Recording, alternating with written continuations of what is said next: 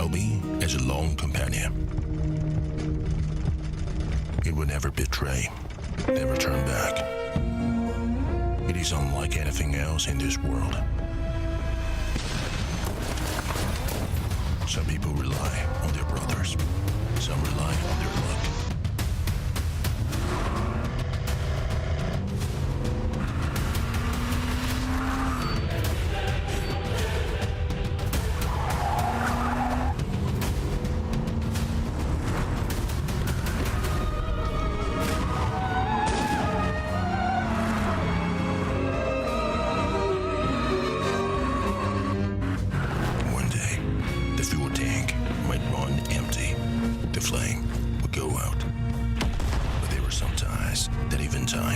Erase.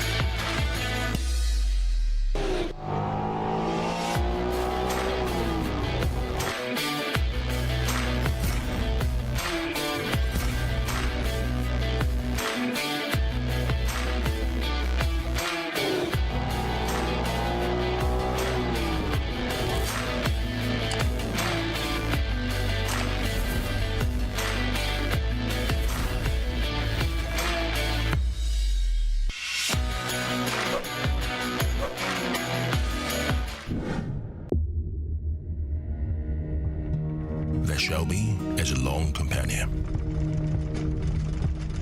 It will never betray, never turn back. It is unlike anything else in this world. Some people rely on their brothers, some rely on their luck, but relentless few only believe in the steel beast.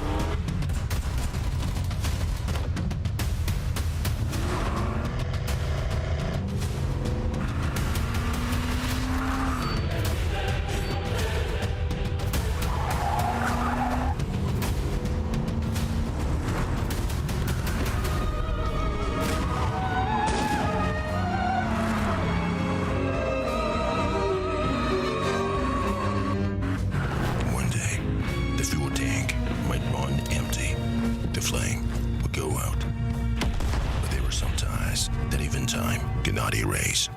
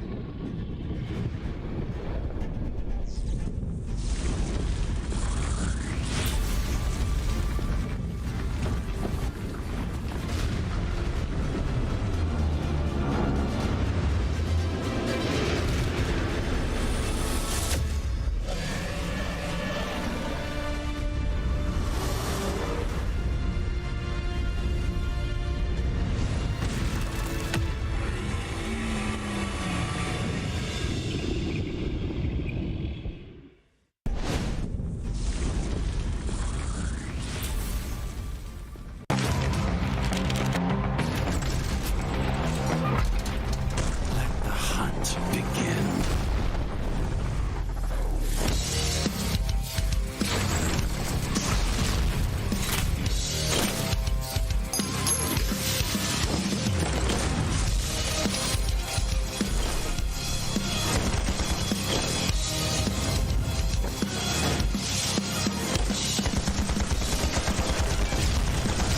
You did great.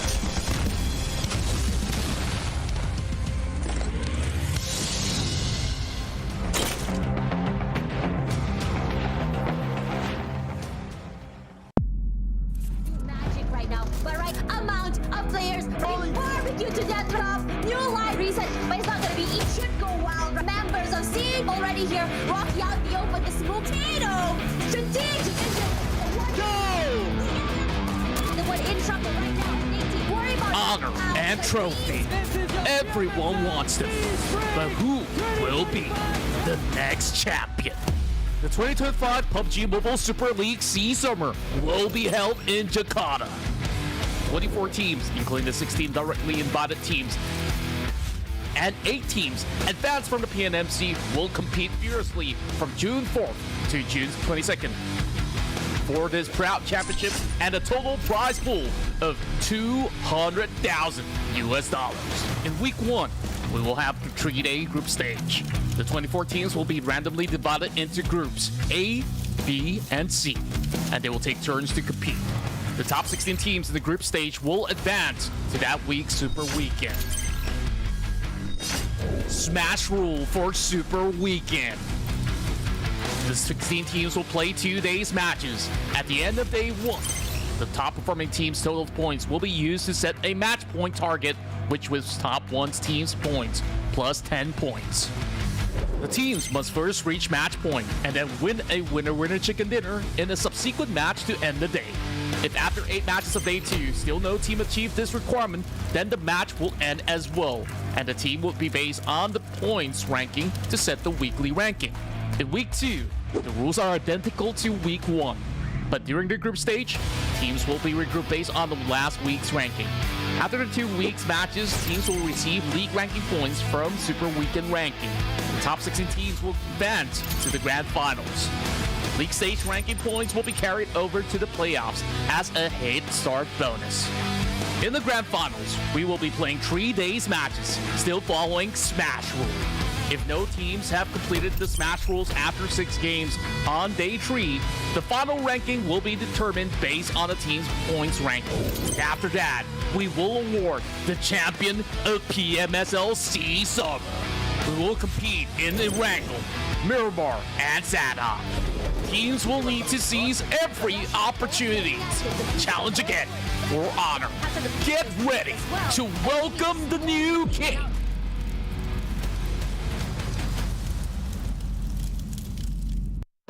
Paling untuk 3 yang lainnya, kalau misalnya kita kalah berada di hashtag 2 dan kita nggak bisa dapat hashtag 1, yang pasti nanti ada hukumannya, ya paling traktir sih atau enggak ya challenge-challenge rank lain. Tapi jangan sampai dong hashtag 2. Mọi người hãy tưởng tượng tôi như kiểu một cái chùa đấy, với lại cái team của tôi như là một cái chợ ấy.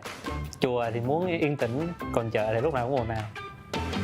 Okey, kepada teammate saya, kalau tengok video ni harap tak ambil hati sebab semua perkara ni benar.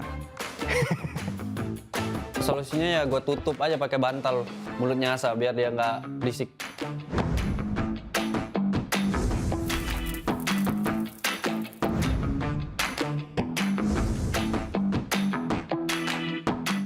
Ngenokin teman sendiri sih, itu ada bisa pakai bom, bisa pakai bensin, itu sering terjadi dulu di zaman-zaman RA. Nah kalau di zaman-zaman itu kita sering ngemoli teman kita sendiri, itu sering terjadi dan tapi kita ya ngebawa itu jadi lucu aja sih. Điều ngớ ngẩn nhất cả đội từng làm chắc là những quanh nét và những quanh lửa, tại vì thay vì chúng tôi chọi vào địch thì chúng tôi chọi vào nhau. Diorang selalu tinggalkan saya seorang, saya rest seorang, dia memang lembab gila. Wah, kalau itu gue pernah sih, waktu itu nge-post kompon, terus si Asa ngebom diri gue, bukan ngebom musuhnya, jadi malah friendly fire. Ah, parah sih dia. satu pemain yang aku bakalan pilih itu, aku bisa bilang Leon DZ. Karena Leon DZ itu selain dari pengalaman dan juga skillnya dari tahun ke tahun itu udah cukup oke. Dan jujur dari diri aku sendiri itu aku penasaran main sama dia, makanya aku pilih Leon DZ. Cho em tuyển cả ba người luôn được không? Thứ nhất là Tony Kay, hai là Rosemary và Kaluk. Tại vì cả ba tuyển thủ đấy luôn luôn nằm trong những cái top player của các giải đấu và cũng có MVP của mình nữa. Saya akan ambil TODAK Naim sebab dia punya backup laju and then sharpshooter. Gue maunya Yami sih, karena alasannya gue pernah SEA Games bareng Yami, gue ngerasa klop main sama dia, sama berasa kompak, chemistry gue kayak ada sama dia. Untuk Red FaZe, jangan maju mulu ya, karena gue bakalan maju dan gue yang lebih jago, jadi jangan sosok maju. Untuk Firman juga sama, begitu pula juga Pepeng. Untuk Boboho, banyak ranking lagi. Đồng đội của tôi như cái radio vậy á, tại vì như kiểu không thể tắt được ạ. Manzi sebab dia ni macam star syndrome, selalu siap lambat, orang kena tunggu dia. Dia dah macam raja dah dekat dalam team ni. Asyik nak kena tunggu dia je, semua dia siap lambat. Confirm kena tunggu dia. Oh, Asa sih, karena kalau Asa nih, kalau di GH, kalau di gaming host, dia tidurnya tuh ngoroknya paling kenceng. Jadi gue keganggu banget tuh kalau tidur. Jadi dia ngorok tuh berasa kapal pecah.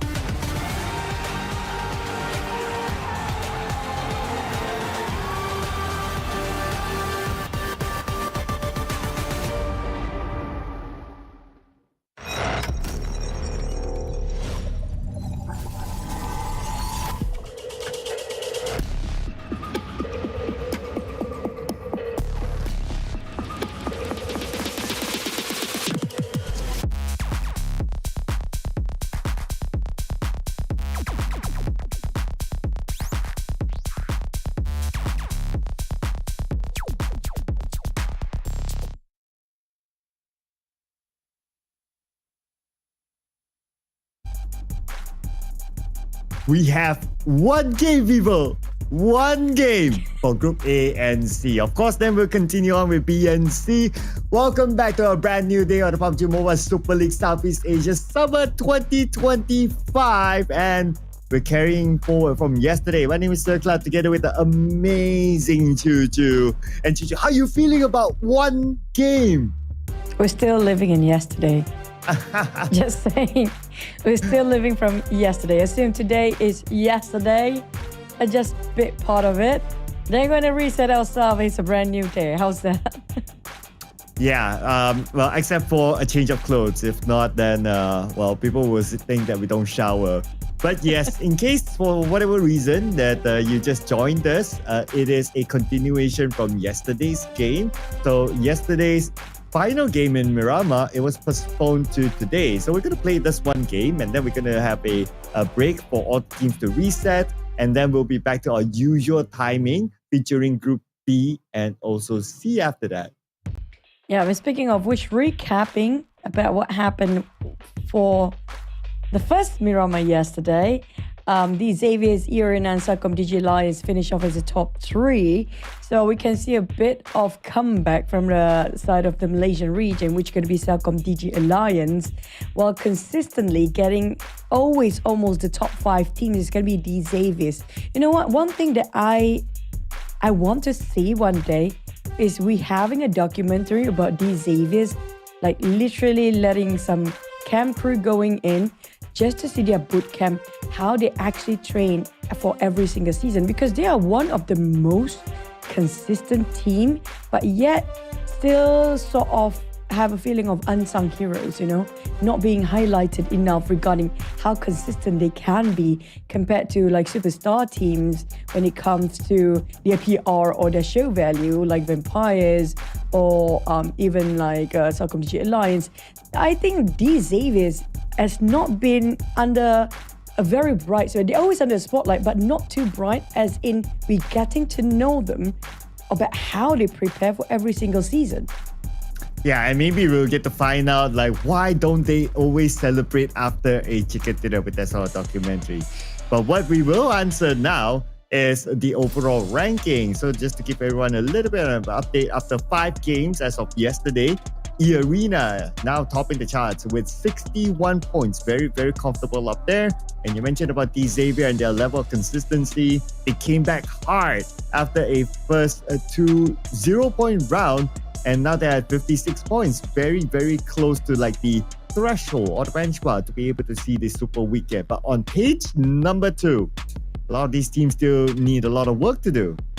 Yeah, if we look through, Vampire is actually getting the most highest eliminations compared to the other teams on our second page here. They do try to balance out their rank and their elimination points, as well as Glue. I think Glue and Vampires pretty much have the same mindset when it comes to about the gameplay and game style. They want to focus more towards, you know what, we don't want to sit out from fights. They want to aggressively initiate those fights. Just to recap about yesterday, aka still the same day example here, XSOPHERE, eArena, the Xavier's TALON, and eArena got twice for the chicken dinner. We did mention regarding yesterday if the Xavier's still want to finish off stage, I would say the day 2, week 2, day 1 run with a double chicken, just like how eArena did. Yeah, might as well, right? Just top it off and then you have pretty much a comfy next day when they start to play again.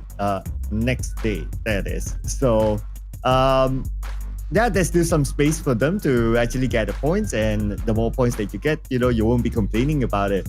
But I'll be a little bit more concerned for the teams on page number 2. That is, you did highlight some of the teams like GLUBLUG Squad, like teams like Roy, New Era, CHOI, who is still at a single digit, MAQNA, and all these teams. And some of the teams, they must get into this week's Super Weekend. If not, it will be a disaster for them.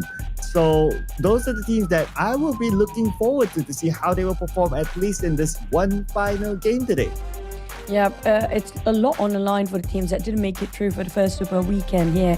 We cannot stress enough regarding all the 8 teams. They're still having a 0 point when it comes to their weekly or the points to get into the grand finals. We do know, even though some teams do have a point, we did mention about TODAK as well as BTR. They are in jeopardy and a bit shaky when it comes to their position as well, because of how they are not really solid when it comes to all their points up there. But today, we do have a different... This is going to be, follow-up from yesterday. This is not going to be today's team to focus. But for you, you're putting up Roy for multiple times yesterday as well. You want to share your insights regarding Roy right now? Oh, did I? That was actually quite random what I put up, so... I was just going like 1, 2, 3, 1, 2, 3, 1, 2, 3, 1, 2, 3. Okay, if that's me being absolutely honest, right? But if you want to say like, oh, okay, Roy's up here. Okay, it would be nice to see them perform well. I mean, they are known as, in Vietnam, Roy is known as King Roy. And I'm sure there's a reason for that. And it's also the return of the Roy brand as well, because they had a lapse of season the previous season. So now that they're coming back, I'm sure they want to do well, and they want at least a chance, a slot to the PMWC. I think the thing about why they've been called as King Roy is how fearless and how relentless they are when trying to initiate or engage in any fight. They don't give a thought about who they're fighting, because as long as they're winning, that's it. They don't really care about positioning, timing, whatever. They just want to win those fights. They are bloodthirsty and they're willing to go overboard just to make sure that they secure those compounds and make sure that they are the one that reigns supreme in that certain area for the time being. But let's resume what happened in week 2, day 1, back to Miramar.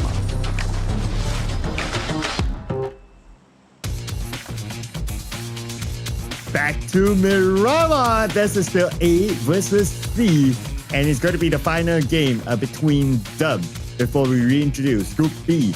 into the lineup. And Group A, they can take a break. By Group C, they'll be sticking around for the rest of the day.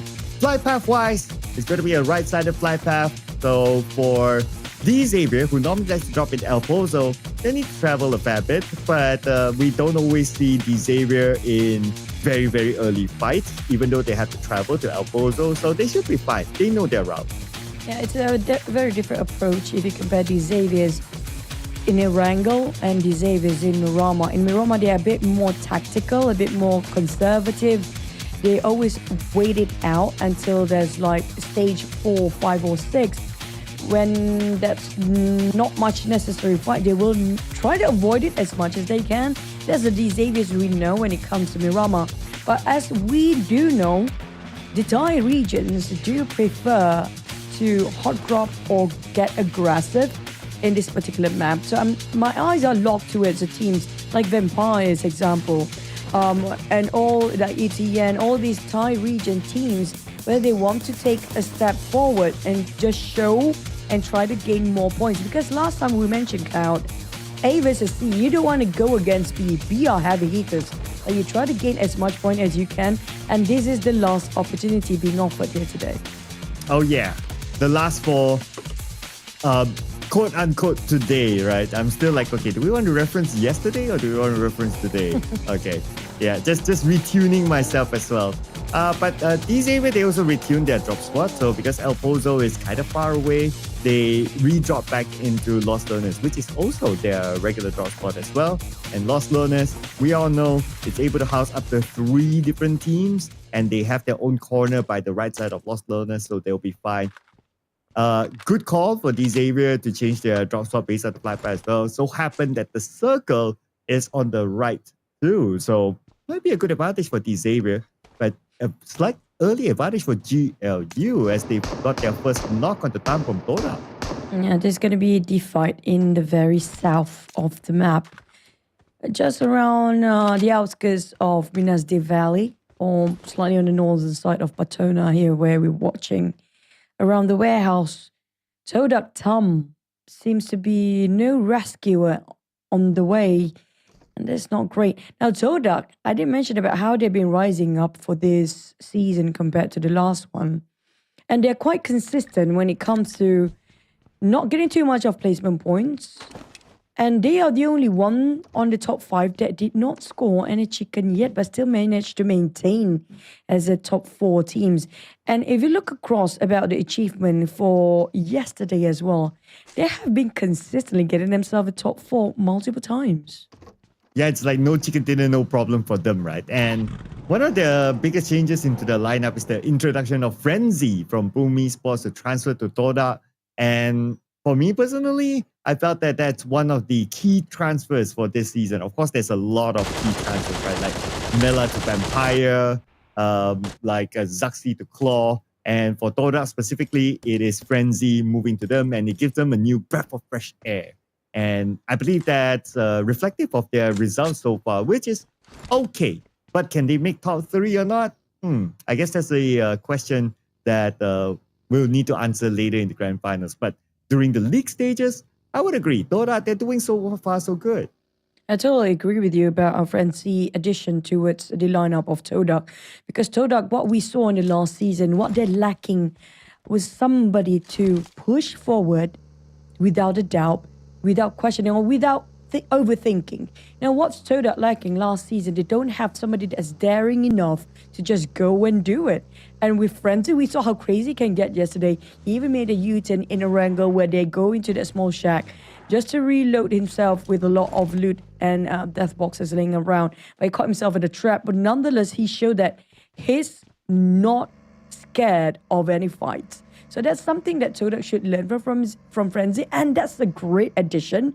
But how will they shape and polish around him? And can they go even further? That's something I think only the players get to answer by end of this week. But another team that we should highlight on is also eArena. Now, we always have like Vampires, FaZe Clan who's going to be playing later. These names, these legacy names that have very high stature of their own and a powerhouse, is always under the spotlight. But with eArena last season and this season, you can see there's some improvement. but a bit more consistency, and feels like they are more together as a team for this particular season, of course. Yeah, eArena also one of those very improved team. Although we can't take away the fact that Vampire is still a strong team. They did smash it the last Super Weekend, 3 Chiquititas out of 5. So they are still a strong team, no doubt. But we, like what you say, right, we cannot discount the fact that eArena has a significant improvement. And one of their key transfers, which is also highlighted in PUBG Mobile eSports social media that I noticed, is Moment in the lineup. Not only inside the game, you can see Moment is a very intelligent player. He knows where to position himself. He knows where to move in team fights. But he's also a cheerful guy. So it's also important the fact that you have somebody on the outside of the game who's able to lift up the team. Yeah, and that's going to be the positive vibe, as they call it these days, that everybody needed, especially when, when everything seems to be at loss for the team. You need somebody to lift the team spirits up, because it's going to be tough. It's all about the mental fight between themselves. You are your biggest demon, like they called it.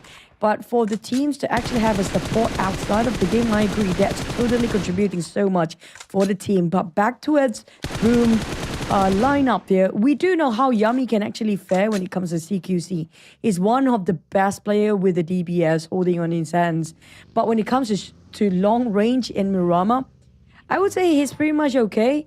But it's these Avies we're talking about. You know how they can manage to turn things around with the use of terrain and structure despite they being cornered down. Oh yeah, very intelligent team. Like how we saw yesterday's Miramar, right? Like you think that, oh, they're up there, CelcomDigi Alliance down with the compound, like these Xavier stood no chance, but they took their chances, and how they did it was like they created this smoke bridge and they still pushed through, and when they push, it's not like in straight line, they open up the space, so even if like 2 players went down, like the other 2 players are still able to infiltrate. They are very accurate with their nades. It's almost like a homing missile. All those, it's like really down to skill, intelligence, and the Xavier is a full package of it. So I wouldn't be surprised if they are still one of the strong contenders for the top 3 into PNWC. Probably going to award the most uptight team as well. I mean, we barely get to see them laughing. And the only time we actually get to see them, and I personally physically get to see at least Lamborghini smile, was when they actually, after they lift the trophy, after the interview's done, it's all about wrapping things up without the cameras on. That's where he actually laughed, and I was so surprised. I shouted, "Oh my God!" Lamborghini smiled. He got shocked, but he went on laughing after that. So that's finally we get to see a human side of the Xavier's player. But back towards our under the spotlight team, eArena, they're hunting down the teams that are in dire need of point, and that's going to be SK. SK, they need points. But Dedicated is all for themselves. So if eArena can take them all out, they'll be in a very, very comfy position. But for now, SK, 3 players, 1 player down. Shin at the forefront against eArena. eArena, they have the information, they know where he is. But Joker is going for the flank. Shin is in front of him.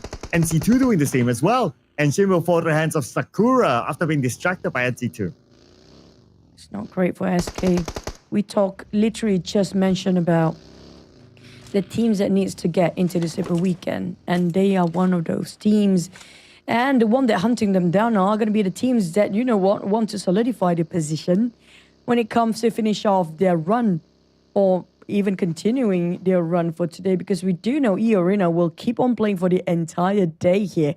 And we talked about the benchmark of the point going to be bare minimum to get into the Super Weekend will be in the 60s. With them scoring now another 3 elimination points, this is more than enough for them to get into the Super Weekend this weekend. And the last one, of course. But I feel like they want to push even further. If they can get a better start for this Super Weekend, why not?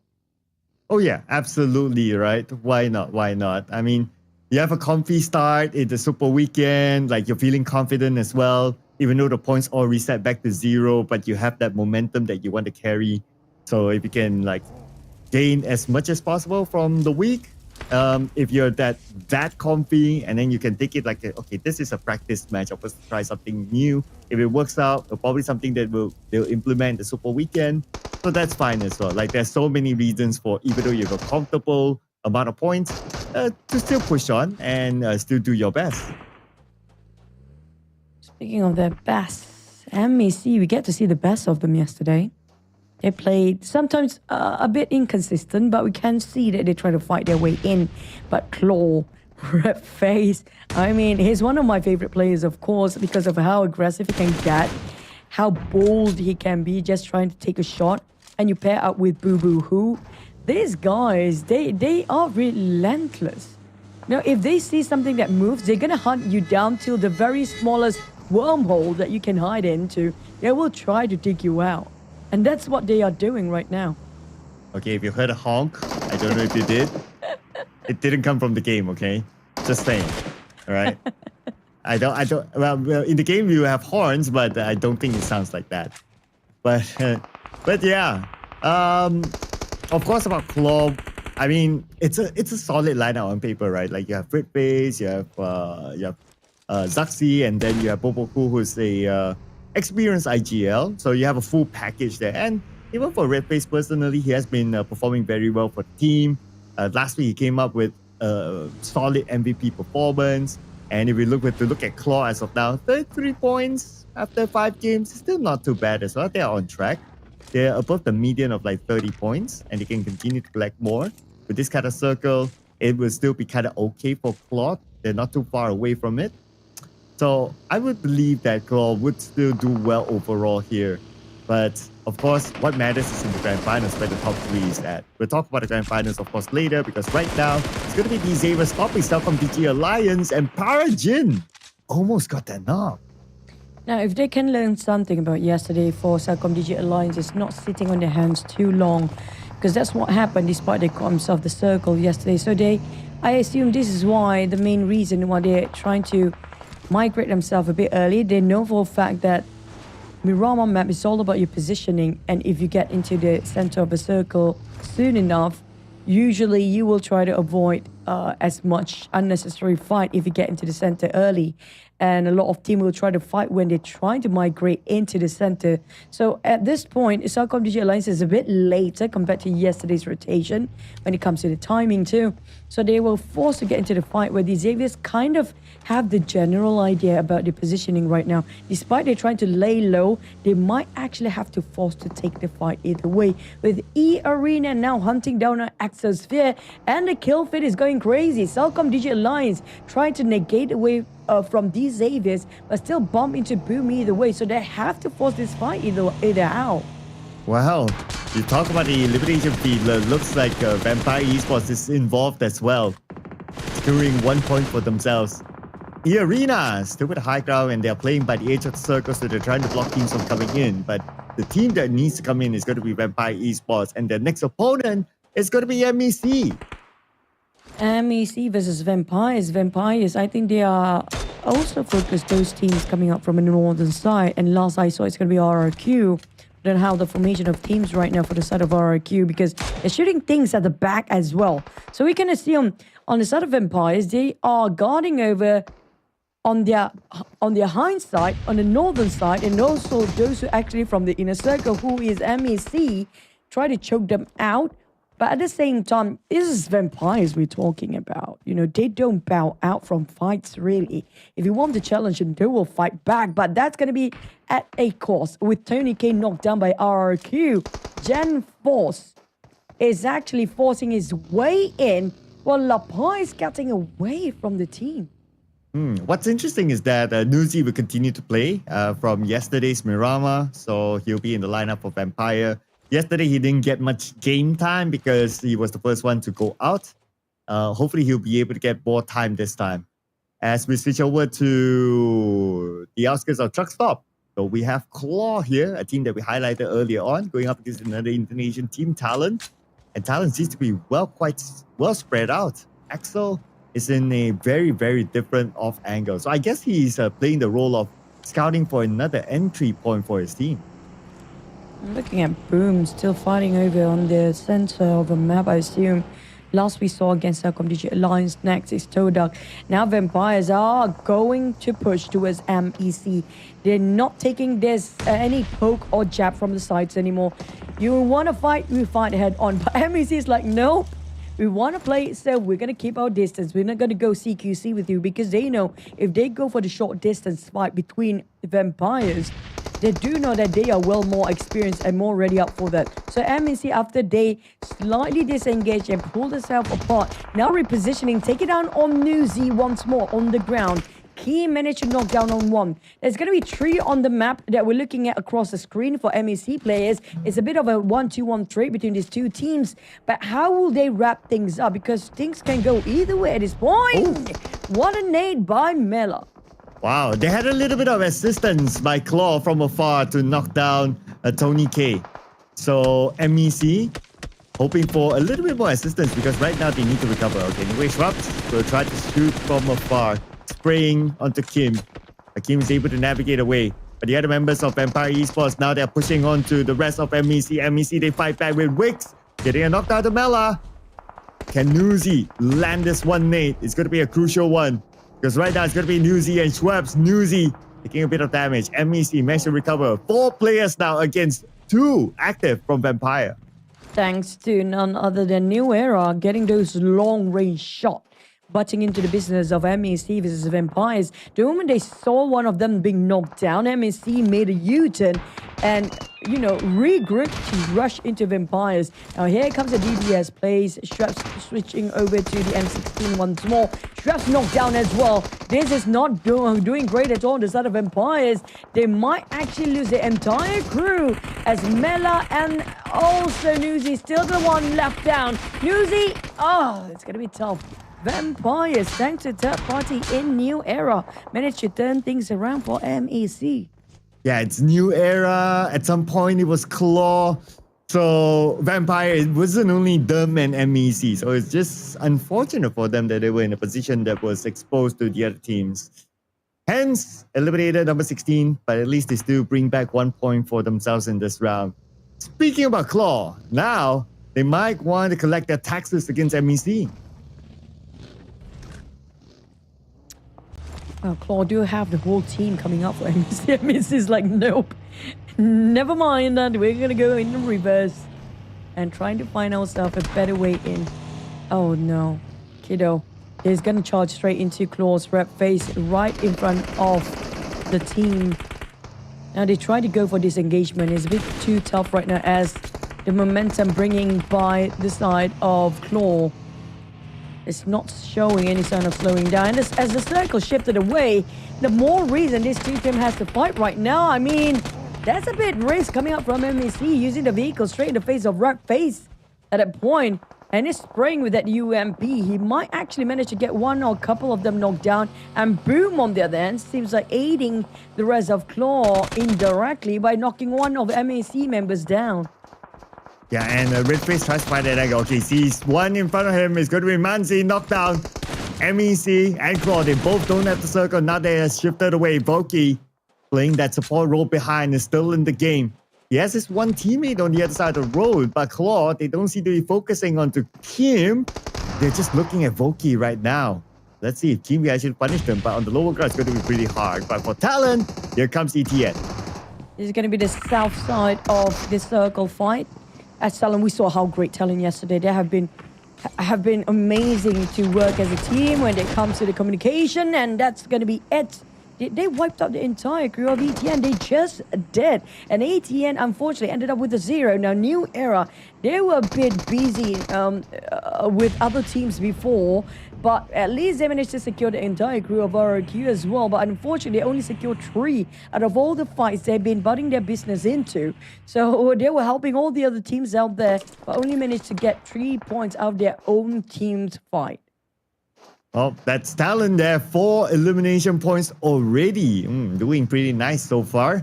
And they're also very close to the at least 60-ish points kind of required to move on to the Super Weekend. So they're pretty comfortable right now.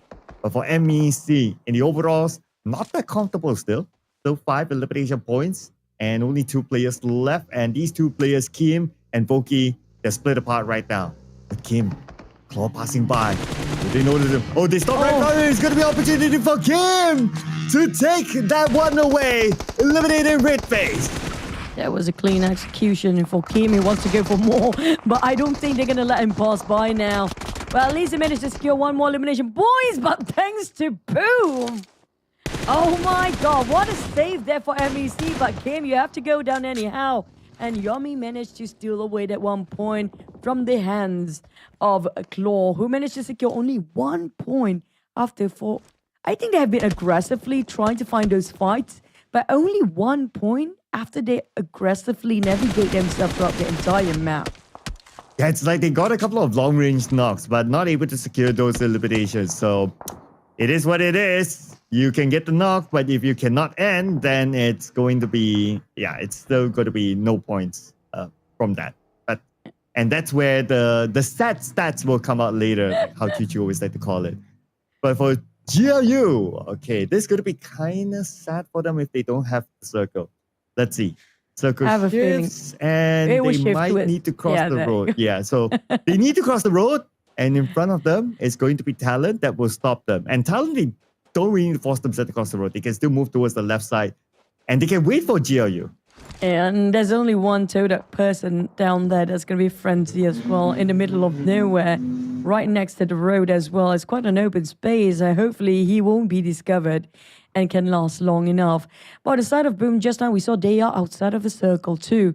So the only team they have to pass across if they want to get into the safe zone is going to be forcing the fight against CelcomDigi Alliance. They're back to square one where they initiated the fight early on, but then they just leave CelcomDigi Alliance to take that compound away because they're a bit later to rush into there anyhow. But back to as a northern side, SK, despite they're being charged in by different teams just now, how to get in? With the fact that they only 2 players, they have to play the ninja game to go in. Hoping for the other teams to distract each other, but then again, Doki just got knocked and eliminated by Sakura. So now it's only Silence left. And we have him on screen right now. Okay, he's forcing himself to go through, but it's so difficult. Mango will have a good clear shot, but Mango distracted by the shots from the high ground. And that will give Silence a second chance, but his second chance did not work out for him. And looks like SK is out this time. No points, still at a single digit. Oh boy. But at least for SK, they're still going to play the entire day here. But for Roy, on the other hand, I mean, every single team seems to be trying to separate themselves from Roy. So I guess that's good news. And all they need to do is hang on since they got themselves inside of circle anyhow. Unless New Era want to show us something else, because they are very interested about crossing the street. They will actually take the initiation to do so. And I don't think that's a good idea now. Well, I guess they had to force their way through because it's either you go left or you go right. There's also another team there with the compound. It's a similar situation. Unless if they want to do the CelcomDigi Alliance and just go straight in, then yeah, that might be a different story. But yeah, they took either the left or the right. It's the same result anyway for them. But now, the high ground. This might give a significant result for PUBG Esports, who already has 7 eliminations. With this high ground advantage, they could probably frag more. Boom. Trying to climb as high as possible just to see a wider view. And that's quite a spread coming up from Boom as well. Whether they want to fight against Talon first. They do know they have a lot of information regarding CelcomDigi Alliance position. They know exactly where CelcomDigi Alliance before because they nick a couple of players' HP right before where they at here.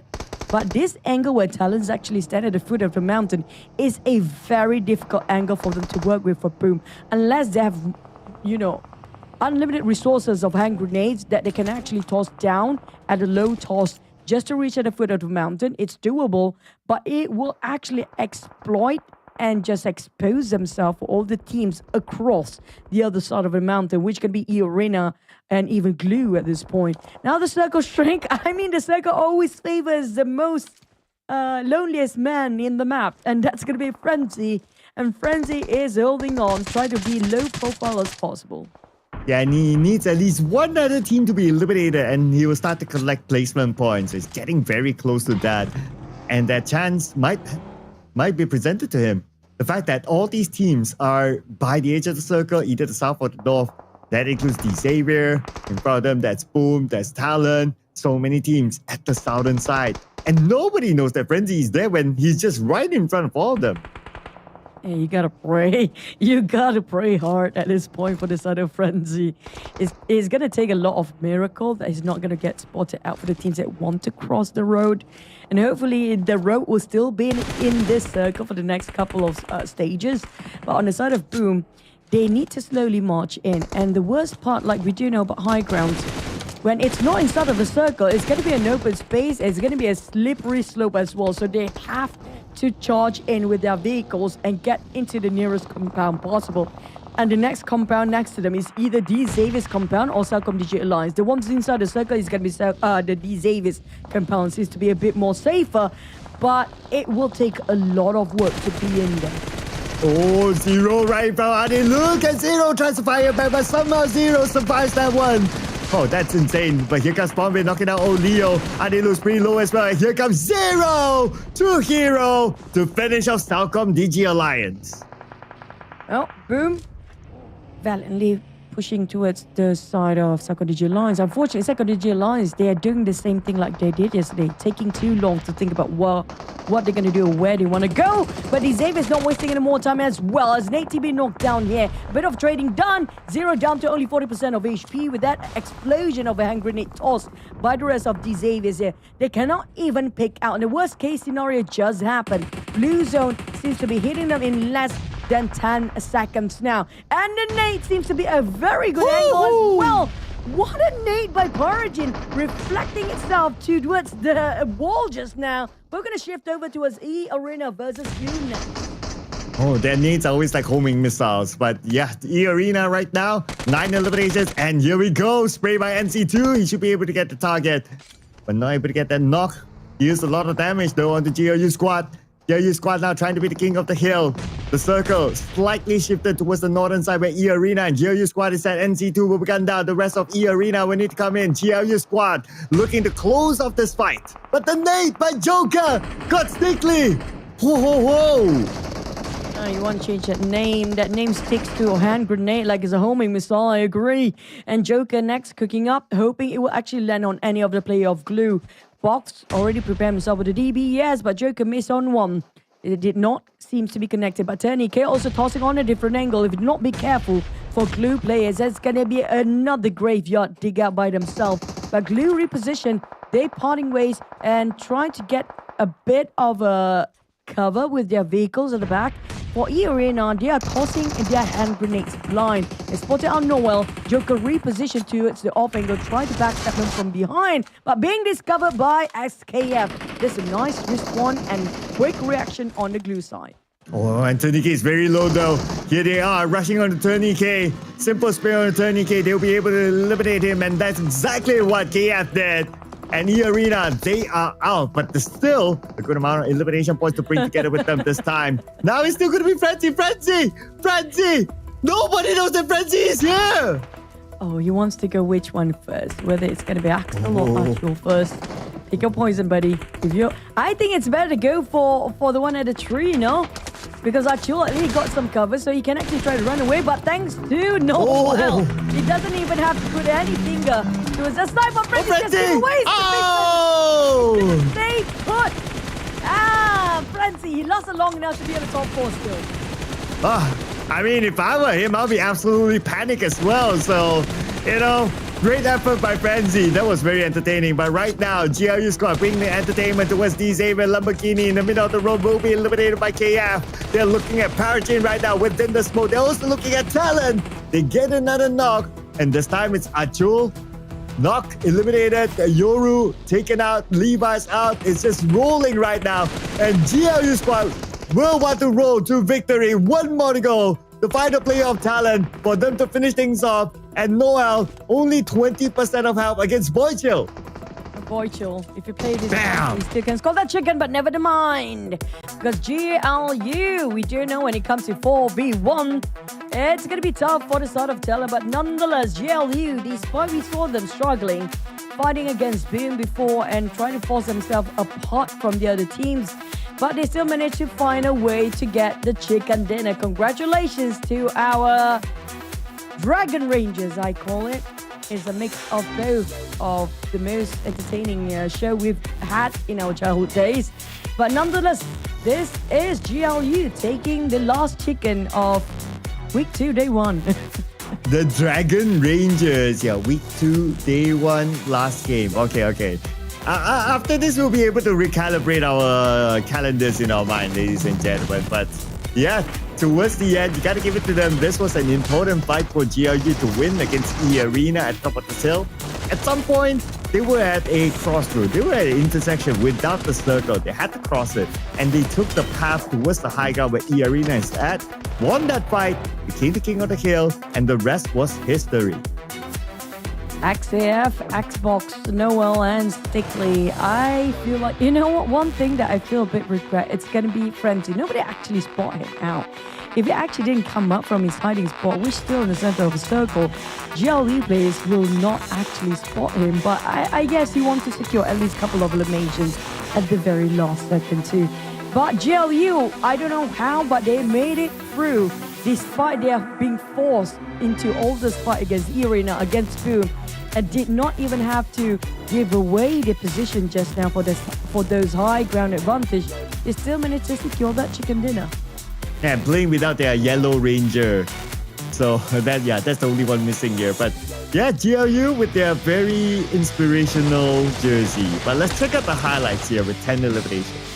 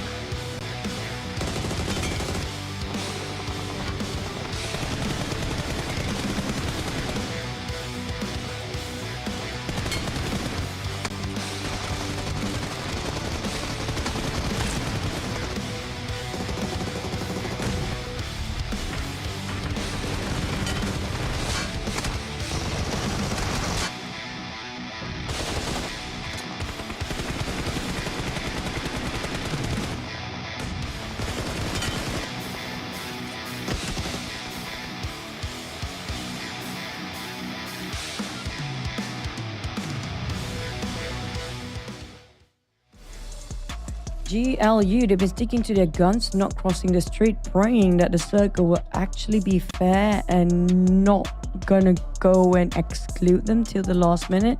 They actually stick it right with them taking over, like, what was it, 10, 11 eliminations just now with 1,996 damage. If you compare with eArena, that's a huge difference out there. Yeah, at least for eArena, they'll be like, okay, anything else after this is just bonus points for us. And potentially even Xavier. But for GLU squad, somewhere in the middle, well, they could use the points in. So great work for them with the 10 eliminations. So that's 20 points collected by GLU squad. For TALON, last we checked as well, they're doing pretty nice in the overall. So they should be able to hit that at least 60-point mark threshold onwards. But the one that hit it right this time is going to be XKF here as our MVP, the Blue Ranger of GLU squad with 4 eliminations. There's 2 blue rangers, by the way. This one is a dark blue. I was hoping it's 1 black ranger, but I guess they don't have it. At 23% headshot, 55% of the bonus shot, and 23% of a lower body. I mean, 733 damage for elimination. This guy did so much work. We saw every single time SKF actually make such a great opening for the team just now by taking one down, by tossing those hand grenades. They actually make a good opener for the team as well. And that's how they actually managed to wrap up a team. And with SKF, he's not one of those highlighted players or celebrated players across the years. But it's a good feeling to finally get to see a different version of a player that always stands down and low profile for such a long time. I know, right? And he's also one of those quote-unquote returning players to the professional scene as well. Previously, back then, used to play with even EVOS. That was how long he was around the scene, all the way back then. And coming in back as MVP, that's great news for him and the team as they score 20 points. TALON 12 points, eArena 12 points, Xavier 11 points. They would have hit that 60-point mark threshold above. But on the other side, SK with 0 points, that means they still remain as that one and only team with a single digit. Yeah, but at least they're gonna still play today. And for ETN, I mean, yeah, they're wrapping their round like this, but at least they're still gonna play as well. So we assume this is going to be their warming up game for today, because today is day 2 of week 2 anyhow. But like it or not, they have to face the fact they need to get those numbers up, because we do know, especially for SK, they need to get into the Super Weekend here. Oh yeah, they must. So it's going to be pretty much a do or die scenario for them today. We'll of course check back later when we roll Group B and C, because right now, based on the overalls, 73 points for eArena, pretty nice. Xavier 67 points, amazing comeback by them, and TALON 61 points. And can you imagine if Xavier didn't go out with 2 zeros at the first 2 games, right? They would be above eArena. But what's past is a history that cannot be rewrite. But what they can actually do is trying to push themselves forward for today, because they're still going to play today since they are in Group C. And saying this for like how we saw about the performance coming from ETN and SK. New era, unfortunately, we saw how aggressive they can get though, but out of all the knockdowns, it's been stolen away by different teams. They made a great top fighters, as they call it, the SED award. But it's not going to translate to a point if you cannot execute the elimination. The ones that need to execute are especially teams on page number 2. But we also have to award the daily MVP, Tony K. 2 MVPs to the name. Whenever they score a chicken dinner, he comes up with it as the MVP for eArena.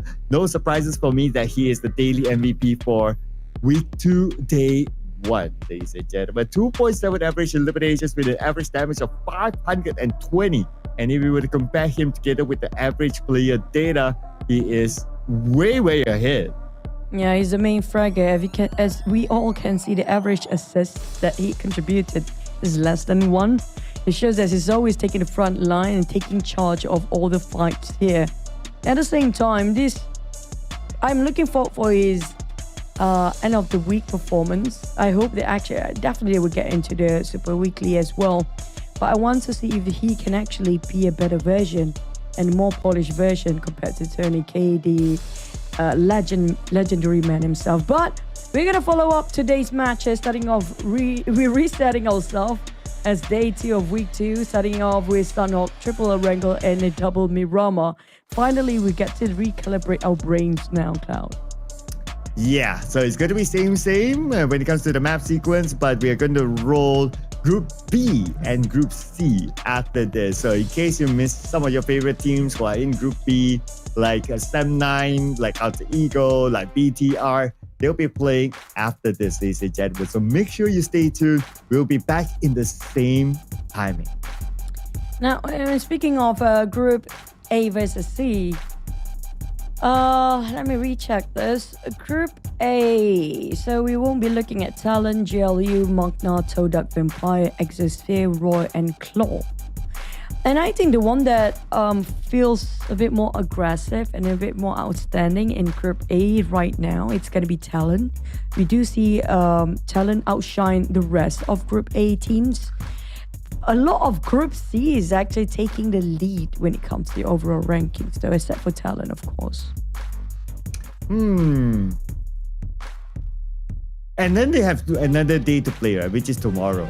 So they can still kind of rack in the points. But Group C, this will be interesting, right? So if any team from Group C is out of the top 16 by the end of today, basically they will not be seeing the Super Weekend. No other chance anymore for this week. I totally agree. And the teams that it's going to be tough to say goodbye to, it's probably going to be KHOI Esports, ETN, including New Era as well. Now, they are in a very dangerous spot, especially KHOI Esports. They didn't get into, and ETN too, they're pretty much in the same boat here because they didn't get into the first Super Weekend. Especially KHOI, they didn't even crack the double digit. Now, that's going to be a lot of work. Like we talked about, 60 points is going to be the benchmark to get into the Super Weekend. And with them barely scores even 10, so they basically have to score average 10 points per map now.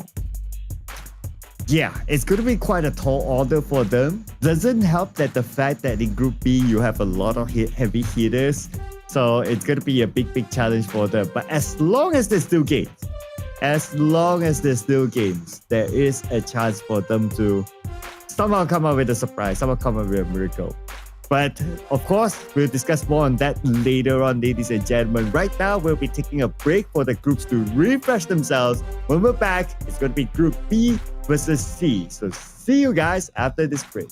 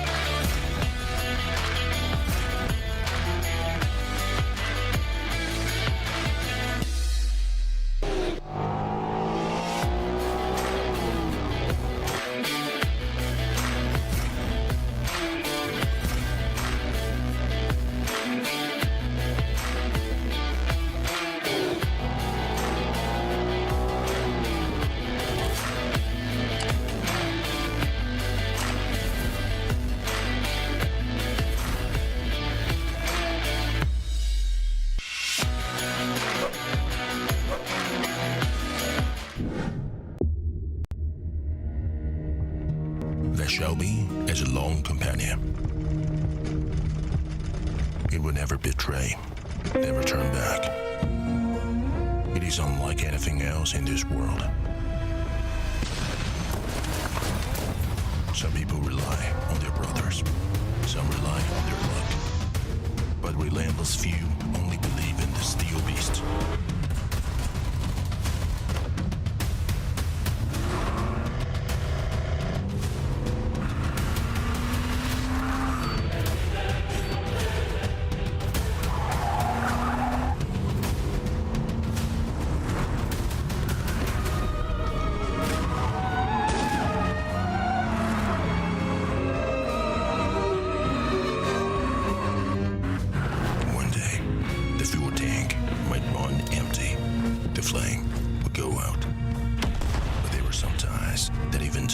Cannot erase.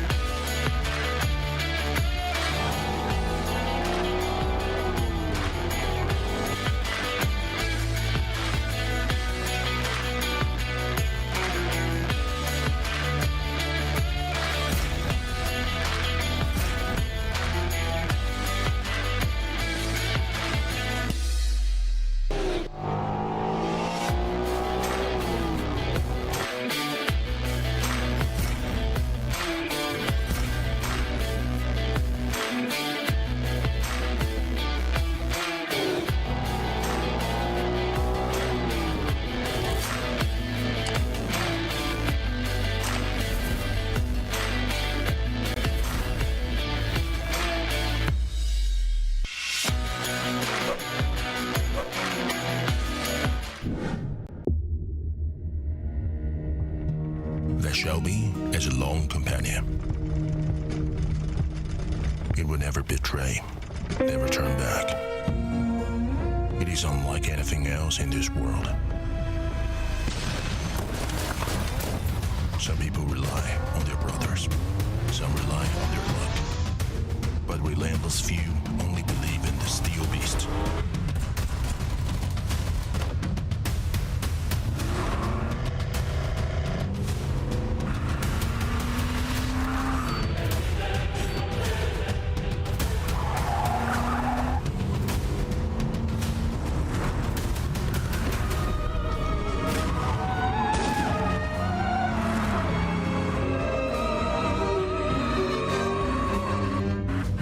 One day, the fuel tank might run empty. The flame would go out.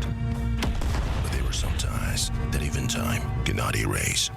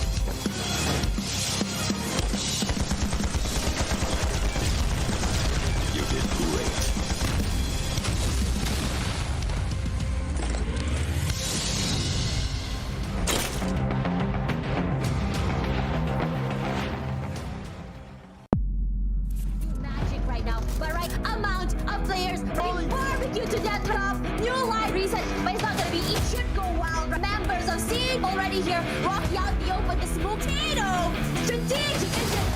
Go! The one in trouble right now. Worry about Honor and trophy. Everyone wants them. But who will be the next champion? The 2025 PUBG Mobile Super League SEA Summer will be held in Jakarta. 24 teams, including the 16 directly invited teams, and 8 teams advanced from the PNMC will compete fiercely from June 4th to June 22nd for this proud championship and a total prize pool of $200,000 US. In week 1, we will have the 3-day group stage. The 24 teams will be randomly divided into groups A, B, and C, and they will take turns to compete. The top 16 teams in the group stage will advance to that week's Super Weekend. Smash rule for Super Weekend. The 16 teams will play 2 days matches. At the end of day 1, the top performing team's total points will be used to set a match point target, which was top 1's team's points, plus 10 points. The teams must first reach match point and then win a winner-winner chicken dinner in a subsequent match to end the day. If after 8 matches of day 2 still no team achieved this requirement, then the match will end as well, and the team will be based on the points ranking to set the weekly ranking. In week 2, the rules are identical to week 1, but during the group stage, teams will be regrouped based on the last week's ranking. After the 2 weeks matches, teams will receive league ranking points from Super Weekend ranking. The top 16 teams will advance to the grand finals. League stage ranking points will be carried over to the playoffs as a head start bonus. In the grand finals, we will be playing 3 days matches, still following Smash Rule. If no teams have completed the Smash rules after 6 games on day 3, the final ranking will be determined based on the team's points ranking. After that, we will award the champion of PMSL SEA Summer. We will compete in Erangel, Miramar, and Sadha. Teams will need to seize every opportunity to challenge again for honor. Get ready to welcome the new king.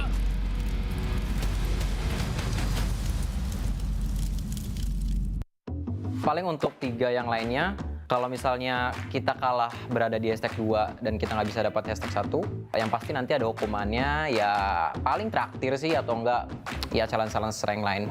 Tapi jangan sampai dong hashtag 2. Mọi người hãy tưởng tượng tôi như kiểu một cái chùa đấy, với lại cái team của tôi như là một cái chợ ấy. Chùa thì muốn yên tĩnh, còn chợ thì lúc nào cũng ồn ào. Okey, kepada teammate saya, kalau tengok video ni, harap tak ambil hati sebab semua perkara ni benar.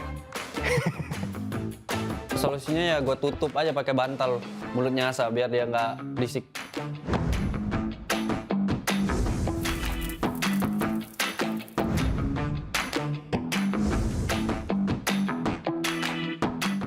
Ngenokin teman sendiri sih, itu ada bisa pakai bom, bisa pakai bensin, itu sering terjadi dulu di zaman-zaman RA. Nah kalau di zaman-zaman itu kita sering ngemoli teman kita sendiri, itu sering terjadi dan tapi kita ya ngebawa itu jadi lucu aja sih.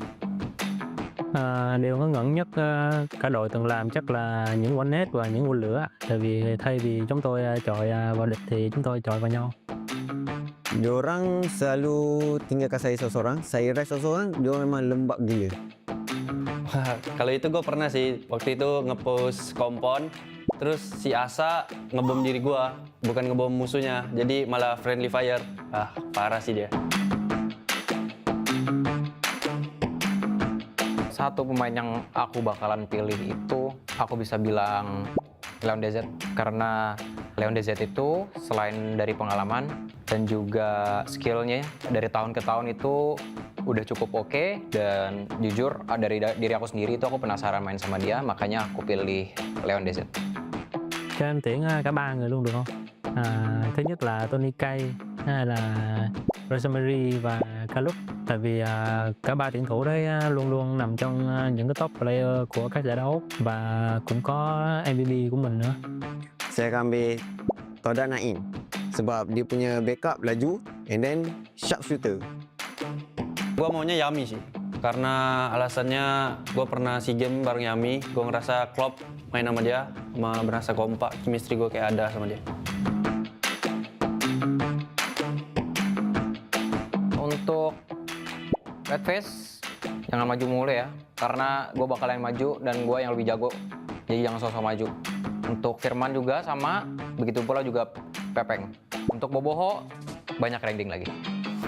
Đồng đội của tôi như cái radio vậy á, tại vì kiểu không thể tắt được á. Manzi sebab dia ni macam star syndrome, selalu siap lambat, orang kena tunggu dia. Dia dah macam raja dah dekat dalam team ni. Asyik nak kena tunggu dia je, semua dia siap lambat. Confirm kena tunggu dia. Oh, Asa sih. Karena kalau Asa nih, kalau di GH, kalau di gaming host, dia tidurnya tuh ngoroknya paling kenceng. Jadi gue keganggu banget tuh kalau tidur. Jadi dia ngorok tuh berasa kapal pecah.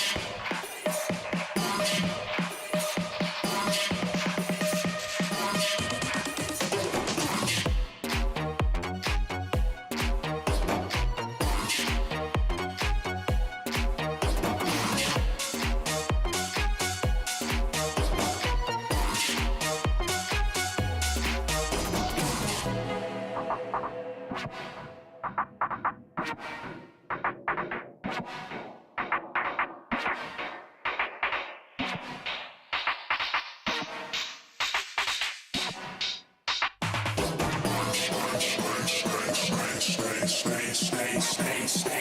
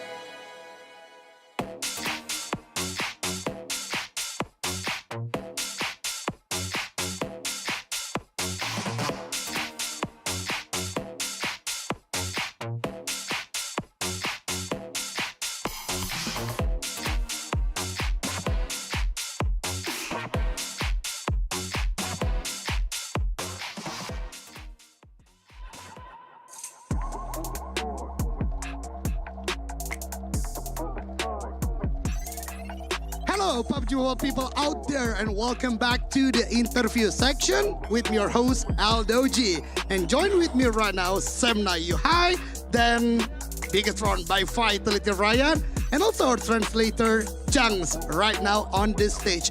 Before we are going to the day number 2 with a different group, because BIGETRON by Vitality and Sam9 just joined the fight.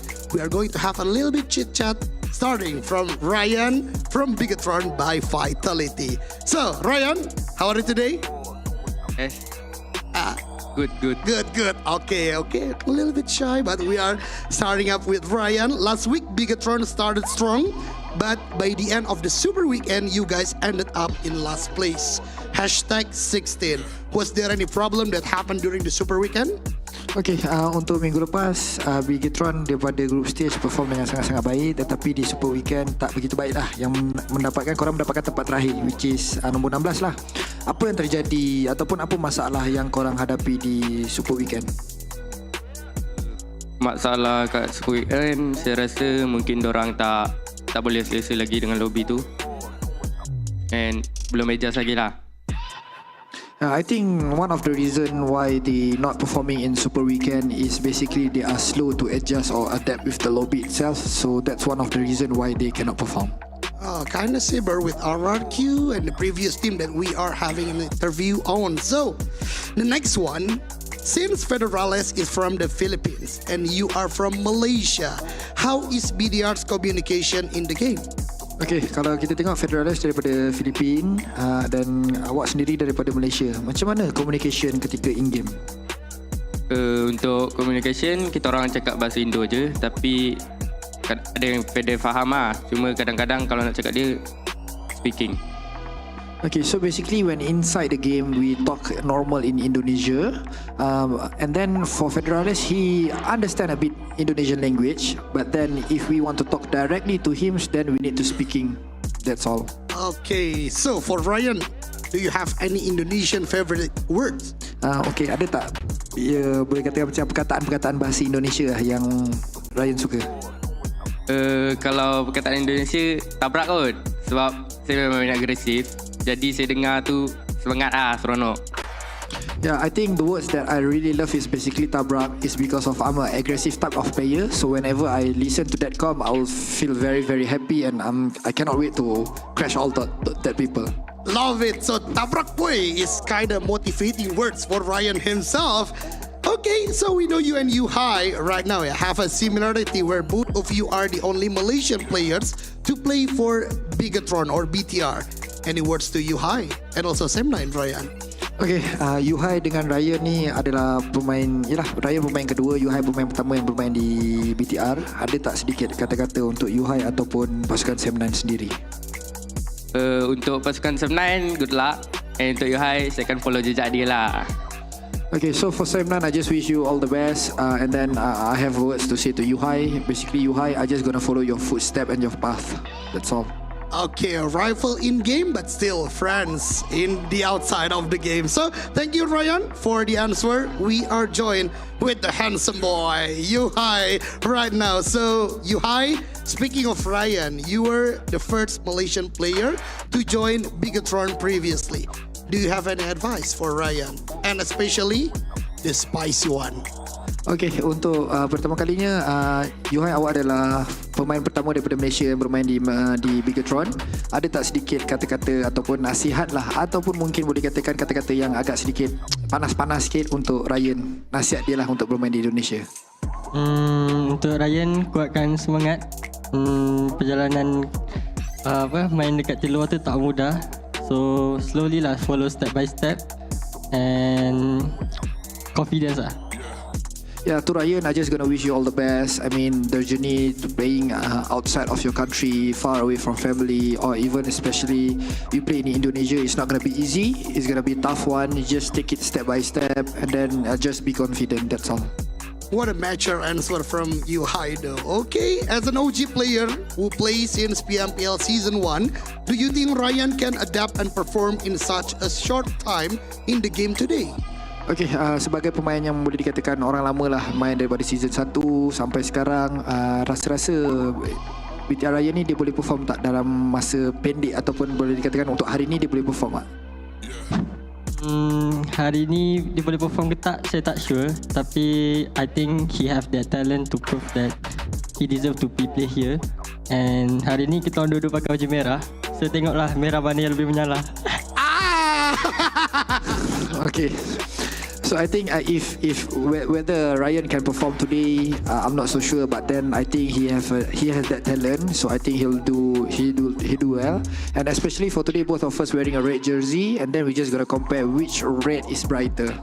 Which red is brighter? I just asked about the spicy advice and he gave the words for the best, or which one is the best for the red team. So the last one for Yuhai. In the Super Weekend, after you and Mika switched into the lineup, we saw a better performance and even a winner chicken dinner. Will you all plan to fix with this lineup for this week, or another strategy maybe? Okay, kita tengok Super Weekend lepas, setelah hari pertama dengan kemasukannya Yuhai dan juga Mika merubah corak permainan pasukan Sem9 yang lebih bagus and dapatkan winner chicken dinner juga. Pertanyaannya adalah, apakah hari ini korang akan kekalkan line up yang sama ataupun mungkin ada perubahan strategi? Perubahan strategi mungkin daripada coaching staff.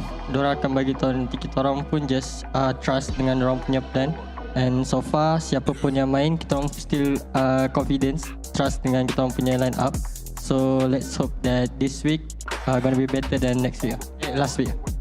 Okay, so basically in terms of change, like strategy changes, is coming from a coaching staff. We just trust our coaching staff. Whatever they provide to us, we just gonna follow.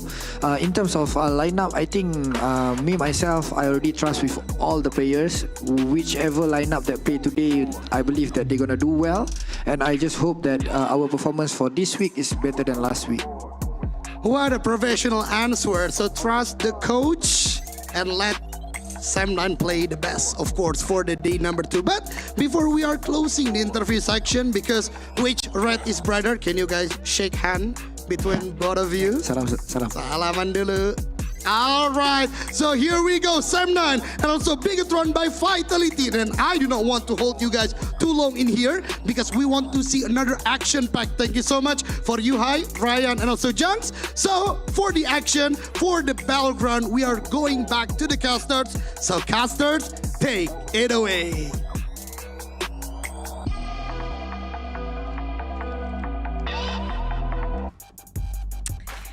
Which you're wearing red as well, by the way, today. Yeah, I haven't showered since yesterday, Since we had that last game since yesterday, I'm still here, same clothes. Interesting, but at the same time, we're looking forward which red team will actually perform way better because I agree. Yesterday has been a lot of red performance the entire day as well. Yeah, a lot of them. Yesterday, they're all red. But also the other question, of course, is whether Ryan will play or not. Because he had not played the entire of week 1, even when they had that slump during the Super Weekend. So a lot of fans are calling out for let Ryan play. Now that he's in the interview, maybe that's a hint that he will be playing for BTR today. Yeah, I actually put one of team to focus for today is going to be BTR. And I have a feeling, I have a lot of questions, and I love the fact that Eldogi actually did ask the question I have in my mind regarding their language, because the teams that have a lot of diversity when it comes to where they are from.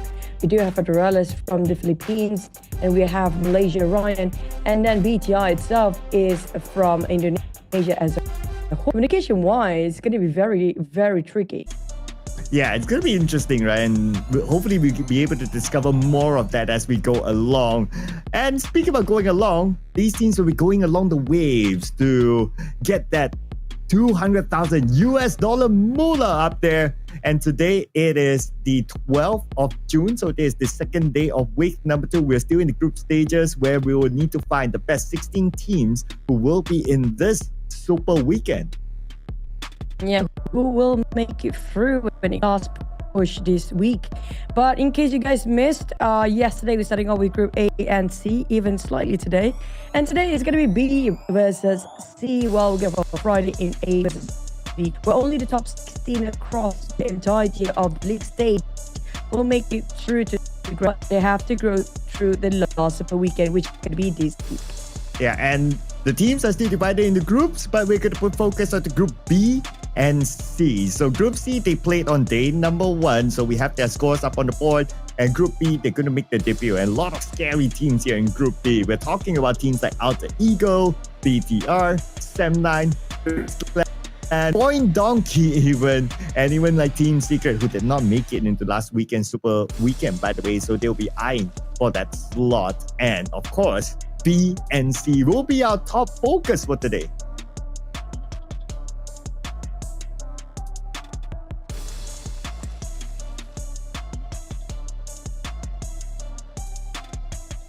Okay, so it looks like we are B versus C, yes, and a lot of top teams here. And in case you don't see your favorite team playing today, they could be in Group A. They will be back again tomorrow. And just to refresh everyone on the current standings. Now, this is of course only between Group A and also C. Group B, they have not got their scores up here yet. And the teams that are doing very well among all these teams are, well, generally the teams that are 60 points and above. TALON, Xavier, eArena, in a very, very comfortable spot.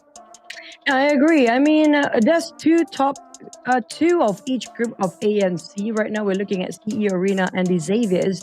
For Group A is going to be TALON and GLE or GLUBLUG, who happen to be in the top 5 as well. But unfortunately, there's also some of the group coming up from some of the team coming up from Group C is actually at the very bottom. That's going to be New Era and KHOI eSports.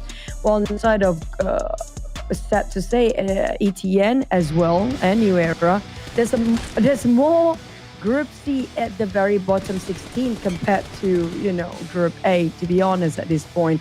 But eArena and the Xaviers, we do know they're going to still play today since they are in Group C, and today is going to be their last day. And so far, yesterday's performance, it's no questions asked because they were brilliant. Yes, and as brilliant as they are, today we'll see more brilliance, hopefully, from both eArena and Xavier, because they will be continuing the journey today as they are part of Group C as well. And I like that you highlight that there are some teams in Group C that are still out of the top 16, or, well, they're not out of the top 16 yet, but they need a lot more points, like ETN, like KHOI eSports. They are part of Group C, and if they are still, by the end of today, outside of top 16, then confirm they will not see the Super Weekend. So it is a do or die mission for some of these teams who have not got enough points yet.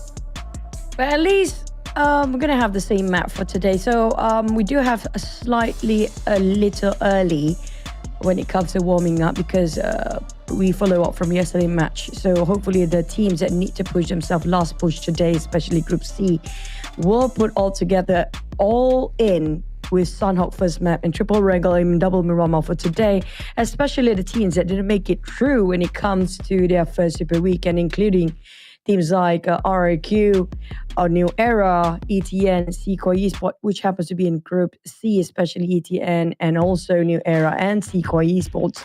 Now, for GLU, I wouldn't worry too much about them, but they do need to push themselves when it comes to tomorrow because they are in Group A, so they'll not be playing afterwards.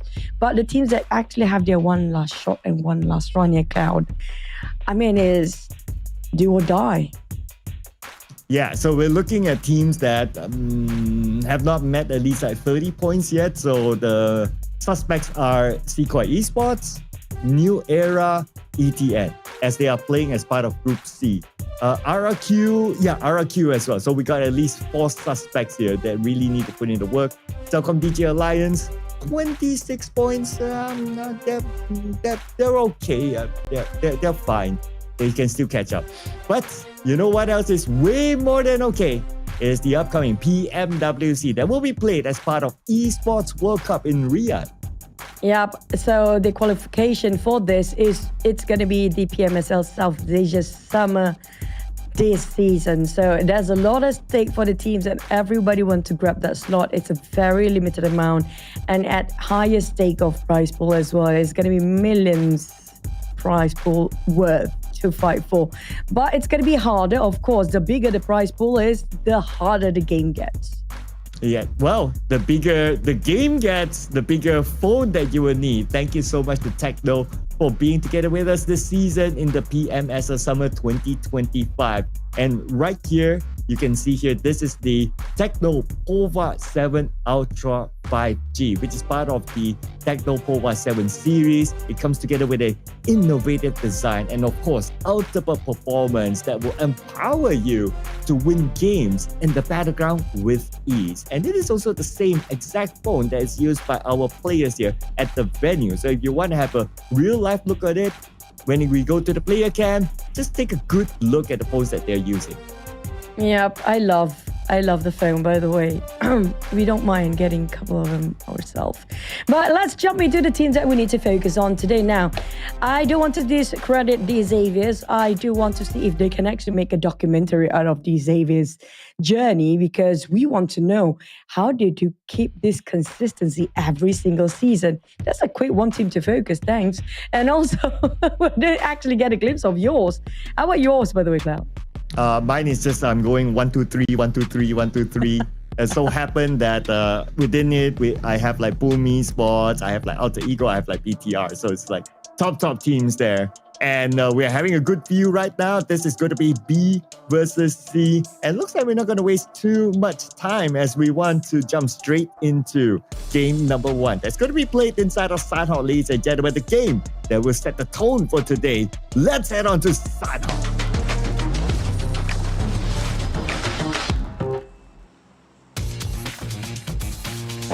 Welcome back to Sunhawk, ladies and gents. We are in week number 2 and day number 2 starting off right now. And I love the interview session here earlier today. And I like the question being posed by Adoki too regarding KHOI and Mika. But we get to see whether Semna are going to put up their deadly duo to be up on the stage today or not. But also don't forget about RRQ. And RRQ also one of those teams that did not get their first Super Weekend despite having Hans for You transferred from Alter Ego. Yeah, and they are still at a risk with a couple of points, so they need to really bring in the points this round. Every round will matter for a team like RRQ. So they're going to have a good start in the area of Kampung Lakawi. Nobody's going to challenge them for that area. But look at inside the food camp. We have the Vikings and VKE going up against the leaderboard right now, eArena. Oh, but Paradise Resort is also seems very heated. Not just one spot, multiple spots are in a very tough start here. No first contact made, but we definitely hear a couple of gunshots already triggered by a couple of players. eArena taking on MVKE, while Joker managed to take on Break Homeboys Lamborghini. He's the only one in the west wing of Paradise Resort right now that might have to go against the entire crew of Homeboys. Yeah, he just needs to buy a little bit more time while his teammates loot up and come join him soon. And they're around the corner, not too far. Let's see who will get the first knock. And here comes Nate T, together with the rest of the Xavier. But on the elimination feed, looks like the bootcamp fight has started with the first elimination given towards eArena. Woonty is the one to fall. Mirrors, pop the smoke, prepare himself for DBS. Nate T is right across. We're talking about these Xaviers here. Oh, Nate T down to only 30% of HP. Managed to take her down on one. Randomly sprayed. Just using his game instinct at its best. That's a hunter for you.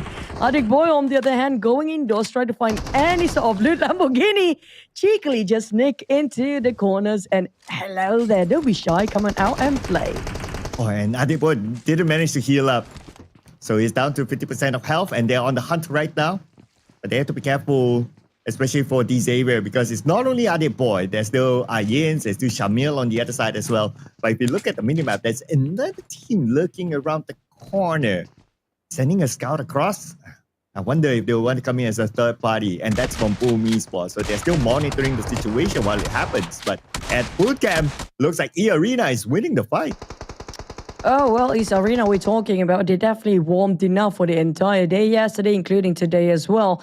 Homeboys, on the other hand, and the circle is not too gentle as our first start map of the day, because it might actually comprise the majority of the very small island of Camalfa, aka Hatin, maybe. If it just keep going north, then that's going to be a lot of problem for a lot of teams, and plenty of choke points too. But Homeboys on bed, boom, wait, what? Boom?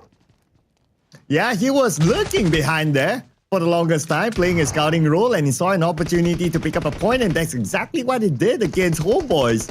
And now Homeboys, only other boy here amongst the members of the Xavier. It will be too much for him to handle as Lamborghini will finish off other boy. Homeboys will bow out with 0 points. Bounded to their home for Homeboys right now. Well, I'm surprised how fast Boom actually made their rotation to its Paradise Resort, because first and foremost we saw them dropping around Tadbog. I don't think they would go that early into the the compound of Paradise Resort to just be one of those business. And we saw a couple of FaZe Clan players that are particularly interested around the same area of Paradise just now. I don't know what's going to happen next, but we do know, well, it is the camp that we're talking about. Everybody seems to be very interested in early fights in Sunhawk now. Oh yeah, and we love that. We love this early action. But there's only one Sunhawk will be played between these two groups. So yeah, there's no making it up for it. So they have to make the best out of their current decisions. And the decision for MVKE, the Vikings, to go up against eArena, the leaderboard team right now, with the fact that eArena, still a full squad, they have the man advantage, and they are rushing in. They kind of have an idea where the remaining two members of MVKE are at. Oh, the Vikings. Oh, why did... Oh! He got the angle, unfortunately, for the side of Vikings. Oh, that was a really shaky one. Superman? And now Superman as well. Oh, okay. At least they got a bit of a trade here, but the door's gonna out of their way. Nope, not yet. Superman tried to make it super for himself. But with the bullets running low, at least he got another one. But unfortunately, MVKE have to back out early as well. The Vikings have to stay down for now. On the side of eArena, they did not lose any men in that process. Yeah, perfect 4 points for them. But will it be perfect 4 for the Xavier after this? Now that McCarry from FaZe Clan is lurking at the side. And last we checked PMSL, they sent out Bonbit on the north. I don't think he's there anymore. So it's probably going to be only FaZe Clan now. So McCarry is waiting for any potential exit frags. But very likely that the Xavier is going to exit on the left side because the circle is that way anyway. And here we have BTR in the circle, rather spread out. I guess they're playing the strategy of like, okay, if the circle goes anywhere, at least we have a representative that we can cross over that river. I don't want to be that lonely Satar, man. There's a lot of responsibility to hold that area by yourself. And if you hear footsteps coming up from behind, That's scary as hell, not gonna lie. But at the same time, with this kind of circle, it's quite tricky for the players to pick and choose because we do know how many choke points are there, but the ones that's getting choked quite early is going to be RRQ against New Era. We talked about New Era before, and they are pretty much in the same boat for RRQ too. And they are trading a lot of nades here, but none of New Era players seem to be trading their HP or their players compared to RRQ. Two of them on their knees, while New Era, Nova will try to heal himself. I doubt he actually have first aid, but the nades galore are gonna keep continuing until one of them falls down. What's interesting is that this fight involves two teams that really need points. New Era, they're winning this fight. They got Napeko, Lapar, together with Hans For You, the duo that has to do it against New Era. With Hans For You at the forefront against New Era, Lapar is going to play the support role behind, but Lapar sniffed up by Snipe, gunned down. Now it's only one player left. Sunshine navigates around the smoke, and they got the final player of RRQ, and RRQ desperate need of points out without any this time. Both of them desperate enough to claw each other out. I have to give them that. Now another desperate team that seems to be in the same spot of needing the points. That's going to be ETN, but M16, he got caught in the process of trying to gain some information of New Era players. They're going to flee for New Era and disengage because they do know for a fact the blue zone is hitting pretty near and pretty close. And the circle is not too far off, but to get into the circle, that's going to be tough. There's so many people waiting around the bridge area right now. Yeah, especially if it's a Cam Alpha circle, it's never easy unless you're dropping Cam Alpha, that is, looking at Alter Ego. But inside Bootcamp, looks like FaZe Clan, they moved from Paradise Resort to now Bootcamp. And little do they know that eArena is still in here. So it looks like we're going to see the Thai teams going up against each other to see who's the better Thai team.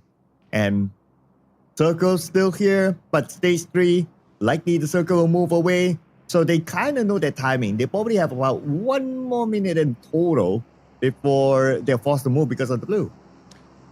I'm looking for FaZe Clan, one of the teams that always in the grand finals, but to be in the middle pack for like what, almost a decade by now.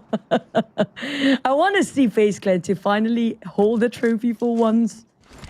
But with this lineup, if they don't push themselves even further, it's going to be tough because even eArena is taking the lead these days. Now, if that's not a wake-up call for FaZe Clan, I don't know what else can it be.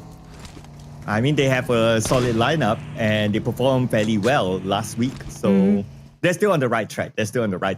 But of course, this is a brand new week for them. And not only they're facing eArena now, but the Xavier is somehow choose to pass by Bootcamp, and now they're behind these two teams. Now the powerhouses start to taking action here. Bootcamp, it's going to be the place where everybody will try to cross just to get into Chem Alpha. And there's going to be the battle of who's actually getting #1 spot by end of today if these two keep on going against each other. But eArena, they have no clue regarding exact position of these Xaviers because they come in later. But they do have a glimpse of information regarding where the rest of eArena players are. So Paragin taking the advantage, knowing that they are slightly have some advantage without too much information revealed towards these Xaviers or eArena. So, but I feel like they will start to engage first. I mean, FaZe Clan can be third party anytime they want to. Yeah, it also depends on if there are any other teams around the area, right? Which I don't think so because it's kind of late. So now it's a 3-way fight. So it could be FaZe Clan, it could be eArena, but we'll check back on them later because right now, VOIN Donkey, they're going fishy. Bonbit, out of the hands of Vexy.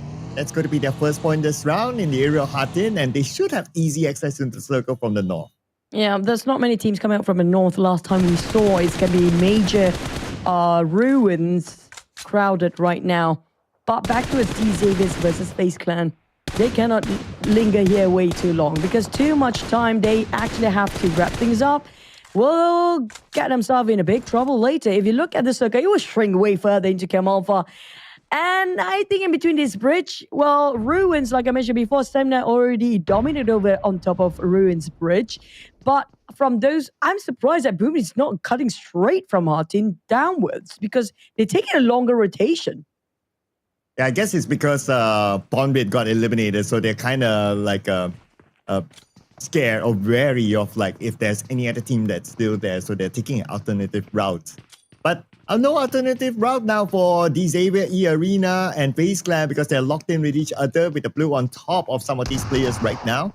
Navigating around, Dewey gets eliminated by Levi's. Levi's jumped down to the ground floor, and what a beautiful jump from the top to the ground, getting a knockdown, getting an elimination in the process. It's not done and dusted yet. The FaZe Clan Chopper, the last man remaining for FaZe Clan, try to find a way out, and the blue is killing him as well. Not just the openings and the player. Seems like they are in the same boat. These Xaviers also have only one player left. That's going to be Levi. eArena, on the other hand, the one's winning, but at least the one waving the flag. And going down with the white flag, it's going to be none other than FaZe Clan first. But Levi, does he has any sort of health utilities enough to survive by himself, to go through AA, to get up from the blue, and to jump into Camo Alpha small island? Yeah, you need to tank out the blue right now, right? But look who's waiting on the other side. Boom Esports on the outside of bootcamp. Now they're going to play farming. They're just waiting for eArena to show up. Exit towards where Boom is at, and boom, they will go. But with eArena now knowing that, I don't know. Are they going to just stay here and deny away the point, or are they going to find another alternative road? Because if they just go straight, it's definitely into the lion's mouth that is Boom. They have to force a fight either way for the side of eArena. They can't wait it out. They know for a fact the circle will not be in either of the island they're actually standing. So the only way for them to get through and cross over to the other side of the river is by just forcing this fight out. But Boom is not making it any easy at all. Despite they want to wait it out, the Boom is not revealing any information about their positions. This might be a graveyard for 3 teams, including the last player of the Xaviers inside of this very deep blue zone. Yeah, Levi's is still there tanking it up. We can see him navigating around the mini-map, probably hoping to find more healing utilities. I don't know how much more is left there, considering that it has been looted by eArena and also MDKE very, very early on. Now for New Era, they're going to rotate from the southern side into the circle, so that's fine. They do have a CelcomDigi Alliance on the other side, but it's going to be very, very difficult. Very high chance the circle is going to go up, okay? So there's still a little bit of land there at the ruins area, but it's not going to be enough to house like 3 teams down south. Make it even 4, but here comes Boom finally open fire. But it's going to be a big collision on the southern side, just on top of ruins too. But for Boom, Team Secret across the other side, taking a long shot, making it difficult for Boom to even scout how to cross over. Now, they have a lot of problems. Whoever is not crossing and not getting themselves into Camo Alpha Island yet. And eArena, unfortunately, they were bowing out quite early, but at least they secured themselves 5 eliminations. So it's not too shabby, not too bad. We do know the benchmark is going to be above 60 points to get into the Super Weekend. They're definitely already in there. But Levi, how much longer can he tank it out? And boom, I feel like all of them will go down. Next is going to be the big collision of CelcomDigi Alliance, New Era, probably even ETN. Levi has 8 first days, by the way, so he'll be fine. Sum 9, the debut day, and the debut elimination, Yuhai gets the elimination. And they're going to continue with the Yuhai Mika combo, it seems. With New Era, Sunshine still in the water. As New Era, one of the teams that really needs the points in. But from afar, it looks like VOIN Donkey is the one putting pressure on Sum 9 now, forcing Furion to move himself away. There's no way for them to save Yuhai, can they? Mika. He's going to go and meet up at a point between 2 of the players, 79 that's remaining. SK on the then they cannot afford to go down easily. Now they finally crack a double-digit code. They get themselves 10 points now, but we talked about this. They have to average 10 points per map to make it through this Super Weekend. If not, it's going to be an early goodbye for them. Grand final is not doable anymore. Yeah, so they not only need to find placement points, but they need to find a good balance of elimination points. And they're going to try to sneak up on the Alter Ego. But Davon knows that they're there. He saw the smoke. So he's in a position to kind of block them from just coming up. But anyway, for SK, they still have some time because they're in the circle. But same goes for Daybot as well. So Daybot can continue to be here. They only need to deploy one player to block the entire SK, stop them from coming up the hill. Sunshine. Swimming is going to be the toughest job to be at. And if Sam9 discovered him fishing, they're going to reel him in and do a lot of work on that. But making it even a difficult circle, there you go. They start to reel in for the fishes that's still swimming over. Oh, well, Sam9. Well, you have to take care of your backside because CelcomDigi Alliance is also eyeing out across the side of the river. And that's going to be New Era eliminated next. We're going fast and furious in this round, Cloud. And no teams left. Too much of their players right now, except for VOIN Donkey, of course. Well, I'm amazed that this circle still has a bit of that land at the Ruins Island, so that's crazy. That will give some of the teams there some time, some space to still hold. CelcomDigi Alliance, not one of them though. As we can see, Adi looks on the outside. Wonder where his other teammates are at. He's scouting out just to gather information to decide on what his next move is going to be like. But for SK, all right, we talked about them. And their mission now is to try to hike up, but they need to overcome Daybot on top of this hill. They can't wait it out anymore. The Blues are going to kill them. They have to move, and Shen is nowhere to be safe. Well, the last player of SK, what can he do? Because right now, keeping them tight and close is going to be Alter Ego. They will not let SK to leave and keep them at bay. But VOIN Donkey actually taking out Alter Ego players. Now, thanks to VOIN Donkey, now SK do have an exit out if they want to go out now. I wonder how distracted Daybot is right now. Is he still looking at SK? Okay, but anyway, SK now only down to Silence, and Silence down by Vexy. And they go out with 2 points, including one placement point. So, yep, I guess that calls for a small celebration. But like what you said, they still need to perform big in the next few rounds. And so far, they have quite a number of eliminations out of VOIN Donkey, 5 for them, with Vaxi bleeding out. They try to save him. But Firen coming out from Sam9. There's only 2 of them left, and he cannot stay much longer. He needs to get out. The blue is up. There you go. It's too late. But there's only 1 player left for the side of Sam9, Mika, to go against CelcomDigi Alliance and VOIN Donkey at the same time while Vexy being revived. There goes the circle. Finally justified the land that it finally chooses. ETN have to swim crossover. Team Secret's not too far off. But the team is actually inside of circle. They are fighting for it too. They're not taking it easy at all. As Mika hoping to land any shots on VOIN Donkey players. Pick your poison, Mika. VOIN Donkey or CelcomDigi Alliance. Seems like he'll probably have a better chance at VOIN Donkey. Okay, he's out of frag grenades. So that doesn't help. Only has this 1 smoke grenade. And at the same time, well, finally, the last player of Boom Esports, Mastery, aka Misery, eliminated by the blue. But that's fine. Boom Esports still managed to hold on to top 7 with 4 elimination points. That's okay. Now, for the other teams inside the circle or on the outside of it. So Mika, he has to decide now because the zone is closing behind him. BTR still taking their time, waiting for Team Secret to finally move out of the warehouse. But BTR finally taken down the last player of ETN. ETN, a lot of the majority of ETN being wiped out of the blue zone itself. That's just how difficult for them to cross the river. Whilst on the side of BTR, they spotted ETN last player M16 there. But they have to make a move. They have to make sure they won't be discovered by Team Secret because they are still in the circle for Team Secret. And Ryan is officially playing. Okay. So this is the most diverse BTR lineup that we have ever seen in the professional lineup or in the professional scene, ladies and gentlemen. Let's see if we'll bring them dividends right now as they have ETN to deal with as they fight across, get into the circle. Team Secrets on the right side as well. Ooh. One nade sent across onto Razy. Razy naded down by Typhoon Team Secret. A lot of trading done. Federella is going to charge in either way. He's not taking any bait to hold him back. So he's going to charge towards the CelcomDigi Alliance. Spot himself a couple of death boxes. Might just loot up and level up his gears. While VOIN Donkey taking the step towards the downwards of the kill. But the problem is there's only a couple of structures in between. The rocks will cover them temporarily, but CelcomDigi Alliance not making it easy for them, being such a hindrance. Keep showering them with those bullets and making sure they will actually take a couple of HP down against the side of VOIN Donkey. But it's going to be 2v3 right now. VOIN Donkey do have the number, but now not so much as Team Secret also charged towards their side here. But Team Secret, they had an open space the moment they left that warehouse.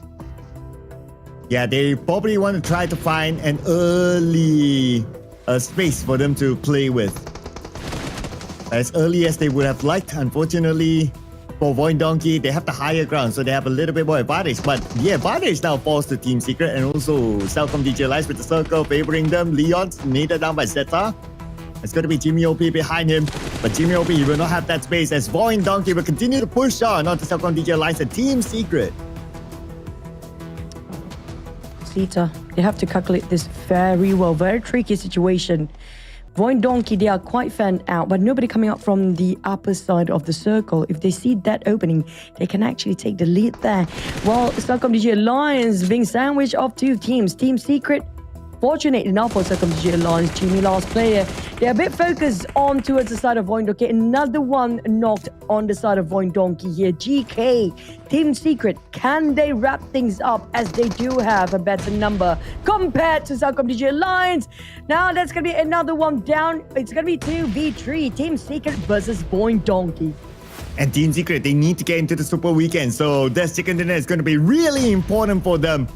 They try to secure it against VOIN Donkey. VOIN Donkey now pushed to a corner while Team Secret, they also at the corner, but they have 3 players, so the advantage is now towards Team Secret. Now, the blue starting to close. We can see it moving towards VOIN Donkey. Team Secret, they do have a little bit more spaces compared to VOIN Donkey. Zarus. Z-Zerus. I don't know how to pronounce, I'm sorry. But Team Secret, GK Trang, they want to cross the road, but it's just too open. Even a molly being tossed by the side of VOIN Donkey, giving them warning not to cross over to the other side. Now it's on Zeta. Zeta got the pivotal off angle, and they are spreading out for VOIN Donkey. If they can spot one player, that's going to equal out the playing field between these two teams. But the Blues will not make it long. It's cutting their hiding spot short. Zeta going in with the DBS, going for the shots there while his teammate VOIN Donkey will try to shut it down. But numbers don't lie. Team Secret with more players will wrap things around. They got the chicken that they need. They need the chicken dinner. They need as many points as possible. They need a slot into this Super Weekend. It is a must Super Weekend mission for Team Secret. To start it off with a chicken dinner, it is a good start here for Team Secret. Now, they just need to keep on the momentum for themselves, collect enough points to make sure they're at least top 16 to be in Super Weekend. Good start and good wrap up for Sanhok. Yep, and good debut for the teams coming out from B group. Here we can see how aggressive these heavy hitters can get and how much firepower they actually portray in the entirety of the Sanhok map here.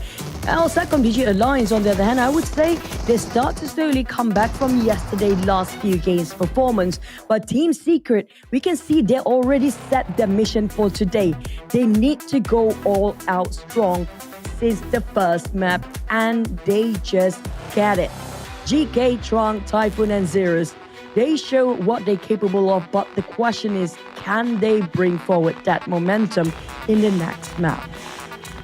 As they score 8 elimination points this time, so 18 points, they need to bring the momentum onto the next map to solidify themselves into the Super Weekend. But of course, it's still a good start for Team Secret with a refreshed lineup involving 2 new players, Typhoon and Zeros in the lineup as well, together with the OG players GK and Trang together with them. So it's a 50-50, and at least for today, the start of week number 2 for Team Secret in their journey to find their way into the Super Weekend, it is a good start. Let's check out the best moments here from Team Secret.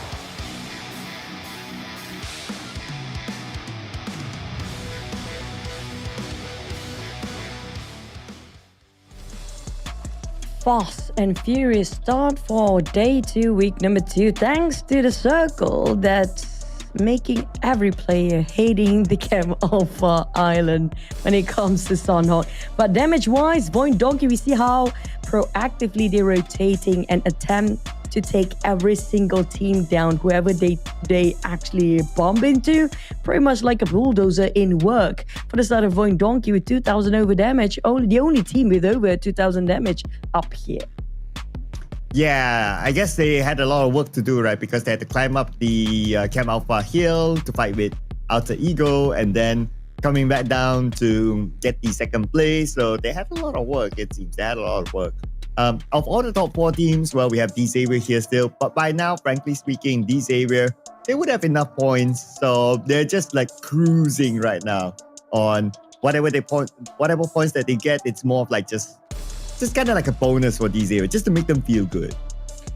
But I have to say, when it comes to Group B, majority of the teams, I mean, like the one that we actually see when it comes to the last few fight, including Team Secret, are coming up from Group B. So now that's going to be a huge statement for teams like Group C to know that, hey, today it will not be easy for you. Example here is going to be GK. Now, we do know GK for quite some time now. We always know that he's going to be one of the top players coming up from Team Secret. He just shows what he can actually do. With a 64 damage received, how well can he hide himself? Yeah, I know, right? Just 64 damage received, but still able to come up with 4 eliminations. That is definitely something. Wow. Okay. He keeps himself well hidden away from bullets or even stray bullets and still able to bring in the 4 eliminations. That is great work by it. And still able to come up with 5% headshot. So yeah, by the end of the day, it's all about like bringing in the 5 elimination points and more, of course, from the other teammates. And that's why they got 18 points this round. Followed by VOIN Donkey with 17 points. And then we have CelcomDigi Alliance with 11 points. That's the double-digit club up there. New Era, one of our suspects here who must gain as many points as possible. Starts off with 5 today. Not too shabby, I will say, to New Era. Way better. Now, all they need to do is just go in and all push out, getting that 60-point benchmark. But on the side of Boom, they were everywhere just now. But despite we see them trying to be in everybody's business, they only scored 4 eliminations out of the rotation.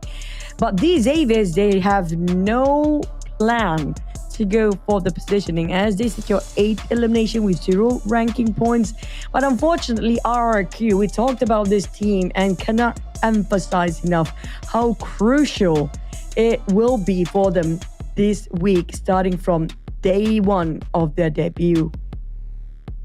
Yep, and with 0 points for game number 1 for them, well, they have a total of 11 more games to go. But there are some teams with 5 more games to go, so that's going to be scary. Anyway, looking at the overall rankings, teams on page number 1, they are generally doing okay, so I wouldn't be too worried of them, especially, well, for eArena, D-Xavier, and TALON that's not playing, so they'll be fine. But on page number 2, okay, this is where we start to look at like ETN, for example, especially those who have played 7 matches. ETN, New Era, they need to find a lot more points. Looking at Team Secret and VOIN Donkey, they can be one scary team. Only within 1 map, they start to claw their way into the second page already and push down all the teams that performed since yesterday to get pushed down. And for RRQ, oh man, this is not great. I mean, they missed the first Super Weekend. This is going to be a very shaky RRQ this season, not going to lie. Oh yeah, when the lineup on paper, they're a strong lineup. But then again, well, 5 more games to go to see if they can actually bring in the points and come out of this dreaded not number 16 onwards. Currently at number 17. So if it ends now, then we know that they're out. So they have to be up there, and then we start thinking about how many points, or do they have enough points to even survive once every group has played. Well, Sunhawk is done, and we'll be rolling the next 3 maps in Erangel. I'm going to start off the first Erangel. First time, Group B and C will be meeting each other in this map. So this will be an interesting one to see if there's any early drop clash. Right now I can emphasize and also kind of analyze Group A strongest two teams. That's going to be TALON and GLU. Group C, it's going to be, of course, eArena and the Xaviers. Group B, my eyes lock onto Team Secret and VOIN Donkey based on just what they showcased in one Sunhawk. Almost 20 points in a map. But if your eyes are locked on them, my eyes are locked on Attack on Titan.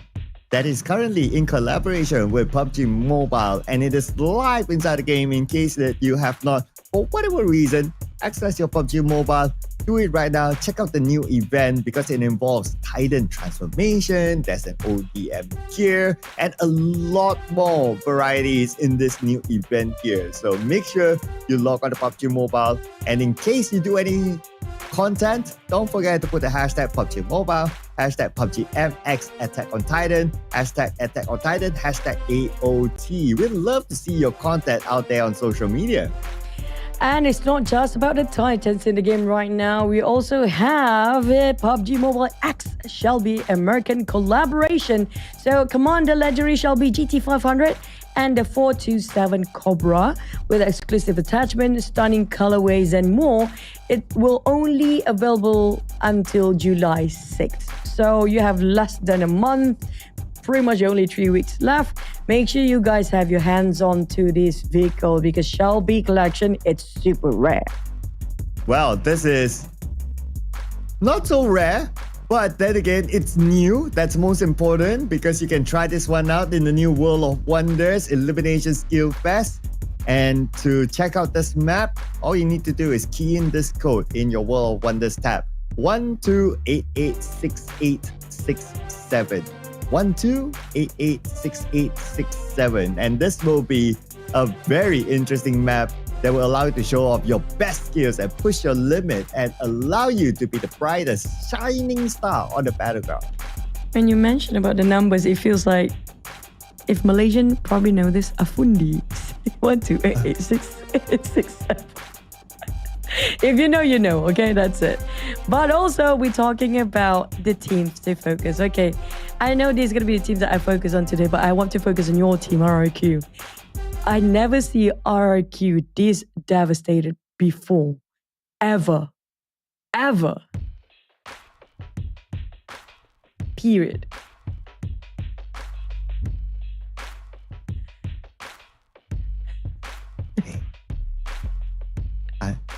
I was hoping like maybe like a period, but there's no but. It's just period, right? It's just like the end. This is, I mean, they have new roster coming in. I was looking forward with Hans for you. What happened? What happened? Share us the gossip.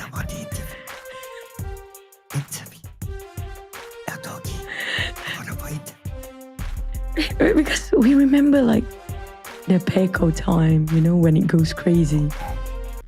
What happened to RK? This is the legacy team. I know why. Why? Napeko needs his big afro.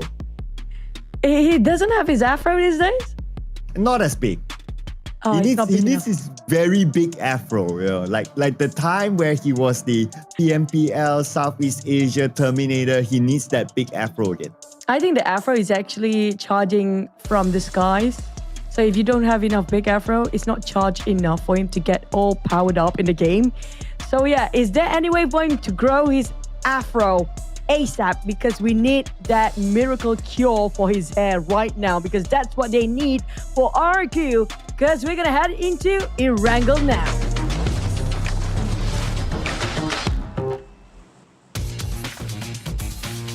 I wish I could give tips to Napeko on how to grow his hair, but I'm clearly not qualified. So I will leave that to him to, discover it. In fact, he's the one that should give me tips on how to grow hair. But or maybe whether he is able to grow hair now or not, they have to do the business. Countdown to teams like RRQ, 5 more games to go. 5 more. And oh my. Oh, wow. I'm nervous for them, man. Not gonna lie. I'm very fidgety right now. Because it's all the teams are getting better, of course, with eArena stepping up their game this season. With these Avies never dropped ever. I think everybody should go and ask these Avies how did they maintain their consistency with the same lineup, nonetheless. Now, I think these Avies lineup is the longest fixed lineup we have compared to all the other teams. Yeah, and most is like small changes, right? Like, okay, Frankie has been on the bench for a long time, and then he choose to move out to Team Secret, so that's like a small thing. And then sometimes you get a scam, Chua, farewell to Chua, and then the next week you see him, welcome Chua, you know, that kind of scam. Just because they don't have any changes to their lineup, they'll be like, the social media manager's like, no, what are we going to put out, right? Everyone's have their own transfer window. We have nothing. We don't have drama. Yeah, we need some drama. Let's just release Chua and resign him next week. And maybe that's the great point, you know. They don't have drama. So they don't have any external factor that will actually give impact when it comes to a performance, as in a bad way kind of impact. But we're back to eArena. And eArena is one of the teams that I can say very secured for their Super Weekend spot. But we do have the Viking who being eliminated early, and they did not score any points in the last round. And for them to actually fight against eArena, who's all adrenaline rush, all high right now, this is going to be tough for them. Second time they meet at a drop spot. So this time Irango, South Shogo Pool, and the Vikings, I'm pretty sure they want revenge, but it's eArena that we're talking about. So we got to give them a level of respect here. But it's the Vikings. So let's see if they can come up with something against eArena.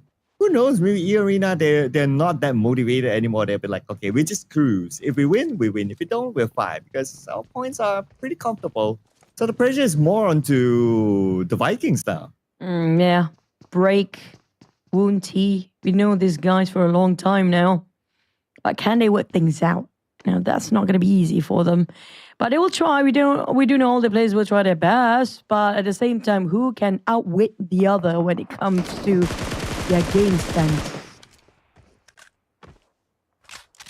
Yeah, so it's a matter, but I guess you're starting to get your answer because the first place is given to eArena. Sakura will pick that one up. And we can see that eArena, they are at least more spread out as compared to the Vikings. They're all clumped up in one building. But it also tells us the story that they probably have not been able to loot up that much. So eArena, they clearly have the advantage now. But we do know eArena, they don't hesitate when it comes to their fights. So they definitely have the upper hand regardless of even its TV4. Arena don't really care too much when it comes to their numbers. They do know how to wrap this around. But for Homeboys, they also have a task start just now and engage in an early fight here. And also SK. I mean, even more so for SK because today is going to be their last points. At least they still have another day that is tomorrow. So that's a fight that SK cannot afford to lose. As Shin takes a lot of damage, but he's behind that smoke, so that gives him a little bit more cover. A nade across. Ade Boy is still bleeding out. Miruz gets Doki. I feel bad for SK. The Homeboys just starting off today, and SK only have a few more days to go. They need to win this now. They can afford to even lose one member way too early. Don't forget, this is only stage 1. This is just stage 1. And for Doki, he is still okay. He managed to cut across the road, so Pinfall can actually pick him up. And that revive should kick in anytime soon. But for the rest of SK, we got Shin and Silence right in front of Shamil. One of the more OG players used to play with W2D2 Alliance back in the day. And even for Farang. So now he is together with Homeboys. And he will be the big brother here, leading the other players of Homeboys to victory. And hopefully they'll be able to find victory here against SK. And let's not forget, they're not in the circle 2,400 meters away. And the fight is now at a standstill.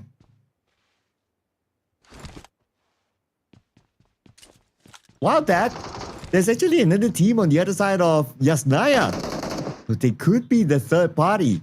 I wonder which team is that. Okay, later we'll probably get a better view. But right now, These two teams still locked in here. The zone will close. This is where we start to see their healing utilities. So Shin has no first aids. I wonder how about the other team members. I don't think they will have much because you don't have time to loot in Yasnaya, and you have another team on the other side that's Team Secret. They obviously looted the left side of Yasnaya. So SK in total, or maybe even their opponents for HOMEBOIS, they don't have much healing utility. So this is going to be a big problem for both of them, and maybe including Team Secret.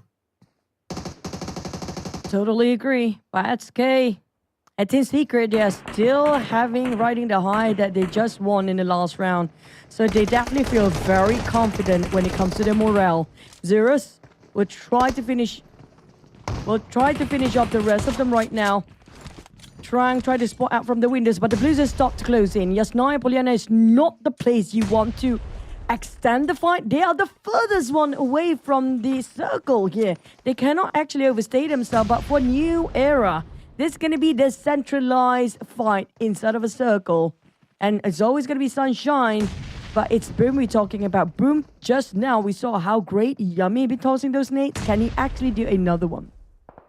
Just that right now, Boom is playing with 3 players. ETN passing by, but they will have no interest in this fight, at least for now, unless they choose to stop after hearing that commotion. One of the players actually still around the corner, probably scouting out an opportunity. But now eArena looks like they managed to finish off the Vikings. So again, for 2 rounds in a row, MVKE, no points at all. MVKE twice in a row with a 0. That's going to hurt them when it comes to the overall. But Boom, taking on New Era. We talked about how in dire need New Era to get into these seasons or this week's Super Weekend. They didn't get in last week, and the game's running short. Boom, slowly taking them down. It's only left with a couple of players here for New Era. One more person to go. Oh, Sunshine. Yes, 1v1 between Sunshine and Mastery, aka Misery. DBS versus Shotgun. Okay, here comes the DBS by Mastery, showing what mastery he has with the weapon to win that 1v1. But now here comes ETN as the third party. Oh, they didn't have enough ammunition just now. After I saw Misery's rifles reserve, it's not going to be enough for them to overextend this fight. But surprisingly, Cloud, HOMEBOIS, SK and Team Secret, they still inside way too deep in the blue. I don't know how much longer they want to stay themselves there. They start to part ways and get themselves trying to get into the circle, I guess, taking a long rotation for Team Secret. But on the south side, they're so overly concentrated with too many teams. ETN will be one of them, trying to get away from the shots in the middle of nowhere right now. Well, we have Boom, who just triumphed. ETN managed to part ways. They are cutting across. They got a cut field, but they will meet up with so many teams afterwards. Oh, interesting that ETN decided to not continue on the third party, even though they had the numbers. But I guess they want to focus on to getting the best position possible in the circle, which is okay as well. As ETN, one of those desperate teams who needs points on the board, so they don't want to take unnecessary fights. Although I thought they could, but yeah, I guess it's just a personal strategy that they prefer, which is also fine. Probably they're going to meet Boom later on, and we'll see a interesting fight later. FaZe Clan, hey, not too near many other teams. I mean, there's only one team in front of them, so I don't think they'll make the big moves now since they're in the circle anyway. So FaZe Clan, at most, they just send like Dewey out, scout for their next move, and that's probably going to be about it. I swear to God, right now, FaZe Clan, they are pushing each other out. Like, who wants to go for the scout? There are no too many people up there, but they need to know where the shot will be coming out from. And GUI pretty much taking that role that nobody wants by scouting it out. He might actually be isolated or zoned out by the rest of his teammates as well. So I don't know how he can regroup with himself, with his teammates without being catched by any of these teams. But we do want to see if the teams from the blue zone just now finally managed to get out. One of them HOMEBOIS. The last time we saw also Team Secret. And I think majority of them, even eArena and SK, 4 teams right now deep in the blue zone.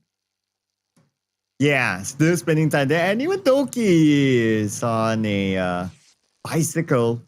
Okay, he's going to take his sweet time. Okay, he has 20 bandages, so he can still tank out the blue. but he's nowhere near his teammate Shin. So not too sure what's happening here. The fact that they decided to split out, or maybe they're banking on to play some points, considering that they only have 2 players. We'll check back on them later, or they'll meet somewhere. Okay, just finding the right terms, right? But I guess they're just trying to like, okay, we split.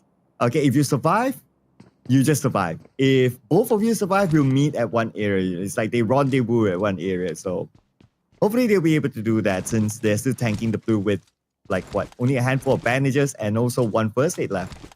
All men for themselves. That's Oh yeah, that's the other way to put it. they're at the point where it's their survival mode on. That's if you can survive, great. If you can't, well, you tried. But at the same time, the circle shrink into Gatka field even smaller, with BTR now taking the center across the Gatka field. This is a no stranger circle for any of us by this point. One of the most common circle out there during the professional scene of PUBG Mobile. But I spotted a couple of players of these Xaviers also rotated quickly into the circle to join in BTR. So they might try to fight for that place. There's a very... the compound inside of the circles is scarce. So like it or not, they have to fight their way in.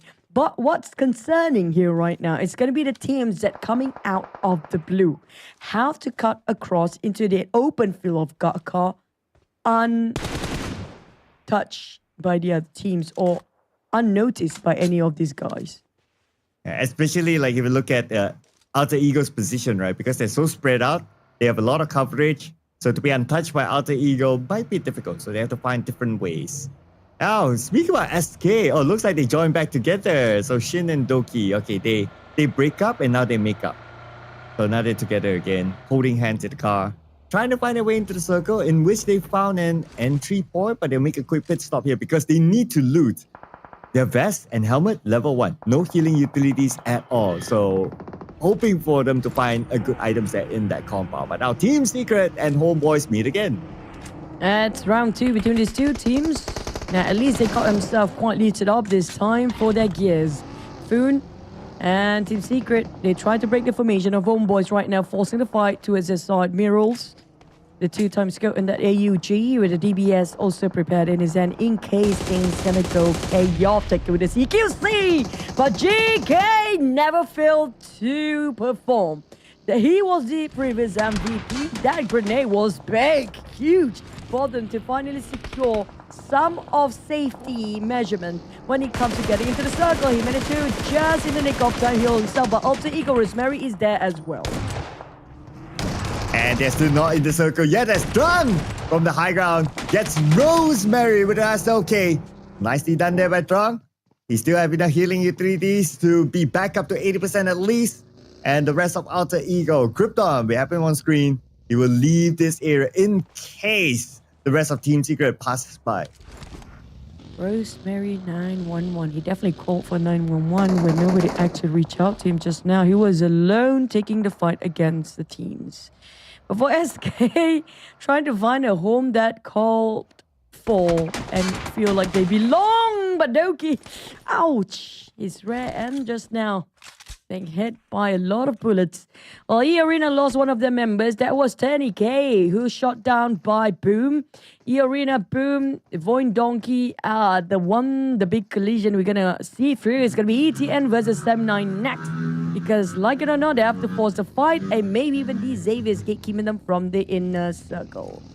Yeah, on the left side, right, where Quarry is at, that could be their clash point. And they're clashing right now based on the elimination feed where Trexie will get one player of ETN, but not eliminating him yet. The fight might continue on soon. Hopefully we get a visual of that later. At the same time, okay, now we have it. Okay, 7-9, ETN. One player still down, and 7-9 looking for the rest of ETN. Mika, it's going to be a straight confrontation between the players. Ren is there to save the day, but it's not really saving anything at all. Traxia shooting up from the off angle, taking down on ATM player from their sides. But I hate to break it, Thomas. You got too many savings to do. The only one person still standing for ETN. There's going to be Thomas way at the back, and Traxi straight away driving to his side. But the rest of ETN is screaming for help. 7-9 can easily just finish them off while they're kneeling down. Misery right now will need to help his kneeling players. Hornby as well as Yummy, but NC2 will try to burn them off. Okay, that should be enough damage. Okay, anyway, Hornby is now bleeding out, takes a lot of damage, and he will go out to the flames of NC2. As NC2 trying to look at where Mastery is at. Here comes the DBS gameplay, 1v1, NC2 with an M4. Switches to a DBS, but he needs to reload. It takes a bit of time. Reload at the same time, healing up himself. Here comes the 1v1 again. It's going to be a Mexican fight between the two players. Both willing to sacrifice whatever it takes. And it's eArena triumph over the Mexican fight between the two players. Nonetheless, Joker and Sakura will be saved by NC2. I don't think it's a problem for them to save both players right now. I don't think there's going to be any third party coming up anytime soon. But we're down to only 11 teams here with Semnan Traxi punctured tire. Force him to pull over the middle of an open field of Kaka, while CelcomDigi Alliance and RRQ going to fight in the warehouse. And it's RRQ, CelcomDigi Alliance. Obviously for RRQ, the stakes are a little bit more higher than CelcomDigi Alliance. CelcomDigi Alliance, they need to defend this warehouse. They need to across. RRQ, they're repositioning themselves, sending two players onto the other side of the warehouse. Trying to find an entry point. They don't want to play within the warehouse. They want to play at the house behind it. That's where majority of CelcomDigi Alliance are at as they arrive. Gen Force will be got now by Jimmy OP. Followed through by the rest of CelcomDigi Alliance. Take down the Peko. Now two active players left for RRQ as Lapa tries to land a shot through the window, but not able to. Lapa takes a lot of damage, and from the back, Oleo shows up. CelcomDigi Alliance wins it against RRQ. Oh, and the most devastating part for RRQ, they only scored one elimination out of that fight. They didn't score anything against CelcomDigi Alliance. There was a previous fight they fought against. But we have to shift over to VOIN Donkey. BTR repositioning with also another team scouring for any leftover to take away as a point. And the circle happened to be shifting away from them as well. This is going to be trouble and problematic for this three team because the blue zone is too close for comfort. Joker taking down on BTR. Raises already finished off. That was a clean execution by Joker. Now next eArena. They have to finish off the rest of BTR here, or they can just part ways, go straight into it. They are playing the third party here. Well, D-Xavier's just casually passing by. Yeah, D-Xavier passing by. Everyone's trying to find their way into the circle. But D-Xavier, of course, they're on the inner side, so they can play a little bit of a gatekeeping role here against BTR. BTR trying to find their entry point as well. Rotating up north, but they will bump into another team. eArena is the one to finish off Ryan. So now BTR, they only have one active player left. While Levi tries to stop eArena from coming in. Top two teams here going at it with each other. Wow, BTR. At this moment, where are they? They're probably... Okay, that one player is all the way up north there, not in the circle yet. Between D-Xavier and eArena, this is an okay fight. But the last player, Federalis from BTR, he needs to survive this. They're passing the baton. All responsibility of BTR will be fallen to the shoulders of Federalis. There's a lot to carry by himself. But for the Xaviers, they want to deal with their number one team right now, eArena. Now we get to see who's the strongest amongst them all. eArena already secured 9 eliminations right now, while the Xaviers hardly scored any. And they're still not happy that Federalis managed to squeeze himself out of that current situation. Well, Sakura said, hey, look at us. We are fighting you and got 9 eliminations. Make it 10 in the back as they finish off Lamborghini. Now this seems like a precarious spot for DX as Nate. Oh, Paragin's just gonna leave it. Nope, not worth fighting for. They want to go for at least the ranking points here. Yeah, 11 eliminations now for eArena, and they're looking for more, and they will have that opportunity. Now that Sem9 has come over. Sem9, they need the points for themselves. Today's their debut day. They want a good start here. Sem9 looking for the members of eArena and also D-Xavier. While this commotion is happening, Federalis is still surviving. He's happy that they're all fighting each other, so they will forget about Federalis for now. No, they have to. They're being forced to fight by these Xaviers. And Sem9, they're just gonna run them down with the DBS in hand and also the SK12 here on the side of Sem9. How did that even happen? FaZe Clan so far away, all the way downtown. Just have to make it difficult for everybody else. And now Persian kind of in a trap. He got himself this small shack, but how much longer can he defend this? With Levi crying for help, we're willing to go out to revive his teammate, while eArena still on their tails, and it's hot for DX right now in the middle of the crossfire. eArena will try to shut them down completely, and they want those elimination points. And let's not forget about Federalis. He actually stole away 2 elimination points from that distance earlier on, taking as many points as possible from the shack at the south of the circle. But now the circle moved away from Federalis, eArena, D-Xavier, and Alter Ego. Time for them to find another way to get in, with FaZe Clan beating the gatekeepers on the left side of the circle.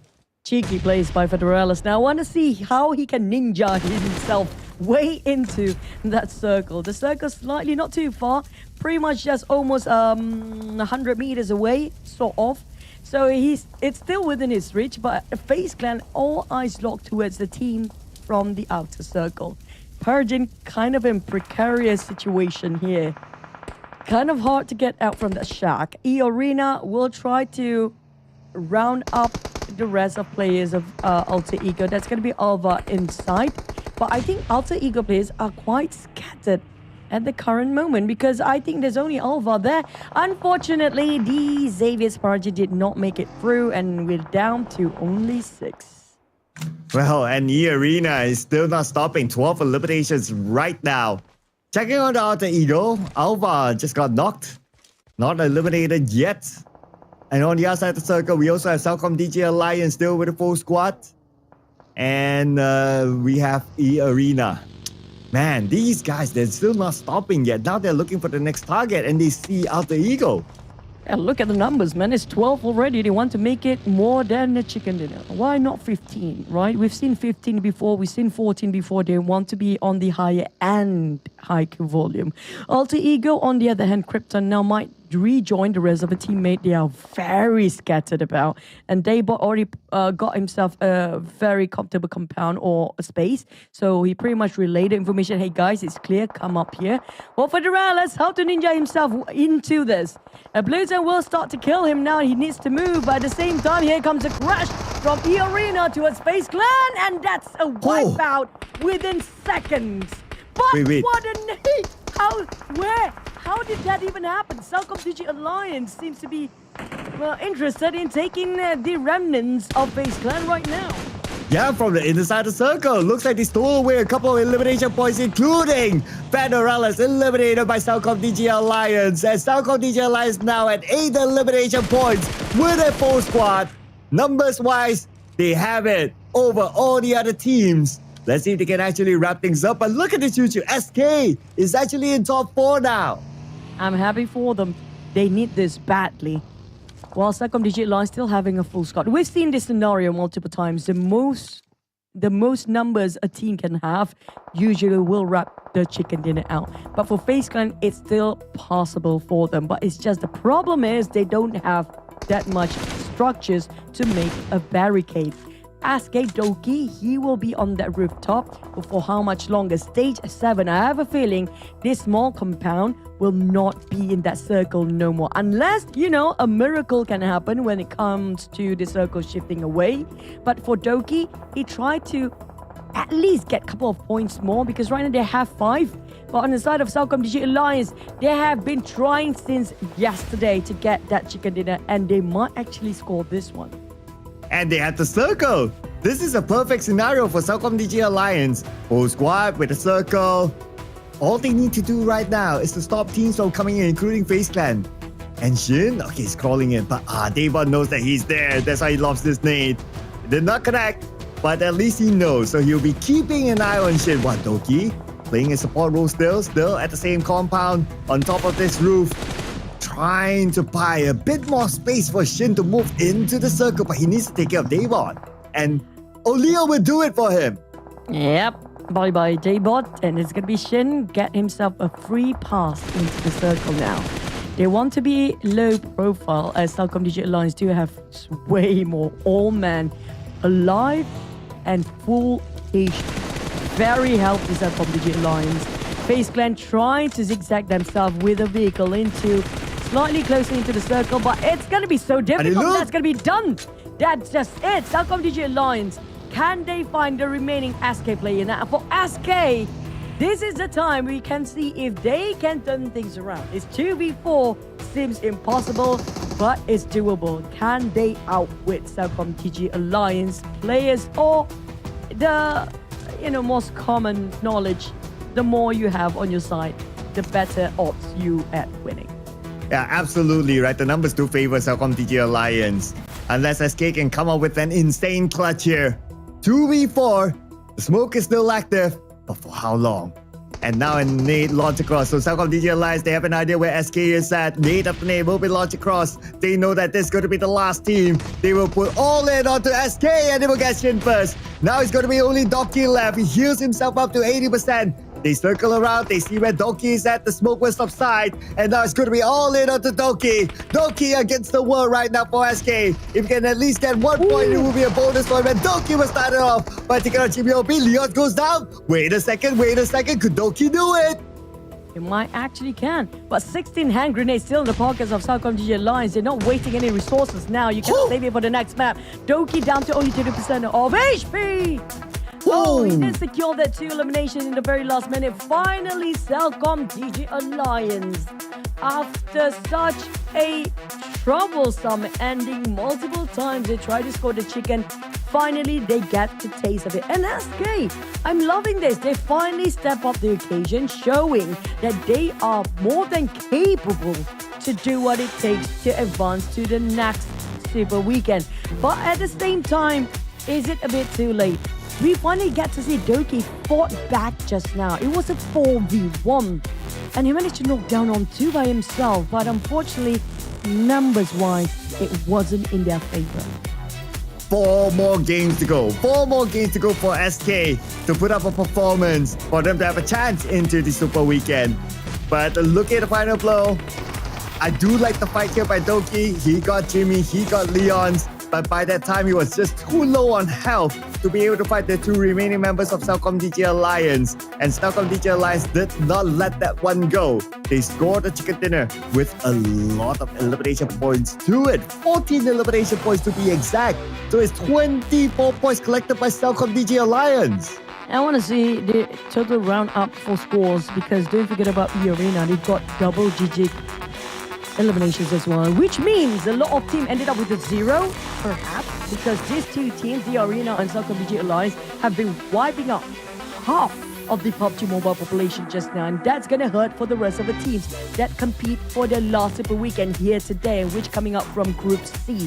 But for CelcomDigi Alliance, they are from Group C themselves. They need to bump those points as much as they can to secure their slot for this Super Weekend. Nonetheless, let's rewatch your highlight about how CelcomDigi Alliance secured that chicken dinner.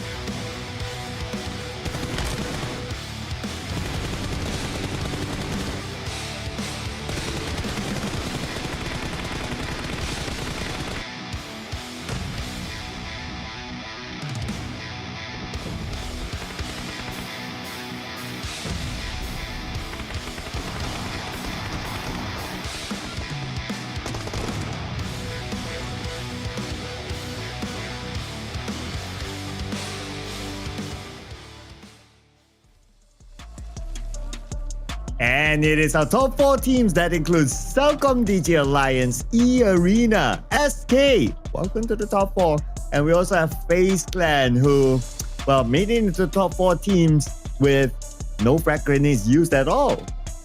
And I'm loving the fact that SK finally get into the top 4. Finally, we get to see that cute kitty logo on top of this top 4 teams right now. Damage-wise, FaZe Clan is the least amount. But you know what? CelcomDigi Alliance, they had so much utilities and throwables that being stored just now. It's impossible for them to not win that chicken dinner despite it's only one person. But nonetheless, eArena is one scary team, and not gonna lie, everybody have to watch them out for the grand final. Yeah, definitely. And we definitely need to watch out for this player. From CelcomDigi Alliance, Leons as our MVP this time, bringing 5 eliminations for the team and 630 damage. And his headshot, that's pretty much on the high side from what we have seen before this. 24% headshot by Leons himself. And obviously he survived to the end as all 4 the other players of CelcomDigi Alliance. So that's maximum survival time for him. Now, when it comes to the points, I want to observe how many teams actually went out with a 0, because you pointed out that a lot of the eliminations went on top. And not just that, some teams like Boom and Team Secret don't even care about their rank points, each of them getting 5 points each respectively with only eliminations too. Everybody's just gunning everyone out for this round. For side of SK, this is the first time we look at them getting a double digit. There's only 2 teams without any points there, MVKE and HOMEBOIS, and both teams seem to be having consecutively 2 maps in a row without any points now. This should be their wake-up call. Somebody need to slap their face and just wake up, because this week is going to be their final chance to get into the Super Weekend. Hey, they need to do the Xavier. First 2 rounds, 0 points, and all of a sudden chicken dinner, and they just went all the way. So MVKE, they need a little bit of inspiration from their own countrymen on how they actually did that coming up soon. But now, here's the overall rankings at eArena. They are 8 points away from the 100-point mark. And setting a new benchmark here for eArena. They want to show, hey, we still have a lot of games to play here today, which are going to be 4 maps remaining for them.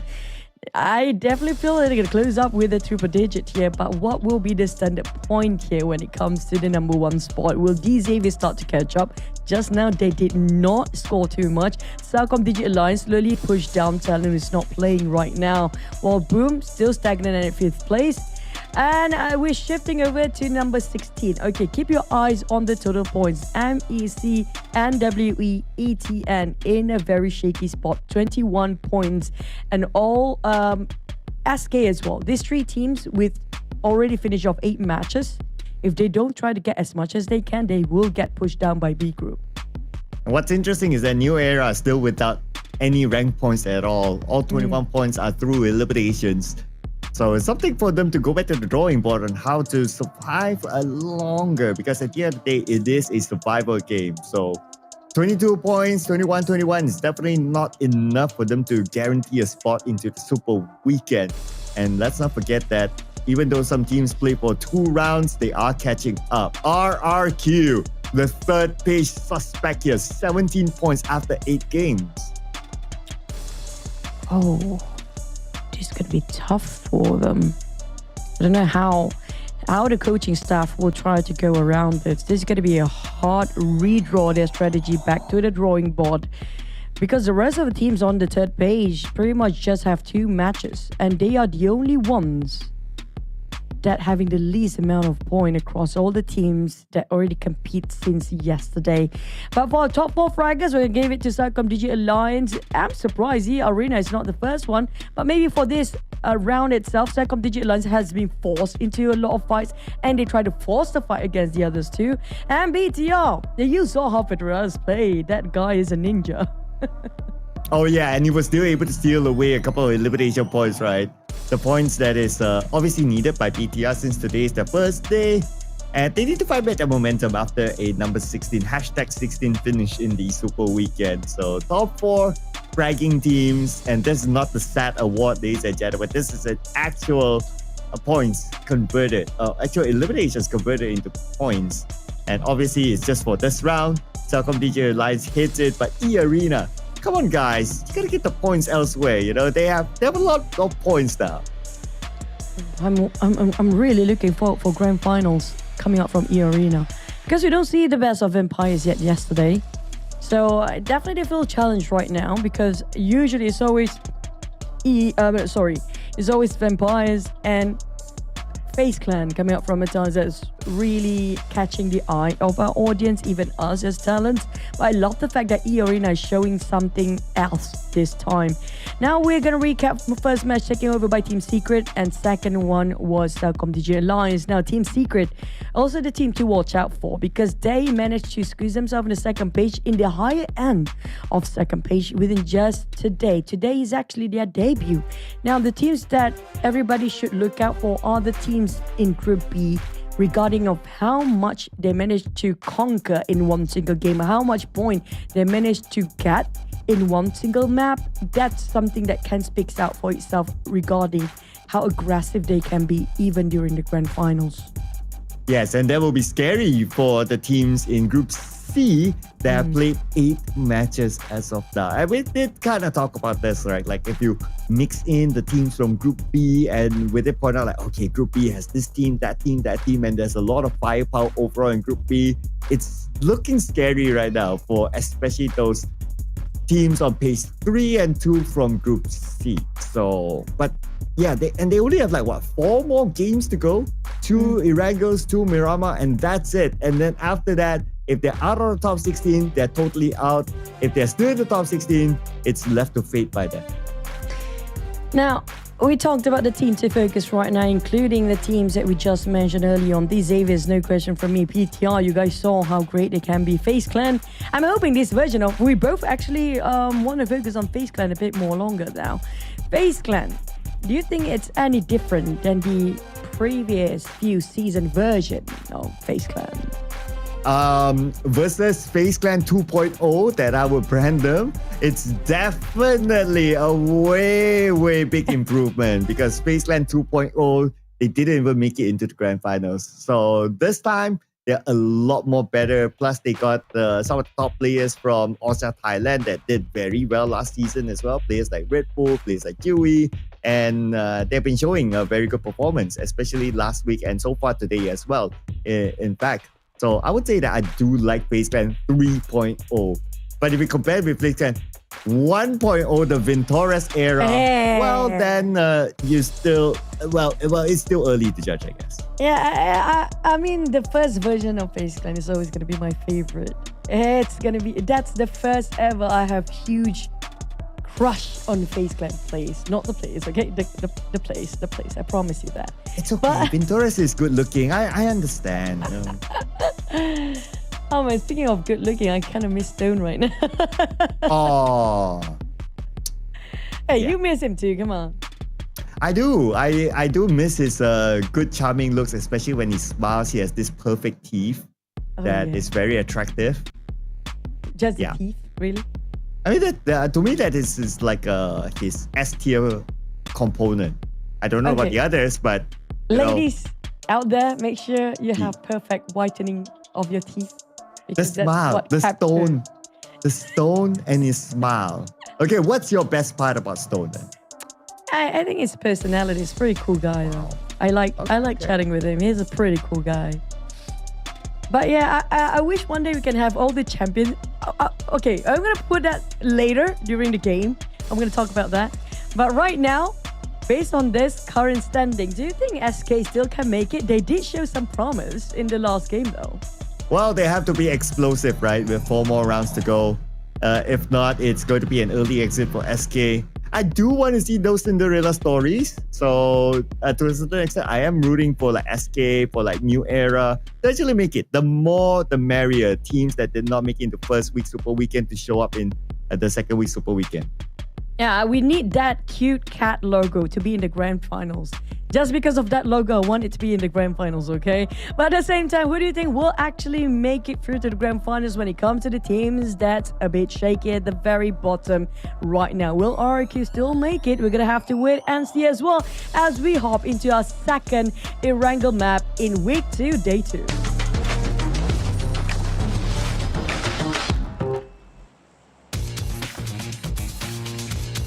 All right. Second Erangel today and third game for day number 2. Okay, so I didn't forget. Okay, Chuchu, don't worry. So what do you want to say that you want to put out earlier? Oh, I really wish, because we have so many seasons of PUBG already, right? To be exact, I started PUBG around 2019. So this is like, what, 6 years? Almost 7, 2018, 2019, 7 years. So we have so many champions, right? I want to see the champions across the years to compete in an all-champion tournament. Bring back the old ones and the new ones. Like from the first one to the latest. I think it's best to take the global standard one, right? The global stage, all the champion of global stage. But I don't know if they still play though. They're gonna get rusty if they don't ever play like for like 6 years. But I do want to see that happen. Oh, by the time I guess the fans won't mind like seeing Paraboy again. Seeing Order again. It's been a while. That dynamic duo. And then you bring up the original BTR when they were champions back then. Yeah, or the global champions. But what if it's like Nova who had like 2 back-to-back champions? How does it count? But like I know. Right Circle counts. ETN, Team Secret. Oh man, that's something personal there. That's personal, man. M16 will be carried by the rest of his teammate, IQ. He was stabbing those guys to death just now. And one of the players of Team Secret, if I'm not mistaken, it was Zerus. Oh, now he's even Sata. Great. What are the odds for ETN? I mean, they need the points. This is great for them. Everything just falls into place for them. And everything seems to be unfolding for ETN without even trying. I mean, this is the greatest game for them today. But yeah, M16 is still crying in that vehicle. They need to heal him up and revive him first. Okay, I'm sure they'll give him CPR soon, so don't worry about that. But I do like what you said, right? Like it feels like it's falling to ETN. Like, okay, drop one person in front, everyone knife him, passing back. Oh, Sata is there. Okay, another 3 point. It's like the universe give you back, but the universe will say the same thing for HOMEBOIS and New Era. Now, when it comes to HOMEBOIS, they just having their first day here today. But at the start of New Era, they need those points. They really need those points. But they're willing to sacrifice. It's Sunshine Ray towards the side of New Era right now. But Alliance, he's not happy. He is not happy Miro's taken out. He wants to go for it. Okay, we get to see a replay. 3 point to ETN. Use a kung fu with a knife. There you go. I like that. I like that encounter because ETN, well, obviously Team Secret, they just started today and they're okay. But ETN, they need the points. So I guess it's okay for us to like kind of, to a certain extent, root for ETN. I'm going to root for the cats, man. SK, let's do it. We both love cats. It looked like my cat. So I need SK to be in the grand finals. Okay, SK, we're waiting for you, all right? We're waiting for you. But HOMEBOIS, they need to be in the grand finals. Well, in the Super Weekend. Same goes for New Era as well. And it's only Alliance here. Adik Boy. Okay, they're still kind of far. And they're pushing on to Alliance. So I don't know what's Alliance's odds right here. He needs to pull out a big clutch. He does have a clutchable weapon with the DBS. And a micro Uzi, not the best to use now. Oh, Adik Boy tried to go in. They heard the footsteps. Oh, we got a glimpse. This is going to be tough. He doesn't know exactly where the others are for the start of New Era. Now, Sunshine is... Yeah, it's Sunshine again. I love whenever Sunshine managed to make a call on that one. Wix next. And everything into shambles for HOMEBOIS. Unfortunately for HOMEBOIS, Shamil is going to be the next one to take it now. Ayins on the end, still not been discovered at all. Ayins, do you think, what are the odds the player is going to open that small storage? Oh, what are the odds? I guess very high because they know that there's one more somewhere. Oh, there you go. Surprise, surprise by Ayins. Ayins, is he able to secure that elimination point? The answer is no. So HOMEBOIS, another 3 rounds in a row, 0 points. That's definitely gonna break their spirit, man. I mean, for having 3 rounds in a row without any single point, that's gonna hurt that's gonna affect your morale. But on the side of Boom, they have a bit of swap. Well, it's no surprise. Boom, once upon a time, are well known for that. But hey, we have something else happening here with the gliders. Hello, FaZe Clan. They love flying. Oh yeah, let's not forget it's a military-based circle, right? So here we go, FaZe Clan. 2 gliders, I guess. So this is one. If I'm not mistaken, there's another one behind. So they're going to take the very safe route across the water, enjoying the sea. I really like just looking at water effects in this game. It's so beautiful. So therapeutic, right? Yeah. If only we have the atmosphere sound effect. Feels like you're at the beach or something. But yeah. Going diving at the same time. Oh yeah, please let's go diving, Cloud. I'll be your buddy. With I promise you, it's gonna be fun. With our producer as the assistant Yes, diving please. instructor. Yes. Oh yeah. Why not? We need that. We need some vacation. Yeah, and we'll get to see like nice corals. Yeah. Yeah. You want to see sharks? Oh, Yeah. I want to see TODAK though, but they're not here Yeah, today. you can see Todak in there. Oh wow. Like the real life TODAK? The real life Todak. Wow. But it's a So in smaller case version. for international viewers, if you're wondering what TODAK actually means, it's Swordfish. swordfish. Yeah, it's a swordfish. Yeah. But yeah, you won't see any cats in there. That's one thing for sure. And not even bunnies like eArena. Now, eArena, I feel like their morale is so high up there and they're so confident. Now, the only thing that I realize about players, whenever they have a mental block, that's where their performance is slightly the unusual on the lower side. So whenever they're already up here, like on the very top, they're just gonna wreak havoc the entire dynamic of this game. They are so confident, they just disrupt everybody along the way. But that's gonna be a bit of a double-bladed sword if they just too overconfident. One of them being knocked down the moment they try to rush in. And that's Sunshine we're talking about. I personally feel Sunshine is the most important asset for this lineup for New Era. But I can prove it to you now by coming out with a clutch against eArena, as he's the one at the forefront. But Wix is on his way. Snipe is still playing the support role behind, while No Fall is still fallen, so he needs to be saved. Nade after nade by eArena, while Sakura is being picked up by NC2. Joker will buy a little bit more time, but their other teammate is still way behind, also playing the off-angle guy. And Sakura's back up. So eArena, they're not in a rush. I mean, they have like 92 points at this moment. It's just cruise control for eArena. Oh, but you know, if you have all the teammates quite clustered up together indoors, it's not going to be a good place to be. Because eArena can just flush them out.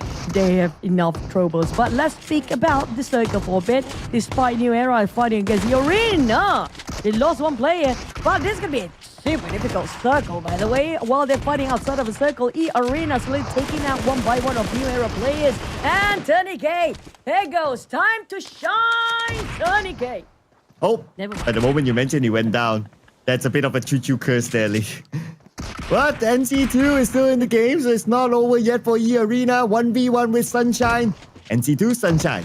DBS versus Shotgun versus QBZ. Depending on what NC2 wants to use, and NC2 comes in with the jump shot to finish off the final play of New Era. And eArena back as a full team. It didn't even score one out of that. Not even one. Just now on the side of New Era. All 4 of them well and alive. But at least New Era, they got some eliminations. 4 points right now secured. But we talked about them. When it comes to the overall points, they have to finish the day strong at least 60 points. At least 60 points to give you some hope that you will get into the Super Weekend, right? And right now, they're nowhere near that. But we do know that FaZe Clan is also the team that just starting off today. I want to see this version of FaZe Clan. How much can they push themselves even further? Oh yeah, so now they're playing with Chopper, Red Bull, Dewey, and the original member of FaZe Clan 2.0, Macaris. So it should be fine on paper, that is. I mean, 11 points and it's their day one. They're still kind of on track. That's still all right. But for the Vikings, okay, there's also another interesting team for to observe. 2 games in a row, no points. They need to gain points this round, although it's their first debut as they're part of Group B. And by taking the hovercraft, getting into the circle, mid to the base, I believe they should be okay. I don't see any other team playing the gatekeeping role by the beaches of this mid to the base island. But I personally feel a bit sorry for the players that playing today. The circles today has been evil, but we love it. Because if you remember the first Sandhawk map, it has been a very small island. Now it's in between. Every single circle that's happening for day number 2, week number 2 has been really rough, extremely tough for the players. And they have to go through that. And yesterday's circle was pretty generous, don't you think? Yeah, I would say. I would say so. But I wonder if any other team would find it this situation generous for them. Oh, maybe. Oh, wait. Look at this. Shin, escape, alone. Never mind. Wait, what? Shin, I don't think it works like that. Shin! Oh, the hovercraft will actually take some time. You got something blocking between. Oh, no, Shin. What are you doing? What have you done? Can't you just hop in again? Vikings coming in. Shin, he needs to run. His hovercraft almost exploded. Already on smoke and fire. Oh, he's still far away. Oh, how far is he from the rest of the team? Where are his teammates? Okay, they're on the minimap. We can see them around him. Okay, so now it's him just trying to find that angle that's hard for MVK to catch. A silence got Superman. Okay, that's a start. But because they're on the high ground still, so Shin still trying to tank out all those nades, trying to wear them out. Another nade across, but it's not easy to land that nade on the Shin with this angle. Oh, and the Blues will start to close into Cloud. It's not great, but at least Finland managed to get on Superman. At a bit of trade-off between Vikings and SK right now, as the Vikings trying to take the Cats down. But for Shin, he's still going to fight back. We do have Boom against ETN at the same time, a very small corner down there, as Boom managed to take down on ETN players. I feel like ETN in shambles. They're the next one to be eliminated. But for Vikings, a break. Oh, Doki is really angry, trying to blow up that vehicle. But at the same time, Shin gonna get back his redemption gear. And Shin and the rest of SK, finally we get to see them fighting back for once, you know? And they seem to be winning this fight, and they will finish off the final player of MVKE. TODAK eliminated. MVKE joins Homeboys 3 rounds in a row without any points at all. But all 4 points will be given to SK, and SK, they need to find that escape into Super Weekend. I'm surprised Vikings couldn't finish off Shin just now since they got so much opening. But we're going to shift over to another team that's already in SMB but still closing off to the blue.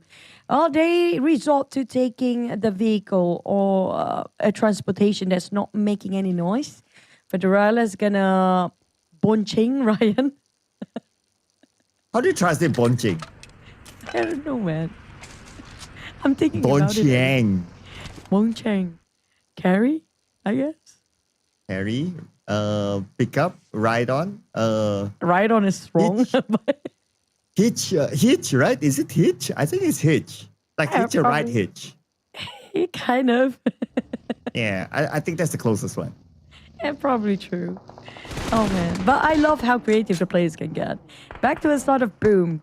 They were waiting at the bridge for a long time for Boom because they were hoping a lot of team will pass by, but nobody taken this route ever. Everybody knows that the bridge is going to be a death toll. So everybody avoid the bridge entirely. So Boom, they have been waiting for nothing, but they have to cross the other side. Now the other side will be gatekeeper, none other than these Xaviers. And we have Alter Ego on the higher ground still waiting for anybody to pass by. So for eArena, there's going to be a long fight between them and Boom.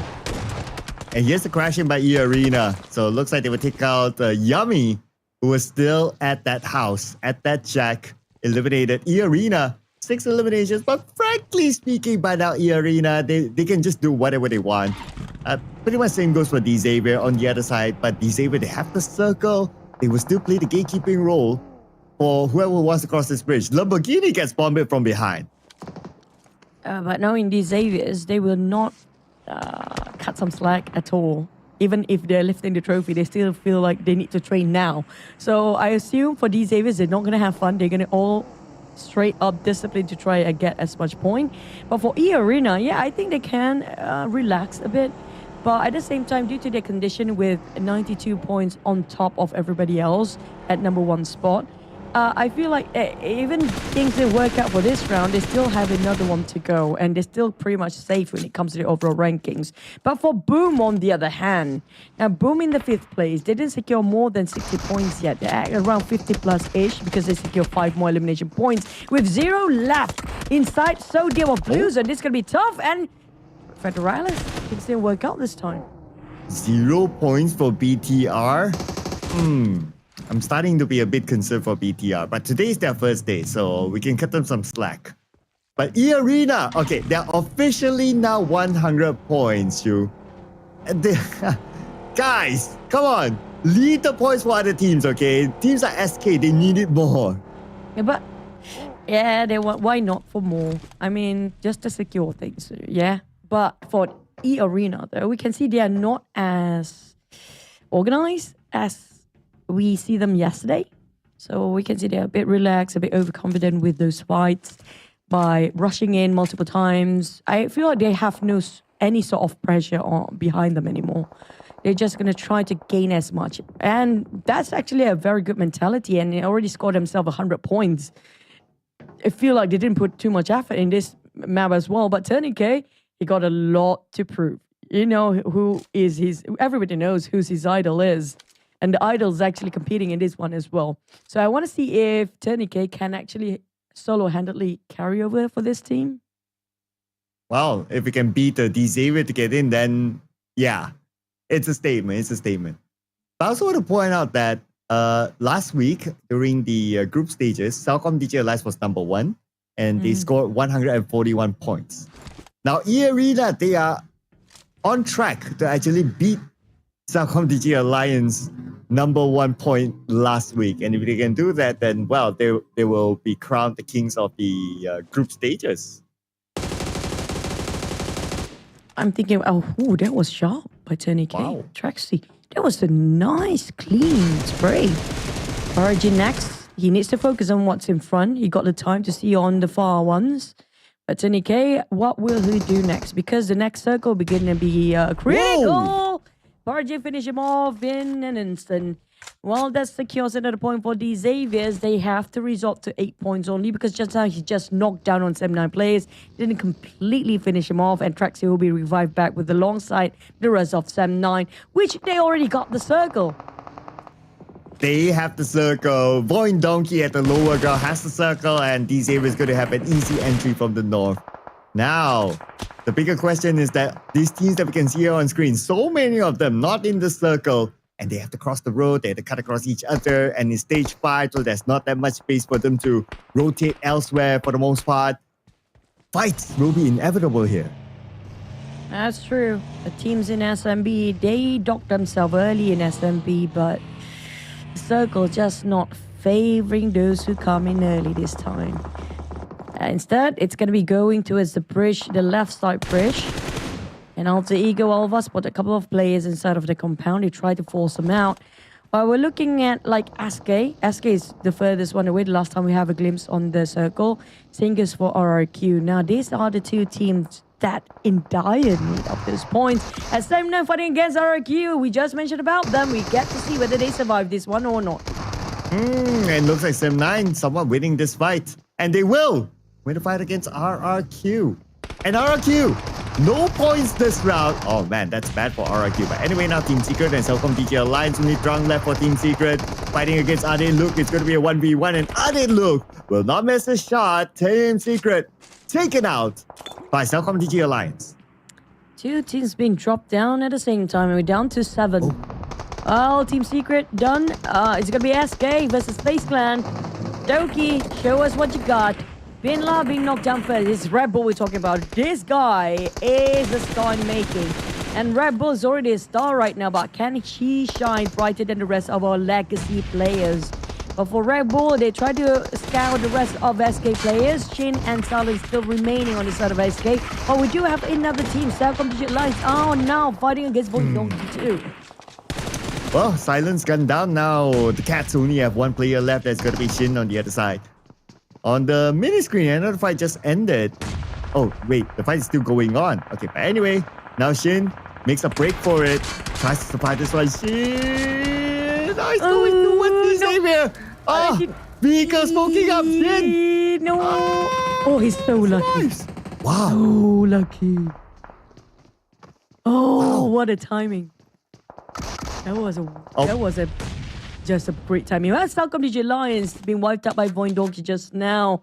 And that's wrapping up the fight in the southeast side, leaving only FaZe Clan, the only team in the south right now, alongside with VOIN. But Alter Ego, what is happening to the Xaviers? They were holding the bridge just now. Last time we saw them, how did Lamborghini get run down by Rosemary?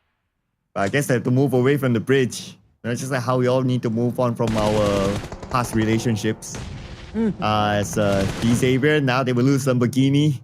But the rest of the Xavier, they're still strong enough to fight against Alter Ego. While we check out the next phase of the circle, and it goes up to the high ground where Step 9 is at. Oh, they've been favored by the circle gods multiple times now. 2 times in a row, Step 9 got the circle. Can they dominate and just try to defend this?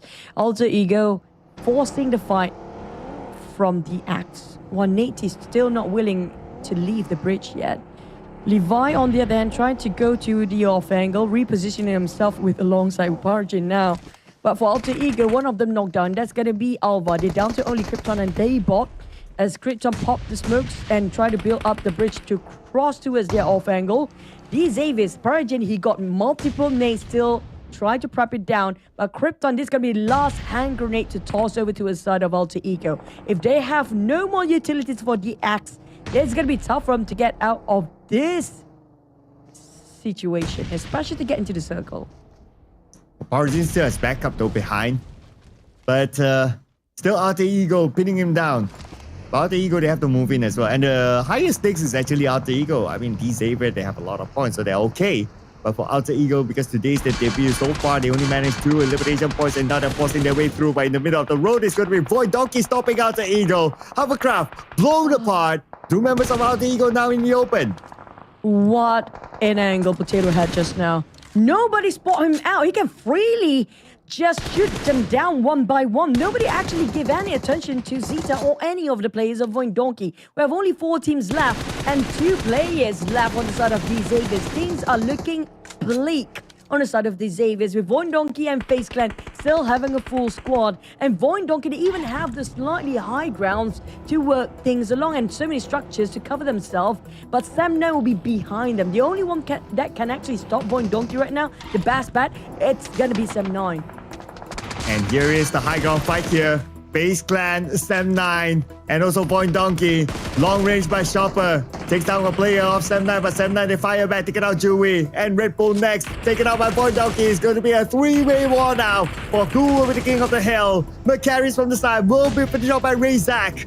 And they will secure that 1 extra point. Here is Sam9 still trying to hold their ground. But as a summary at this moment, VOIN is the only team with a full manpower strength.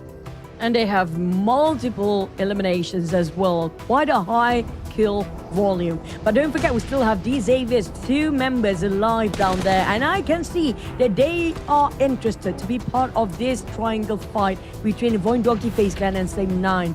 But Zeta tossing the first nick, just blindly toss, hoping it will somehow connect. And he has to reposition himself. Nate here on the other hand, nobody is actually giving any attention for these Xaviers right now. They're going to be okay. All they need to do is just wait things out when they wreak havoc between these 3 players or 3 teams. They're just going to get into it and steal it away. Vaxi managed to take down on Traxi. That leaves Sam9 with only UI at the back line. With Fira managed to take down on Sharper. FaZe Clan finally ousted. And now Sam9, how can they reset themselves to fight against VOIN, who happens to be having full 4 healthy man on their side. And full focus on the Sam9 right now. And only have 1 active player. 10 eliminations right now for VOIN Donkey. As the Xavier, they are closing in. The circle they chip away from VOIN Donkey. But VOIN Donkey, they have a mission. They want to finish off the final player of Step 9. That is Yuhai behind this vehicle. Within the smoke, Zeta losing patience. Is moving in, but it's going to be Vexy that burns Yuhai down. Now it's between VOIN Donkey and the Xavier. Oh, they lasted long enough for DX, despite having only 2 players when it comes to the top 4 just now. Nobody giving them enough attention. And here comes a 4v2. Can they turn the table around? Levi tried to reposition as far as he can, try to run down one of the players of VOIN Donkey. Zeta with almost shredded completely his helmet. Levi is down, leaving the last player of these Xaviers. Nate T, no hand grenade, 1 Molotov, 2 smokes, and bandages and first aid. And that's going to be down as Vaxi finish and wrap things up for VOIN Donkey. Scoring. And VOIN Donkey with the chicken dinner. Starting off their campaign, they are part of Group B, so today is their first day. And they're able to start it off, kickstart it with a chicken dinner for themselves. This is a good one for VOIN Donkey. And the Xavier, second place finish, I guess, well, it's all just bonus points for them. And maybe a little bit of a flex if they're able to overcome eArena. But all that is just a bonus for the Xavier. But VOIN Donkey, these is the points that they need. And they just start playing today for VOIN Donkey. The team that should be watch out for, VOIN Donkey Team Secret, coming out from Group B, aggressively showing what they have prepared for the second week here and to enter the grand finals. And for the start of VOIN Donkey, they managed to get into the first super weekend. So I wouldn't worry too much about them. We do know Razak, Potato, Baxter, and Zeta all are capable to solo-handedly deal with a very tough situation despite being rushed in by a full roster team. So each individual, when it comes to their own personal skill, is already one of the highest benchmark out there. It's all about how to execute it as a team, and they just show us as a 4 they can be alive till the very end. I'm glad on team stats their names are a little bit easier to read. Because in the game they go like, 5, 4, and then you kind of like have to like read between the numbers on who's who and all that. But yeah, VOIN Donkey. So they scored 14 eliminations this time. Chicken Data 24 points. That's pretty sweet for VOIN Donkey, and everyone contributed towards the eliminations that they collected this round. And it's quite clear that Vexy came up with the most damage and also the most eliminations while receiving the least amount of damage. So it's quite a ninja there while he's able to come up with those eliminations for the team. So it's a very good run here for VOIN Donkey. And the fact that they did not lose anyone towards the end, perfect 4. They didn't give any points away to any other team. VOIN Donkey, this is the team that is looking very strong. And of course, they'll be eyeing for at least a top 3 into PMWC. But wow, we had got the highlights. We'll come back with more VOIN Donkey and their stats.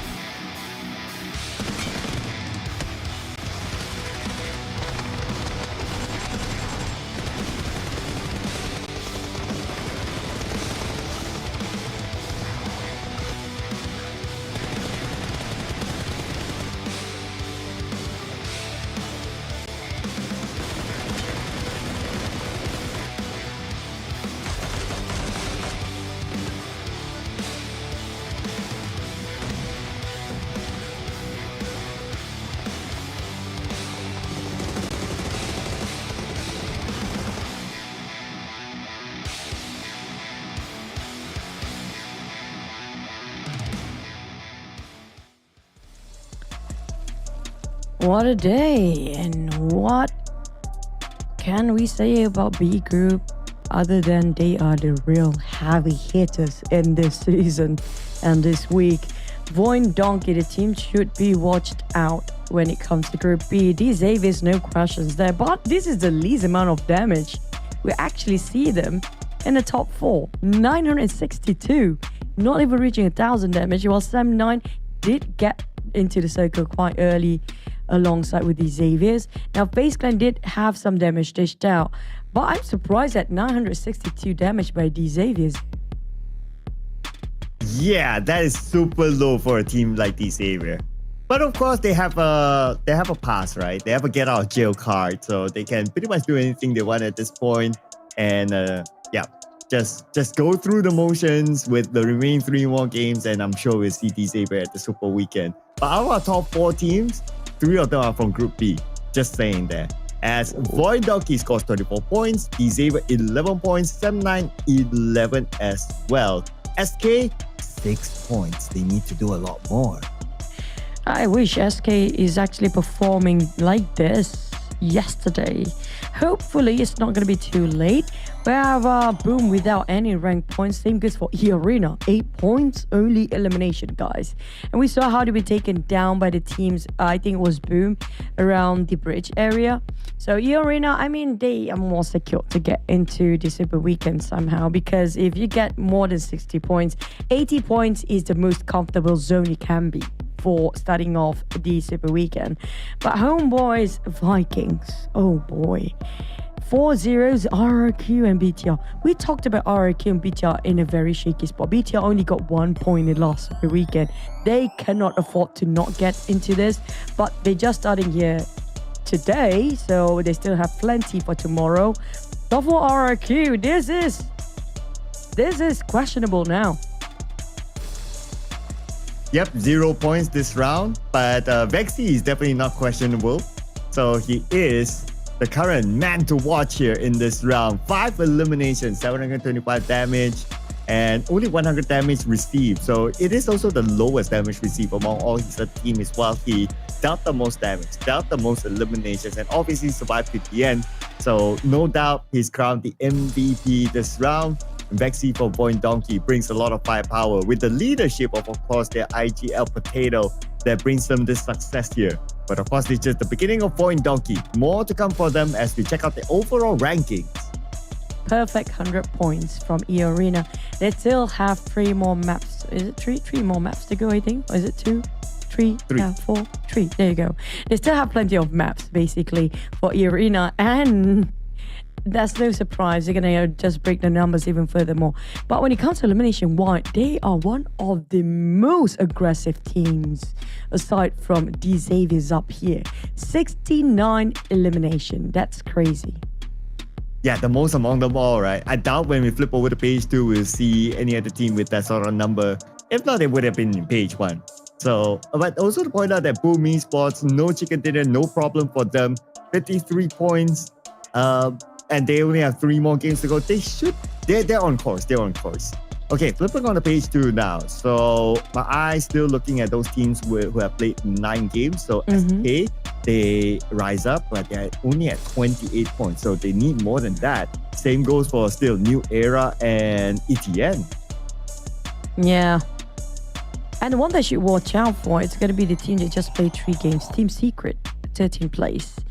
And don't forget about VOIN Donkey too. They did not have that much point, and sorry, they did not have that much games yet. But RRQ now being pushed down way further with multiple zeros now.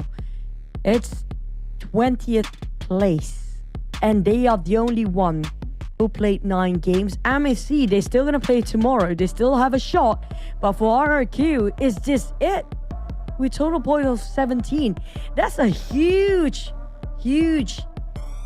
point gap for you to reach to 60 points here. Yeah, the only way now is the last 3 games to come up with something insane. Multiple chicken dinners, healthy amount of eliminations to come together with it, and then we're talking. But if maybe like 1 game, 2 games, they have a similar score, then it's going to be super duper hard for RRQ. And they're at number 20 right now. So if we end the day with them being on the outside of number 16, then automatically they're out. We don't even need to calculate day number 3 points. So RRQ is at the most dangerous position now. We had an interview with RRQ before, if I'm not mistaken, it was yesterday. And they were being asked a question whether this version can actually win a smash rule just like they did last season. Question now, do they even get into the weekend to play the smash rule? Well, of course, that's the biggest question right now that we have been talking all throughout the entire day, right? Their position right now is even more dangerous than even SK. And obviously, those are the teams that have played 9 games. They're the lowest team with the amount of points who has played 9 games now. So they're in a very, very dangerous spot. No, the thing is, they are a legacy team. Experience-wise, they have vast amount of experience. If you compare, like for example, teams like SK or New Era, that's okay. But this is questionable. But we're gonna have more in-depth questions later on after we take this break. See you guys after this.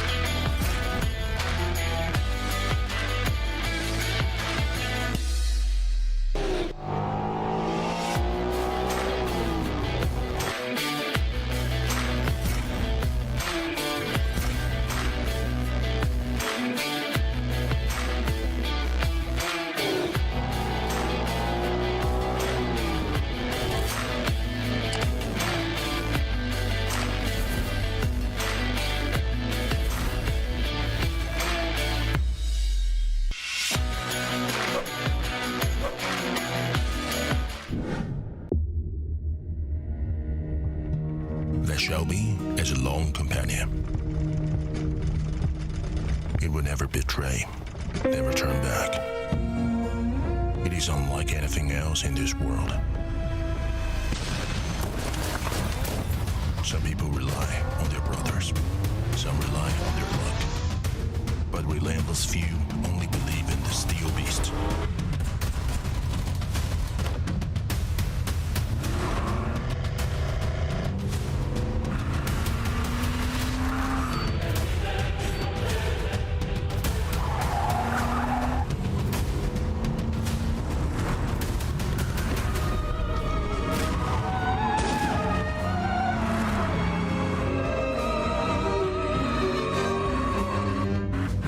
One day, the fuel tank might run empty.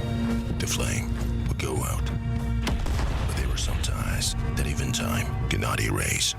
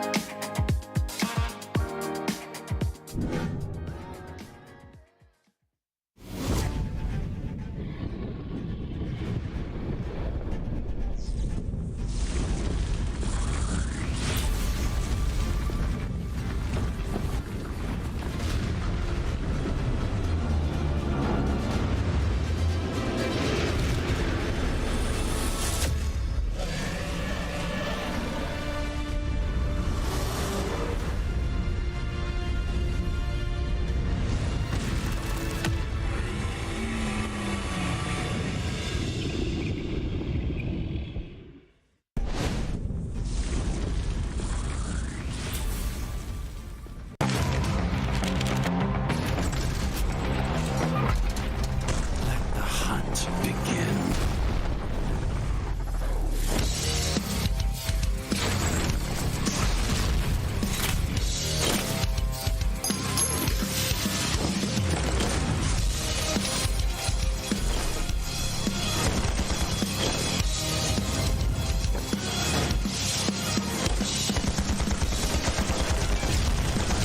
You did great.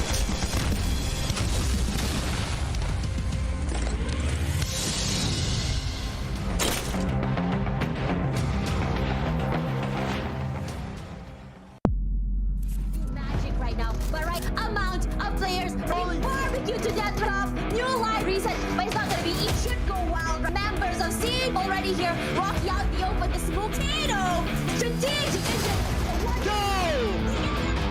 The one interrupted right now. 18. Worry about Honor and trophy. Everyone wants them. But who will be the next champion? The 2025 PUBG Mobile Super League SEA Summer will be held in Jakarta.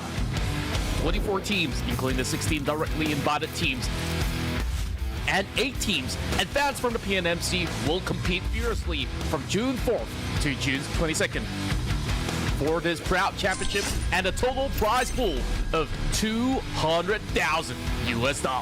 In week 1, we will have the 3-day group stage.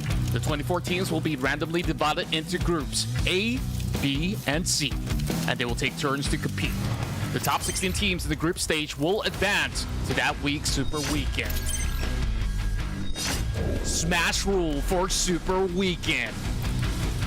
The 16 teams will play 2 days matches. At the end of day 1, the top performing team's total points will be used to set a match point target, which was top 1's team's points plus 10 points.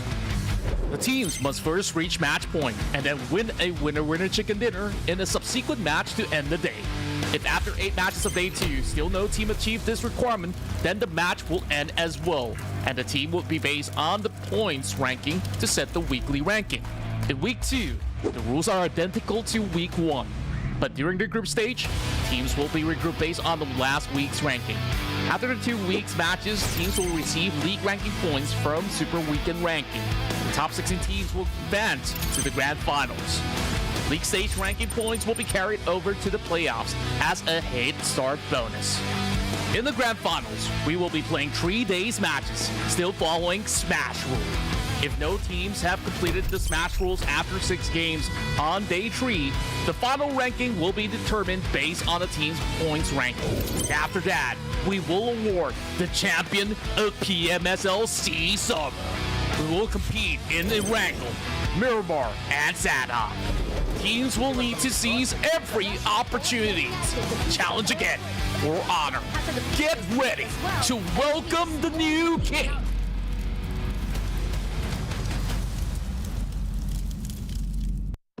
Paling untuk 3 yang lainnya, kalau misalnya kita kalah berada di hashtag 2 dan kita nggak bisa dapat hashtag 1, yang pasti nanti ada hukumannya, ya paling traktir sih atau enggak ya challenge-challenge rank lain.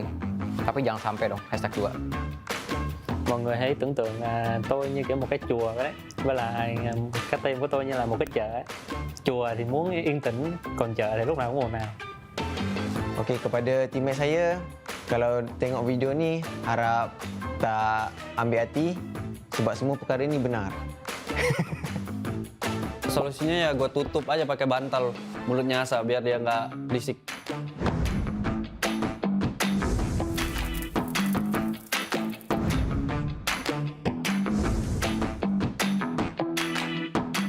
ngenokin teman sendiri sih. Itu ada bisa pakai bom, bisa pakai bensin. Itu sering terjadi dulu di zaman-zaman RA. Nah, kalau di zaman-zaman itu kita sering ngemoli teman kita sendiri. Itu sering terjadi dan tapi kita ya ngebawa itu jadi lucu aja sih.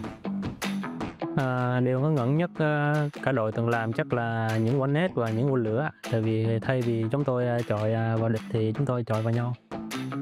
Diorang selalu tinggalkan saya seorang. Saya rasa seorang, dia memang lembab gila. Wah, kalau itu gue pernah sih. Waktu itu ngepost kompon, terus si Asa ngebom diri gue, bukan ngebom musuhnya. Jadi malah friendly fire. Ah, parah sih dia. Satu pemain yang aku bakalan pilih itu, aku bisa bilang Leon DZ. Karena Leon DZ itu selain dari pengalaman dan juga skillnya dari tahun ke tahun itu udah cukup oke. Dan jujur dari diri aku sendiri itu aku penasaran main sama dia, makanya aku pilih Leon DZ. Cho em tuyển cả ba người luôn được không?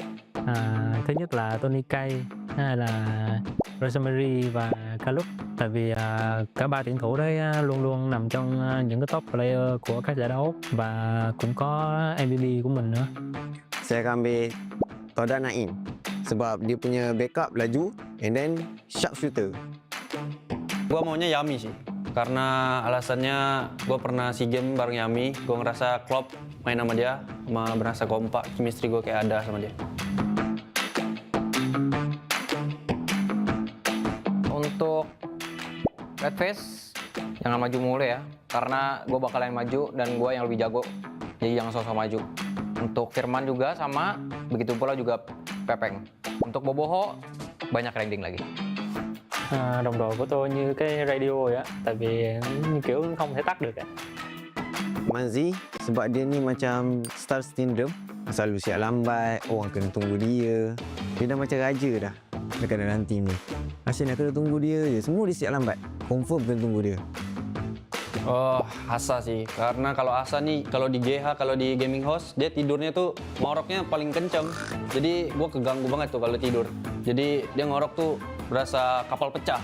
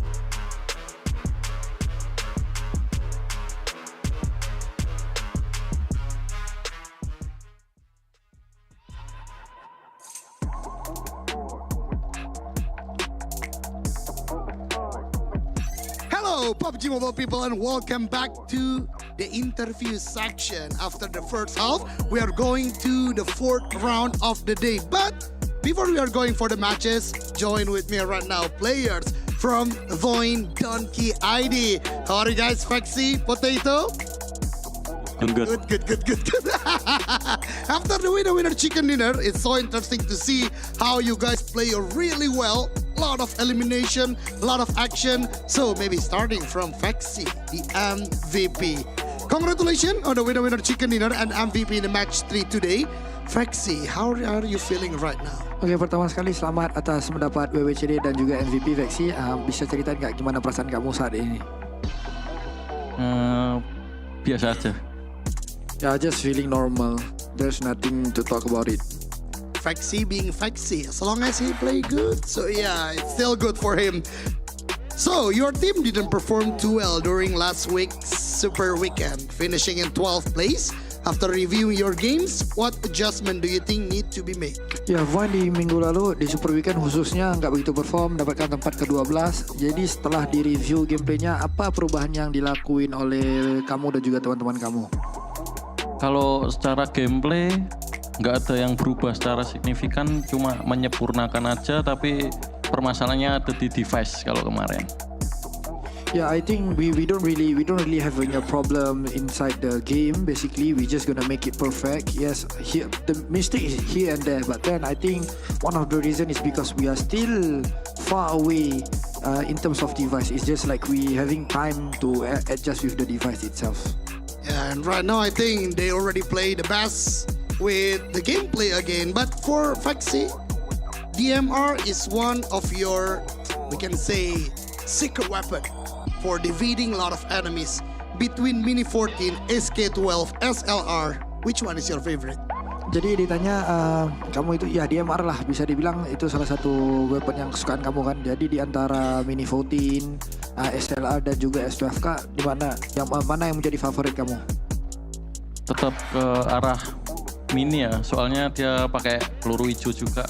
Jadi tasnya nggak terlalu berat buat bawa peluru lainnya.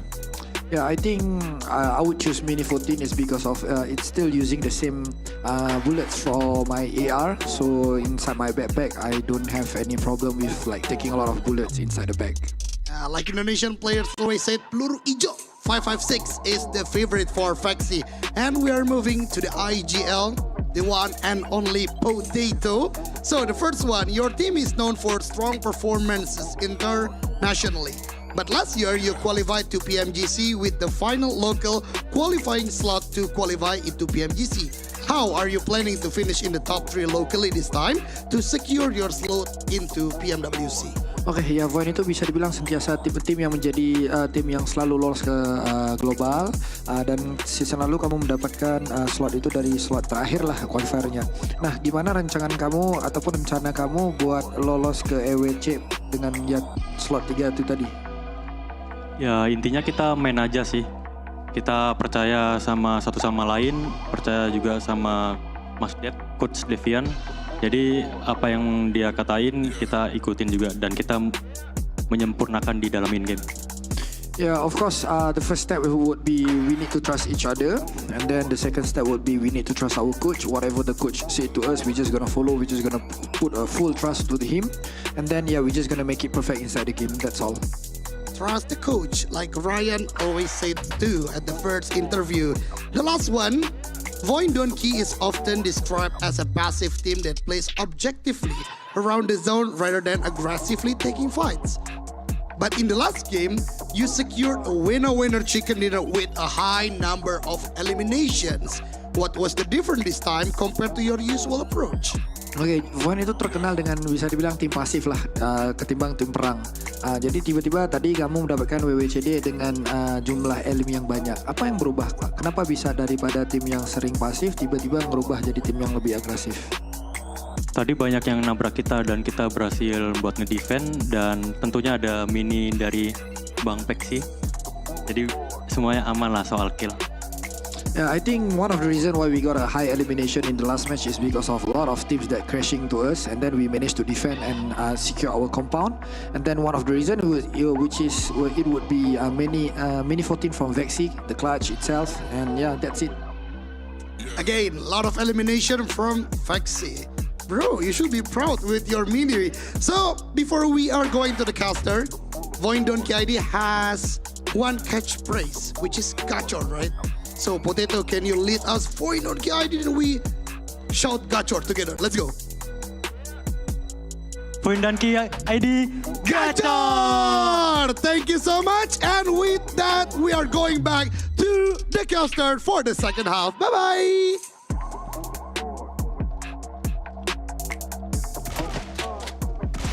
Gachor it is. Well, I mean, they definitely owning the domination across the battlefield here today. One thing that I think it's not being mentioned by a lot of people, you have to say that Potato is one of the best IGL, I personally feel, in the Indonesian scene. Well, I think it's well mentioned, especially when he brought the only C team to PMGC last year. So he's still definitely a solid IGL. Very smart. He knows how to adapt. He knows how to play it. And he knows how to stream Gacho. I was half worried when he was asked like, oh, how are they going to do the Gacho? Is he going to be like, Gacho? Okay. Nah. Luckily, they pulled that off. So I'm okay. But at the same time, you can see when it comes to his past achievement, when it was the very peak of alter ego, it was Potato during that time for IGL. I do question sometimes, do they regret letting him go? Well, clearly, VOIN, they don't regret having him, so they're very happy with that. Just like how eArena, they're happy with their performance now, top 4 fighters. But this is the quote-unquote sad award, how you always like to put it, right? But I don't think it's too sad for eArena, Xavier especially. They'll be happily up there in almost any stats now. I agree. eArena seems to be the one that really taking the lead in weekend number 2, but we gotta wait and see when it comes to the weekend later on, because they are competing against big names. Of course, like these Avias, they never dropped their performance ever. CelcomDigi Alliance now rising up the occasion. It's been quiet yesterday, today. Super loud, especially when it comes to the end of yesterday. They start to build up the momentum and boom, it's always them out of nowhere, butting into everybody else's business. I love that, by the way, third-partying all day long. But we do have one last Erangel to go, especially for Group C. Yeah, I do love the fact that we are having different varieties of teams from different regions so far. Of course, we're heading on to match number 4. The only region that has not had their flag up here is the Thai region. With the potential that they have, I mean, they're knocking on the doors for sure. So there's a potential that they might bring it back home. But like what you said, one more Erangel to go before we move on to Miramar. And then we'll forget about Erangel for now. So Miramar will be huge, of course, for the teams that have already played 9 games. Oh, and at the same time, we can see a different shift of power when it comes to firepower, of course, with Group B playing against Group C. Yesterday has been a lot of eArena getting a double chicken. I think one of the many reasons is because Group B just loves to fight, despite like how VOIN Donkey says, they want to play it a bit more safe, but the fight just keep coming at them. They're just fighting it back. But also what they are fighting for, it's going to be the Esports World Cup. You guys saw the trailer before. It's going to be millions of dollars of prize pool up there. Everybody wants to be part of the show. Esports World Cup will be only once in a year. And during July and August, it's going to be this year. That's going to be the time frame. And PUBG Mobile will be one of it. Who do you think will take away the $1 million prize pool? Wow, okay. Big questions to answer there. But of course, before we get to that, these teams here in PMSL SEA, they need to be hitting the top 3 at least, because only 3 from PMSL SEA will move on to Esports World Cup. But not only 3, but all of you out there can enjoy this amazing new phone beside us with this which is a Techno POVA 7 series, and this is the POVA 7 Ultra 5G that's also used by our amazing players as well. So do try it out if you have the opportunity. Play with the phone. And believe us, I mean, well, don't believe us because the players are already using it as part of the battleground because it will allow them to win battles with ease. Thank you so much to Techno for being together with us as part of our official sponsor of the PMSL Summer 2025. And also sharing his journey of who will be the champion this season, because I'm looking forward if there's any new contender other than the Xaviers, of course. No question asked regarding their performance. They're one of the most consistent teams throughout so many years, and they didn't have too much of major shift of players. Do you think that's the main reason why they don't have issues to, re-evaluate every single season, because it's the same players and they stick to what they know best? It's just all about polishing the edges, that's it. Yeah, that's definitely one. Believing in their lineup, they're consistent and they keep the lineup together for the most part. Yeah, some small changes here and there, but at the end of the day, they still maintain the core players in their lineup, and they managed to recruit the best of the best players in Vietnam. I mean, by now, looking at their achievement, every player in Vietnam, I believe, will want to play for the Xavier just because of their potential of going further, going far in terms of tournaments and also winning tournaments for themselves. So definitely one of the visible things that we can see is that the Xavier, they have maintained their core players from back then. Can you imagine how long Lamborghini has been with the Xavier? It was like since the beginning of time. Yeah, I'm actually looking over his past achievement and everything else just to backtrack how many years he has been without swapping too much. He's been in the PUBG Mobile since 2019. And starting off with a Reaper Killer Esport, that's a different team entirely. Starting off with the Xavier since 2021. When they won the Invitational Series and also the PMSL Vietnam 2021. So it just shows that he is one of the players that's pretty much an OG. Way long than all the other players in here. I mean, Zaxi is one of them as well. But all we have right now is just Zaxi. But for him to stay as the key player and still perform after so many seasons and years, that's a lot of work and discipline. Yeah, and he has not missed, for the most part, to the best of my memory, any major tournament. And he has been part of them. At least in recent time, he has not missed the PMGCs, he has not missed the PMWIs, whichever version that you want to put out. So it is definitely an OG there. Even like Zaxi, he has like one season lapse. Like last season, he didn't really play. But for Lamborghini, he plays every single season. And somehow he's still as consistent. Like some players, they would have been like, oh, I have burnout, falling off and all that, not able to catch up to the meta. But somehow a player like Lamborghini is just gifted, so to speak. And it plays with the least amount of vacation, I give you that. Every single season, I don't know how he composed himself. I mean, he got his own family now as well. We know him way back before he even, have a family. I mean, his own family, that you get what I mean. But at the same time, it just shows that, man, this guy I don't think he even ever take a break from PUBG Mobile, like really cool it down. Like how you mentioned Zaxi, right? He did take a break in between. And KNF too. And KF, and I'm sorry. But yeah, at the same time, he's the only one that we've seen every single season for the past few years. Since PMPL years, and then we get into PMSL. And I think I try to recall if he's even in the PMCO days when he just starting off at ground zero. I need to backtrack that all the way. Who's the most OG player across the current season right now? Yeah, he's definitely in the running, right?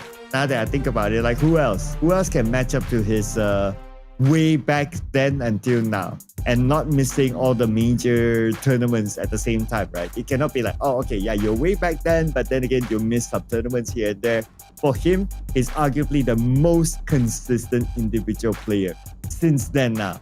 And how long more can he go? I mean, he still has a lot more years to come. Of course, mechanical skills over time will be a challenge, but he has probably found a way to even like slow down that process to allow him to be mechanically strong as the years goes by even.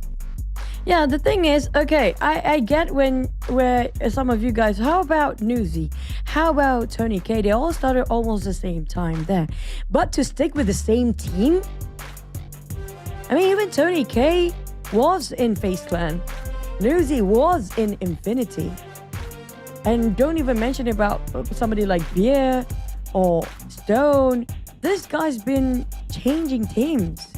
But Lamborghini is an exception there. I mean, for so many years and still going on. But you know what? We leave that for you guys to think about. Tell us in the comment who you think one of the OG players still stick with their team, because we're gonna head into a break for a bit. See you guys in a couple of minutes.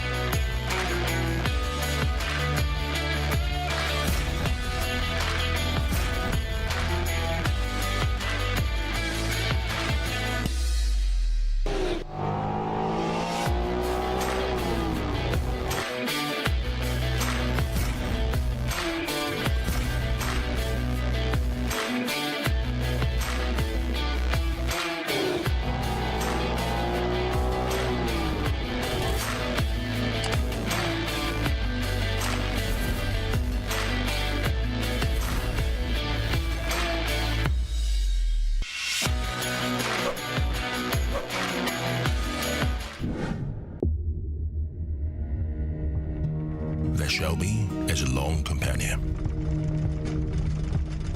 It would never betray, never turn back.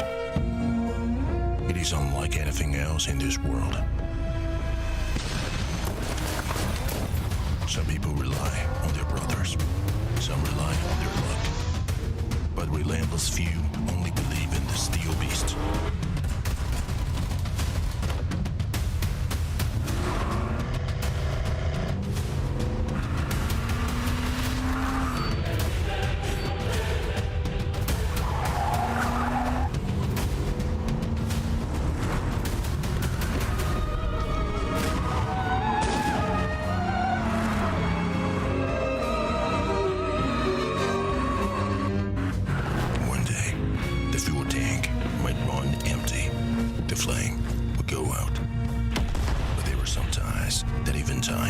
Erase.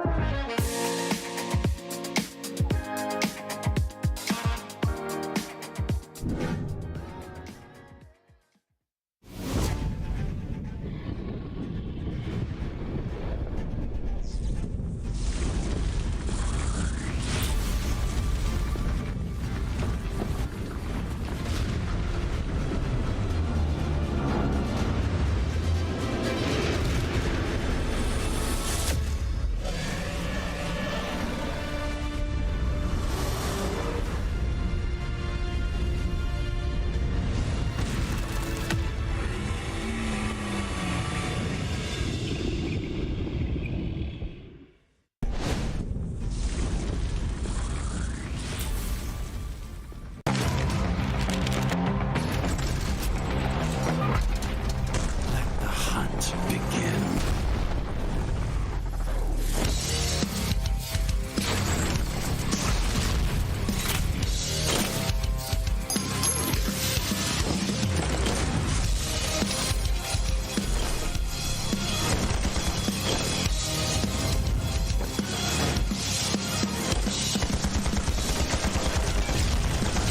You did great.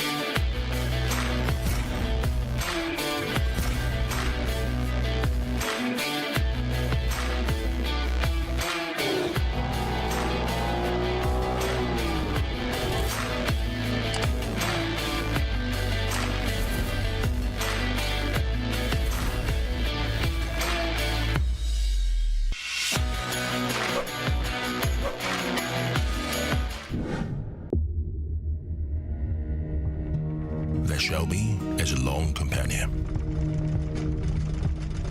It will never betray, never turn back. It is unlike anything else in this world. Some people rely on their brothers, some rely on their luck. But relentless few only believe in the steel beast.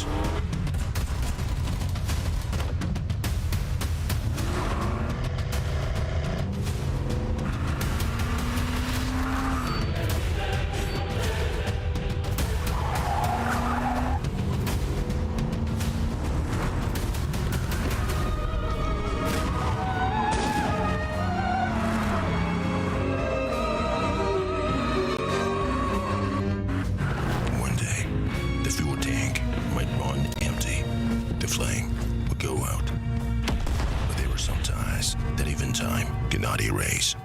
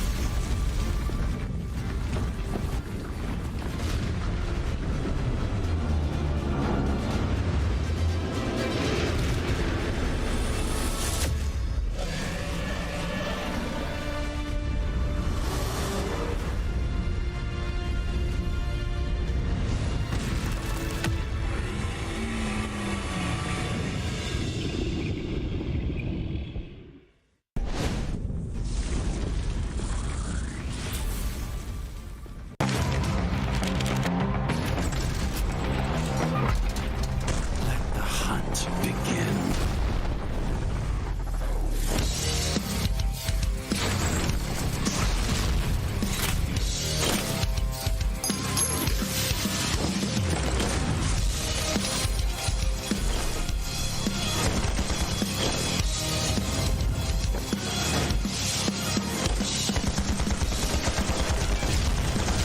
You did great.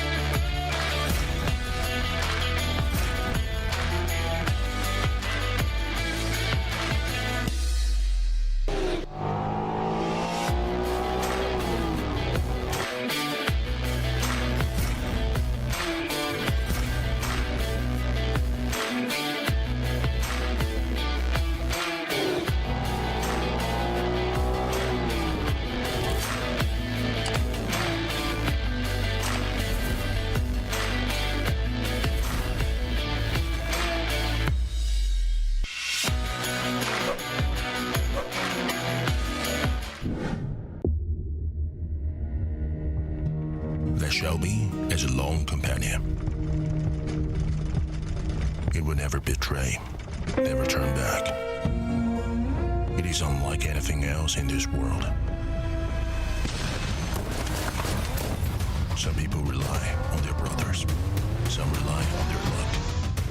But relentless few only believe in the steel beast.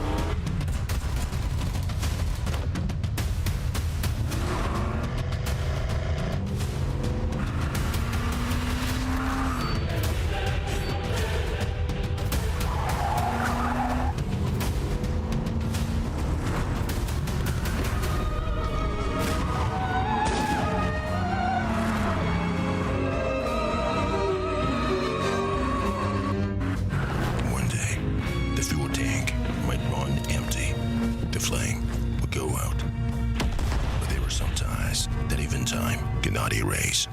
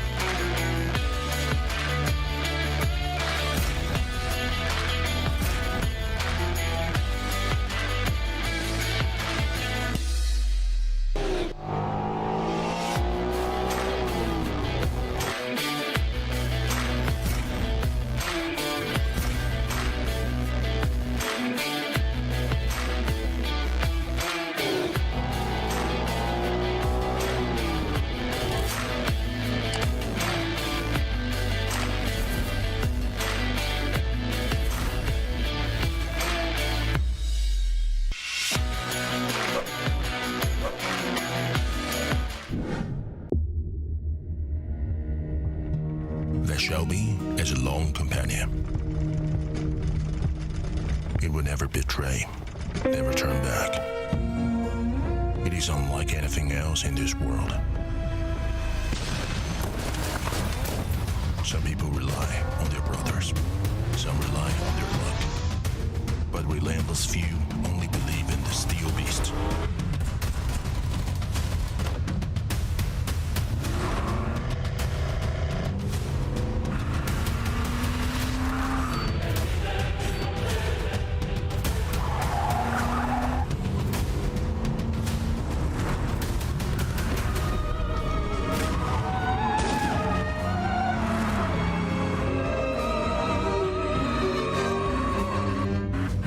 One day, the fuel tank might run empty.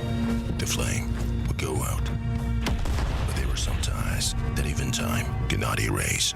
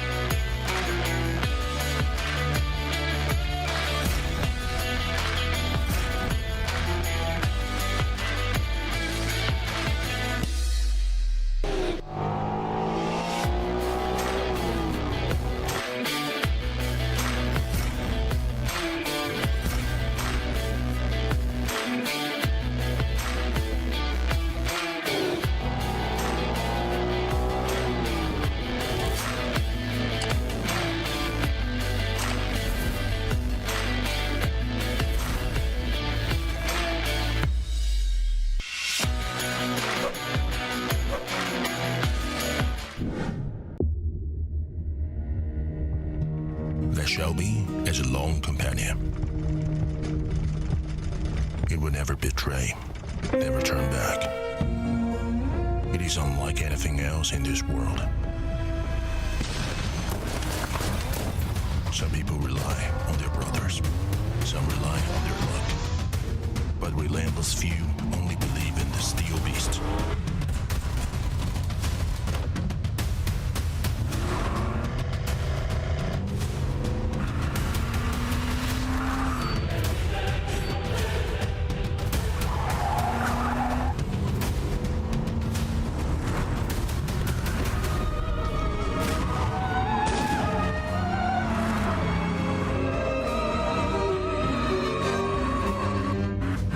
One day, the fuel tank might run empty. The flame would go out. But there were some ties that even time cannot erase.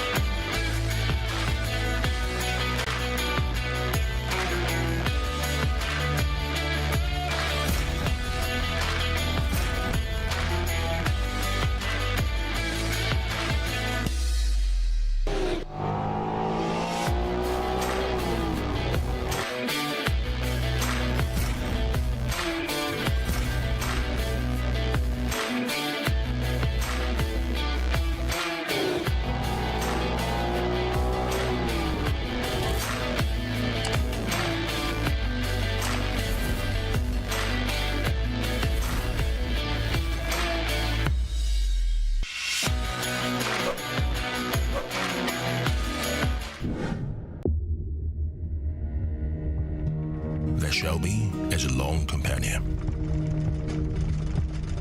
It will never betray, never turn back. It is unlike anything else in this world.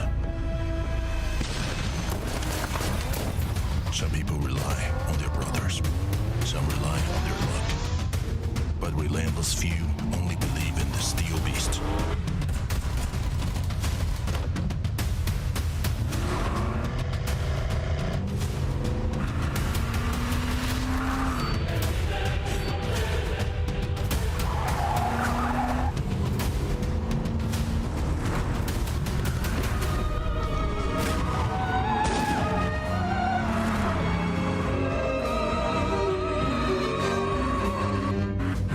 One day, the fuel tank might run empty. The flame would go out. But there were some ties that even time cannot erase.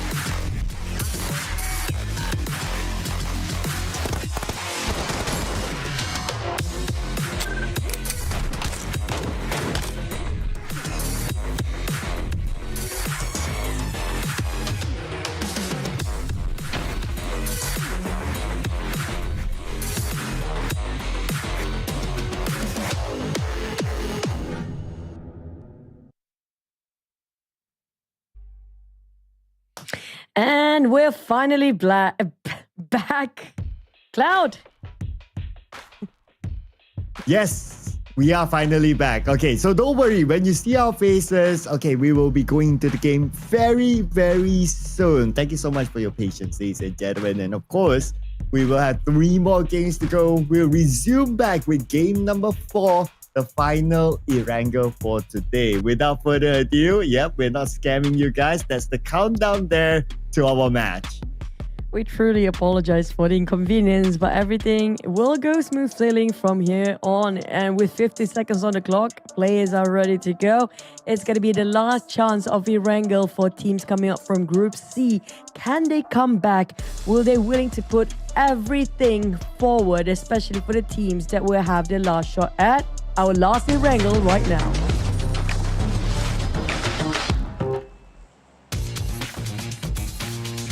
And the last Erangel for day number 2 of week number 2, ladies and gentlemen, we're going to observe first the flight path. And I do see Dikaka Mountain, so it's probably going to come from the left side. Yeah, I see Quarry there. So it looks like it's heading towards the northern side. Okay, so now, of course, we're going to put a little bit more attention to the teams who have played 9 games but still don't have enough points.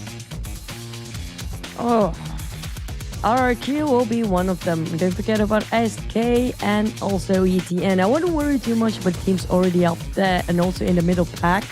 But one thing I knew for sure, coming up from Group C, they want to finish up strong for this week because 60 points, as always, is going to be the benchmark. And some of them did not even land nearby, even in the 50s. So even if you're not the most bottom of the normal, it doesn't mean you are safe yet. Hot drops, anybody?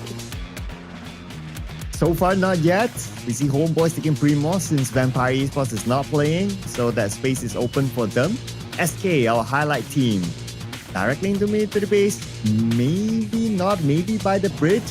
But if they stop by the bridge, then, well, Sem9 is closest to them. Happen to be the circle on the left side where Gakai is at. So, it's a very similar circle. The last one. Yeah, it looks like a familiar circle. Yeah, it looks like one. But at least this time we have a little bit more spread. Maybe I spoke too soon. Outer Ego FaZe Clan. Here we go. Yeah, it's going to be around the Medusa intersection here. We're going to have our first contact made. Makar has managed to land a VSS, but unfortunately there's nothing in there. And it's a knife away at that point. At the same time, you know what? That's going to be the first blood by Daybot of Alter Ego. But it's also another surprise. Not just that, it's back to Casters. Our face once more. Yes, we are back, people. So we had a little bit of a preview, at least based on the flight path, based on this round. The teams had a bit of a preview of where we might meet with someone else if we restart the game. That's kind of true. I mean, that's going to be a good point for the teams like, especially FaZe Clan. We got stabbed by Alter Ego and vice versa. So plan B, I guess it is second chance being offered. It's not every day you get that. Yeah, so you have a second lifeline. Although these two teams is like, okay, today's their first day, it's still all right, and they're kind of like on track as well, so it's okay. But, you know, you don't want to let that one round go, so there'll be a chance for them to switch their drop spots, change their wherever they want to land. But of course, that's sometimes dictated by how the flight path is. True. If this is the same flight path, the same circle, a high chance we're gonna have a different spot for Alter Ego and FaZe Clan. But if it's gonna be totally a different one for today, Cloud, we did mention about the circles today has not been kind for the players coming out from B group. Maybe because they know these B group players are heavy hitters. And I feel sorry for C group to have to go through not just the heavy hitters, but a remarkably extremely excruciating circle almost the entire day here today. And maybe that's why when they saw like, oh, it's a Kaka circle. It's too nice. I'll give them a nice circle. We have to like change again. Okay, wherever the circle is, another mate to the base, we don't mind. You know, things will be hard and fast, and I'm sure you like a lot of action as well when it comes to mate to the base, except for the players. The players, they don't like it. So when they see Kaka, easy circle. It's okay. We'll give you a different circle this time. Mate to the base, let's go. We already had military base early on, but at the same time, Pachinki, I wouldn't mind. We saw Pachinki in day 1 of week 2. It was actually quite fun. I thought it's going to be a bit more quiet, but it shows that these guys have been growing so much across the years. They don't want to sit quietly as sitting ducks anymore. They want to change the norm of thinking, hey, if it's urban warfare, we have to get it going anyhow. We don't want to sit it quietly anymore. I'm not infected by the Contra virus yet. Nope.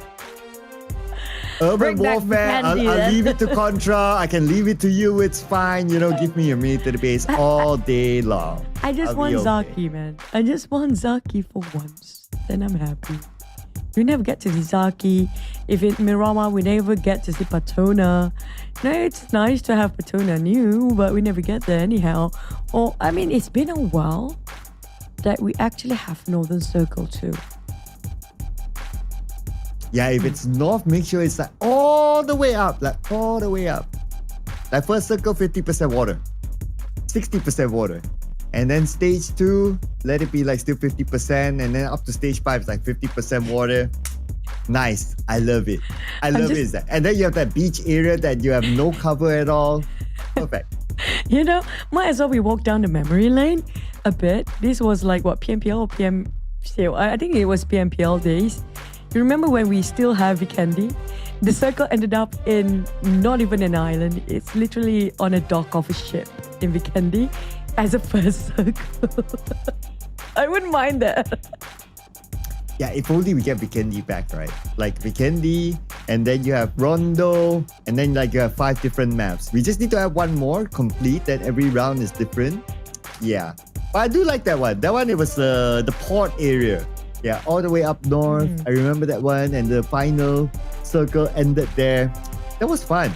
I'm thinking about if I don't think Livik is big enough to have like 64 players in there. If we want to make 6 maps, so. No, it's a small map. Unfortunately, the lobby doesn't have enough space. Yeah. Well, I mean, I'm looking for if they can come up with a new map that. Right now we have, I think Vikendi, if we bring it back, it's the middle map, right? The same like Erangel. We probably need another size like Sunhawk for that to happen. Yeah, because Rondo is huge, right? So you already have like that mega huge map, which is bigger than, well, at least more landmass than Miramar. Then you get another Sunhawk-ish map. Perfect. One round, one map. That will be super duper fun. And if that happens, you know what, for our viewers as well, if whenever you come in to watch, like if you watch in between, you don't need to wonder, oh, which round is this? Oh, okay, it's this map, so it's this round. It's like right off the back, right? And that's kind of true. And also, if you can pick a season, because we do know every map has its own season. Like Vikendi is more snowy side. Sunhawk is very rainforestry. And then we have Erangel, which pretty much like a normal sunny but green kind of map. And then we have the desert, like the Miramar, and then we have Rondo, who which map is like a mix of a very advanced modern tech with very oriental classic. If there's one more map that's like Sunhawk size, what kind of map do you think in your vision you might see that? What kind of season we don't have yet? Typhoon. We kind of have 4 with Rondo. I guess depends on where you go. So, so it's like what? Summer, autumn? Autumn. Yeah, I think we don't have autumn. Yeah. Let's create an autumn map. Oh yeah, that would be kind of cool. With maple trees, right? Well, yeah, maple tree is actually a good. Do we have autumn in Rondo? It feels like more of a fall. So I would say that autumn is probably open. Let's go with autumn. Fall and I thought fall and autumn is the same, no? No. But it's more towards slightly winter-ish, I guess. But I would love a full autumn map. And if it can give a bit of a background, I would love a background that... What's the best? What's like a Canadian kind of background, you know? I wouldn't mind that. Wow. What's a Canadian kind of background? You know, there's like maple trees, colorful trees. We don't have that much colorful trees. Like when it's autumn season, right? You have like red trees, and then probably the buildings would be like a bit more westernized sort of building. It wouldn't be too wrong too, because we have a lot of oriental parts on the side of Rondo already. We haven't have like really westernized towns in any of the maps.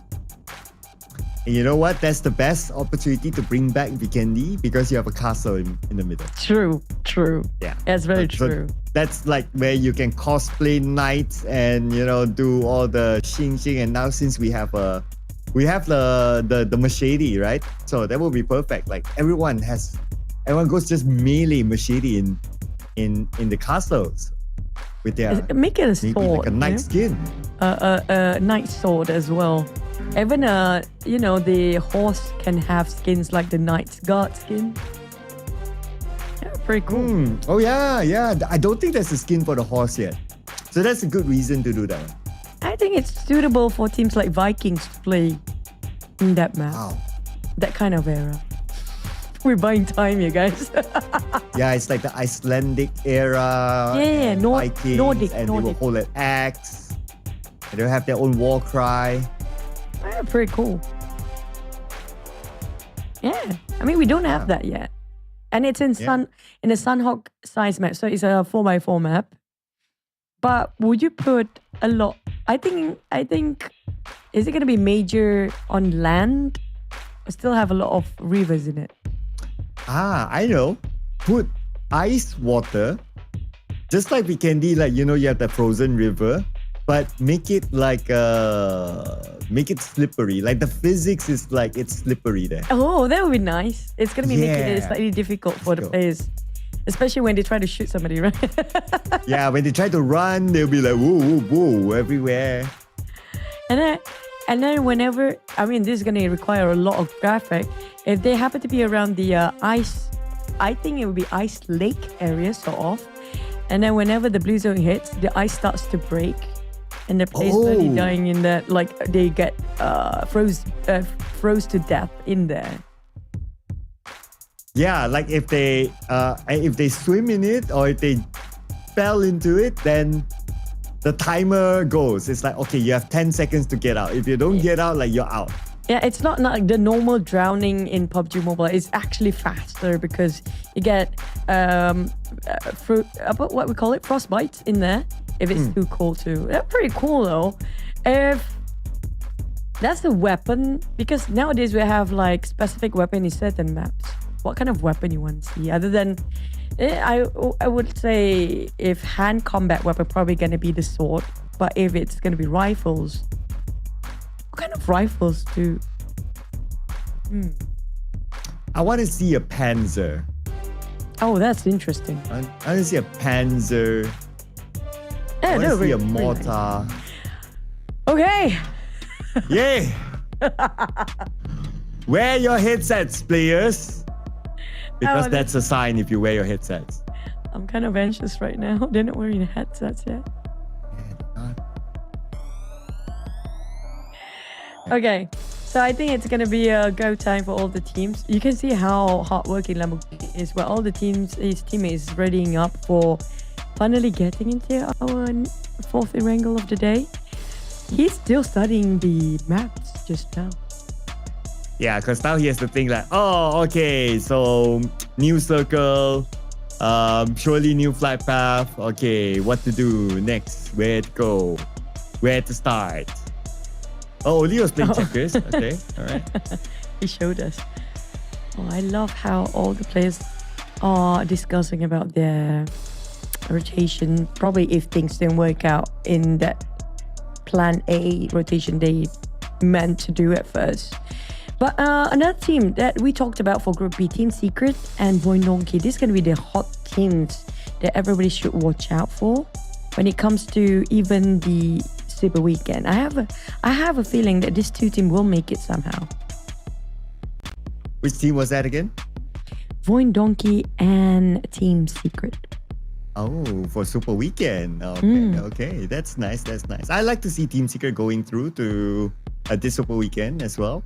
Of course, because they have experienced players on paper, they should be able to make at least the Super Weekend, and then we'll talk about the Grand Finals later on. Of course, the first mission is to go to Super Weekend.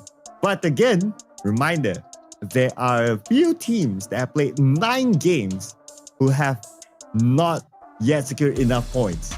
3 more rounds to go for those teams, ladies and gentlemen, as we head back onto none other than the OG map, eArena.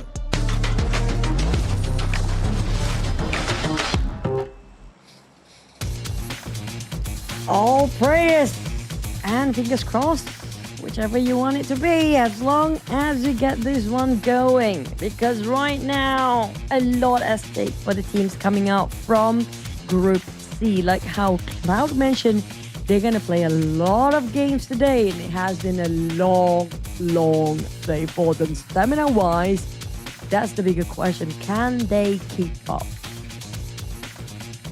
Well, if they can't keep up to 7 games, then the smash rule might be very difficult for them because you can go up to 8 games. But I'm looking at FaZe Clan Alter Ego. Okay, no round 2 for them. Okay, they're not gonna meet. Okay, so Alter Ego drops at Lipovka. FaZe Clan is going to Milta Power, so that's fine. But remember, we did see a 3-way fight in Yasnaya before this, but this time they're going to break up. SK, they're going to go all the way to Starper. Very safe start for them. Yeah, at least the flight path is slightly different as well, so there's going to be a high chance of the teams dropping very differently compared to a glimpse of the start that we saw just now. But for the others, I'm looking at any hot drops between the team in the center of the map. We're still waiting for the first circle to pop. And it's still going to be Gaka Field. At least the circle is very similar than the last we saw. Okay, redo the map. We cannot have Gaka. No, don't. I'm so scared when you say that. No. Okay. Come on, Gaka. Okay. We'll roll with Gaka. Any teams meeting each other very early? So far, not. Even those teams dropping the Gaka, we have New Era here.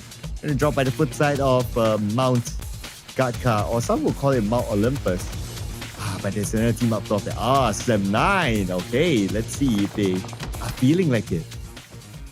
On the side of ETN, the teams that we talked about, one of the teams in jeopardy when it comes to getting their slot in the Super Weekend, and right now they are in the 20s. Now, if we look at the gap between the teams that are playing here today, be mindful that some teams are not playing. They are from Group A. So there's a huge gap between the third place, CelcomDigi Alliance, even with the first place. That's a huge gap in between. Yeah, but as long as they're able to make it into Super Weekend, that's okay. That's okay. Unless eArena with the remaining 3 games, they want to flex it out by breaking the record held by CelcomDigi Alliance of 141 points. Well, they're still on track with it. They can use that as a flex. But the thing about CelcomDigi Alliance, when they hit like 141, they're number 1. Super Weekend wasn't their best. So then it comes to the theory of like, you're the number 1 team. Like, we're trying to learn from you. We're trying to target you. We're trying to overcome you. So sometimes it can be good. Sometimes not so to be the number 1 team. I agree regarding about the teams in the top 2 won't be an issue for them. But when the gap is huge between even the top 3, the first and the third place, it means the third place downwards, the gap will be very minute for the teams that try to compete as the top 16. So even if you are in the top 5 and the points is still around 60s, anybody can catch you up and also push you down. So that's also an opportunity for the teams that still have a game tomorrow, like Group A, to catch up to the points if they didn't make it through for their first day. Yeah, they're definitely looking at the points very closely for Group A. As long as there's games, even though like, you only have like a handful of points and you're in Group A, well, you still have 6 games to go tomorrow and you're able to like just look at all these teams, especially for Group B, how they play, where they drop, the timings and all that, and try to overcome them tomorrow. But for Group C, of course, that's the highlight for today. RRQ, 70 points. Number 20, definitely not the spot to be in. Even ETN, even New Era, 25, 23 points. SK, 28 points. They are climbing up, but 28 points won't be enough. So 3 more games. Let's see if they can continue the momentum and strike more. Yeah, they have to get average of around 10 to 12 points in each of the map. And the best way to get that, it's going to be tough with how they actually play the game right now to secure with eliminations. But it's best to secure like 6 eliminations and 6 points for positioning. I think that's going to be the more realistic way for them to actually view how they will get into the Super Weekend this week. But it's all down whether they got lucky or not as well. I mean, the 5% luck is still in there depending on the flight path, depending on the circle, whether they drop nearby the team that's aggressive, trying to go for the hunt or not based on the flight path, especially in the first few rounds. Yeah, lucky for New Era, Sem9 wasn't too aggressive with them since they dropped. They grabbed vehicles. They want to focus on the loot first. So New Era, they got away with that. So that's okay. But of course, the same could be done by New Era if they want to go all in onto Sem9. But being a team that is only at 25 points and they have 3 more games to go. So not the spot for New Era to really dictate on how aggressive they want to be. They might want to look for other opportunities which can be presented to them. Now another team that has been a highlight since the Super Weekend, the BTR. Now with Ryan coming in, making his debut here today, how much of an impact do you think Ryan has been giving BTR? To be honest, I feel like it looks okay for now, but we do see more Federales than Ryan so far. And I feel like they still try to sync up when it comes to chemistry and their direction. But wait for a second. eArena now taking on Vikings again. Twice in a row right now. It feels like they're hunting down Vikings multiple times, knowing the fact that they can actually win this one. But they might actually overestimate the Vikings for once here. As WTT and Duck will be taken down and left with only Superman. But Sakura still bleeding as well. They still win anyway. 4 games in a row, 0 points. You don't always get to see that. Not even a single point for the Vikings. Okay, I know that they still have tomorrow, but 0 points, 4 games. That's hard. Multiple times for today, they have been one of the teams that the first one to go out. I mean, not even position rankings. Not even a single elimination out of that.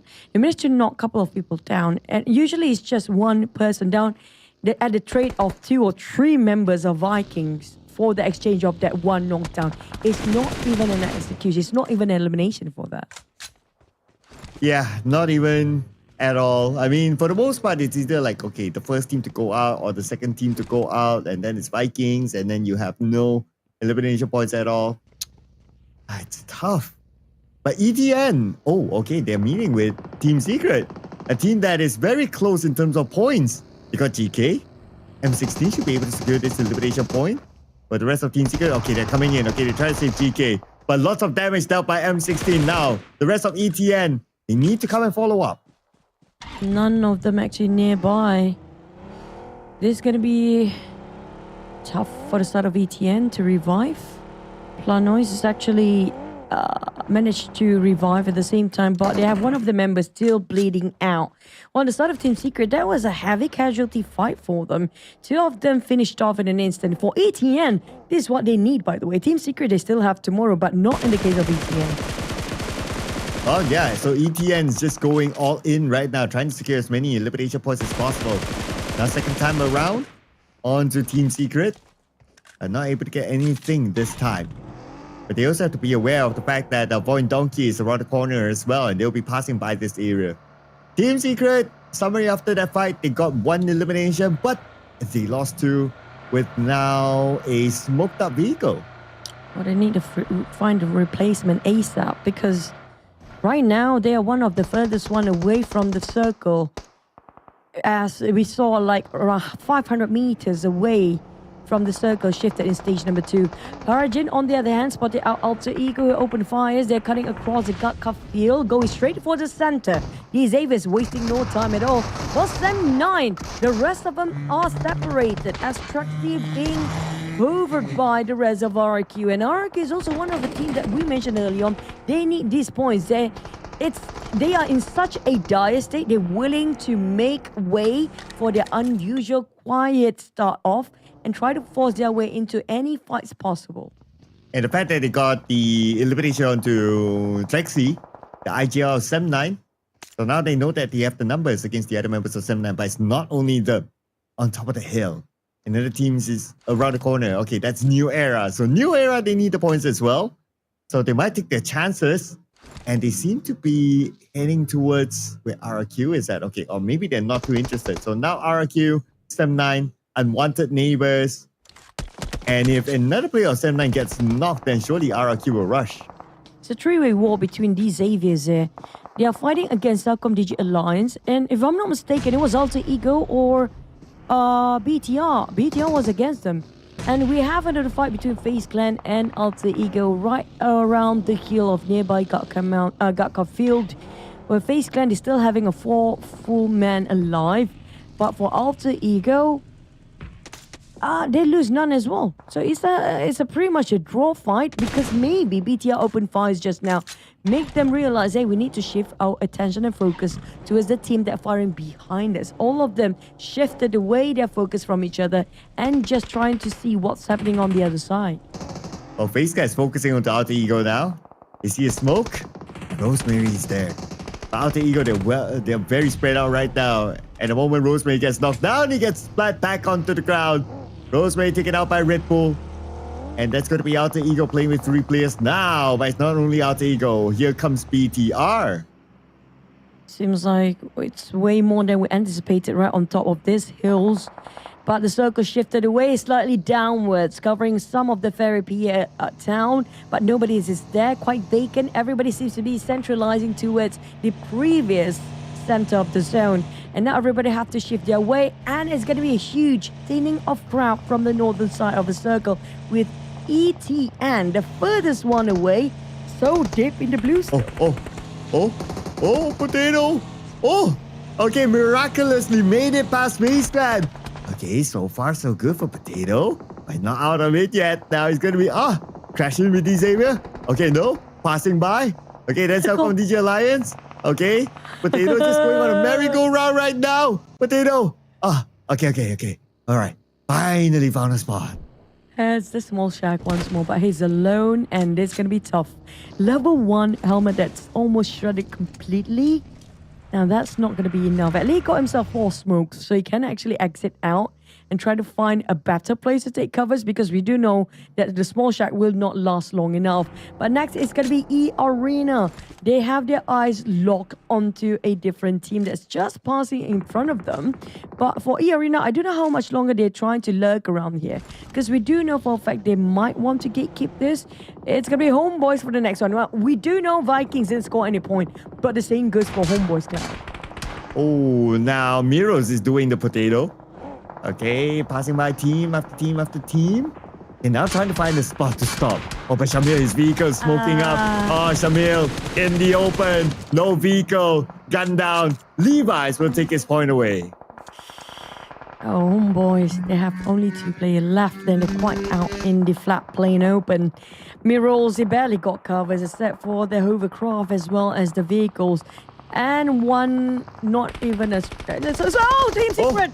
Trying, didn't even show any mercy, didn't waste any time at all. HOMEBOIS and Vikings. Another 0 round for HOMEBOIS. You're not going to see this very often. 2 teams, still 0 after 4 games. This is crazy for Vikings and HOMEBOIS. I don't know what else to say.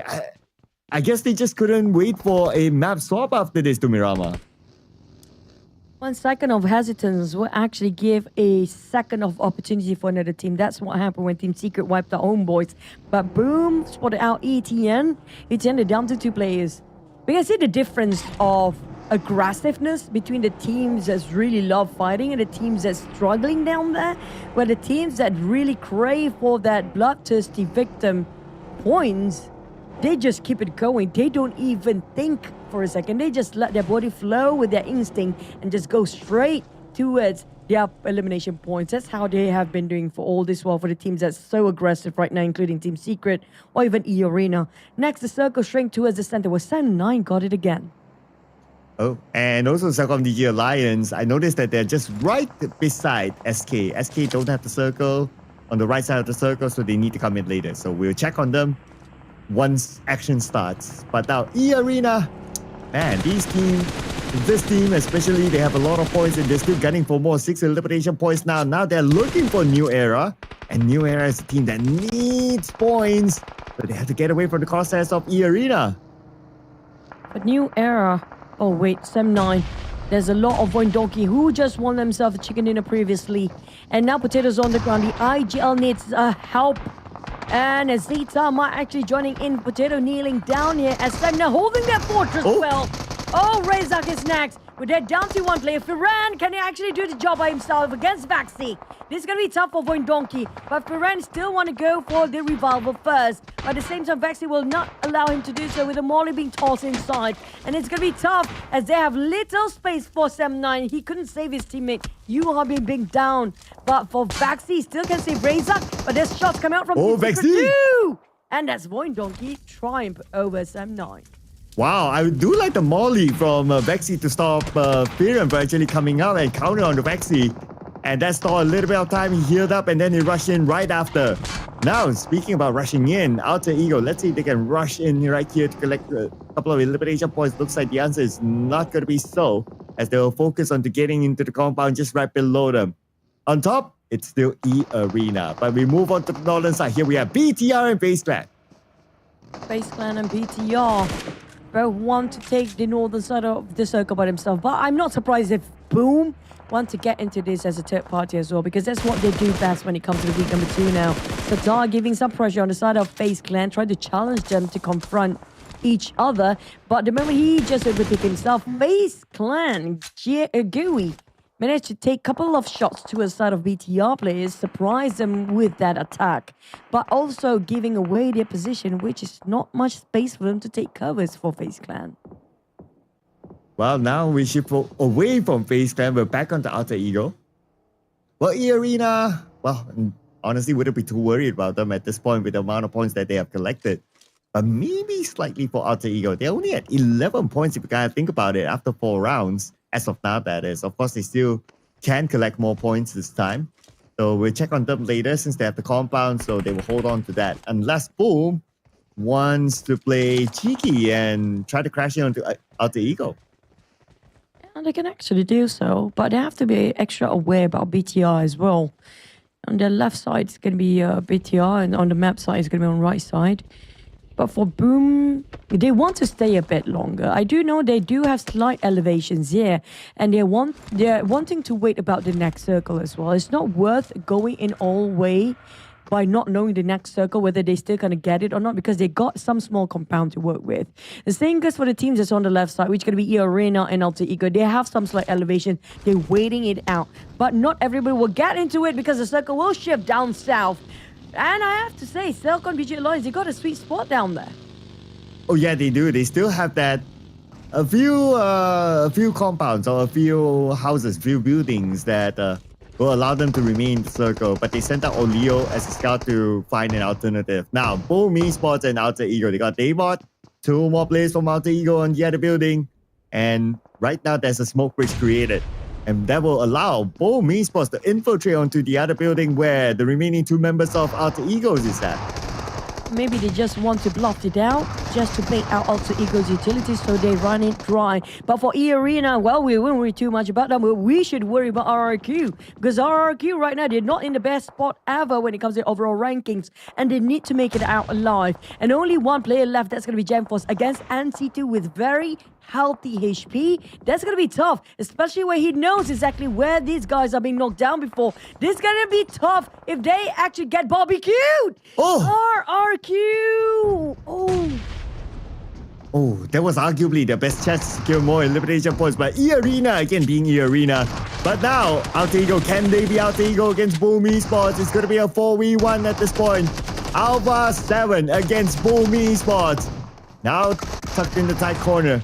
And it's going to be Boom eSports all over him. And that is it for Alter Ego. This round, 1 point collected. Better than none.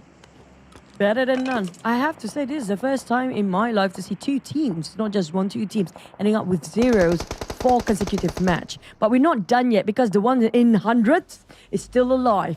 And BTR, they try to keep the boat afloat. They've just managed to wipe out Sem9 before. There's multiple death boxes laying around. So they try to loot up and try to take advantage of it. But for eArena, they're not stopping. Despite only have 2 players, look at their scores. 8 eliminations, and they don't have a care in the world right now. All they want to do is hunting every single player down. Yeah, they still want to try to break CelcomDigi Alliance record of last week's group stage. Well, 1 player down, that's NC2, Turning K now, the star man of eArena. going up against Boom Esports on the lower ground. The geographical location does not favor him.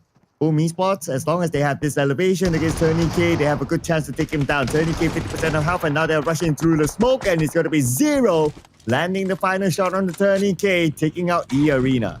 Thank you so much, Boom, for shutting down that monster, because right now we have to give opportunity for all the teams, especially teams like BTR, New Era, ETN, and SK as well, to climb up the rankings. And they are the ones that have lesser games to play, especially NWE, ETN, and SK right now. Lucky enough, they're still alive. That's good news. But it's not great since they don't really have the center for ETN, including SK, who's still struggling against Boom. And Boom might actually be gatekept by D Xaviers. That pink number 4 there, it's one of the players of D Xaviers. And they try to just make sure their backside is clear and there's nobody else behind them. But we can see New Era start to make a move against D Xaviers, the way the direction they are going for. Oh, and look at the circle. It favors BTR. They wouldn't mind a good run. But that means that circle does not favor Boom. So Boom now in a fight, in this kerfuffle.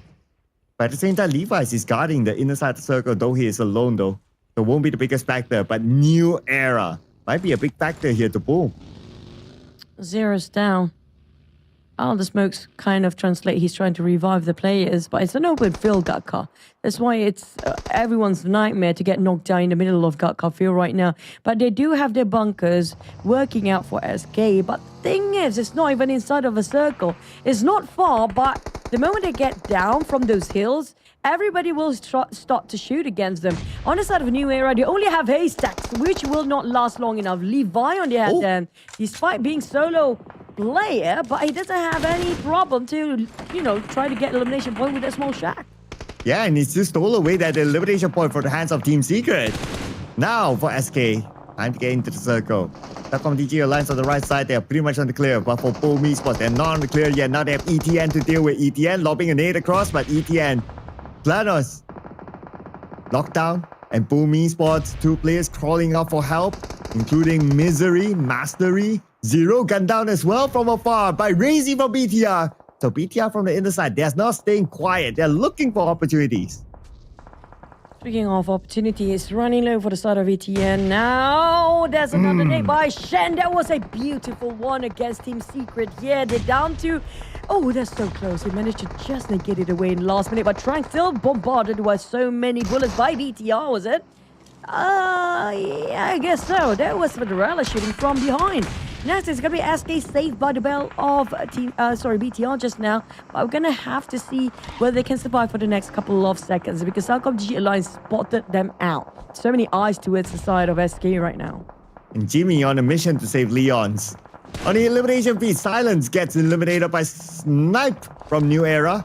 Olio gets Doki. Leons get gunned down by Sata. ETN, while all that was happening, eliminated number 7 for elimination points. And right now, we're back onto Boom Esports. They are still in the game after all that. And somebody needs to save Palmbet. While we're talking about them, don't forget, CelcomDigi Alliance also scored a 7 elimination, same goes for Boom.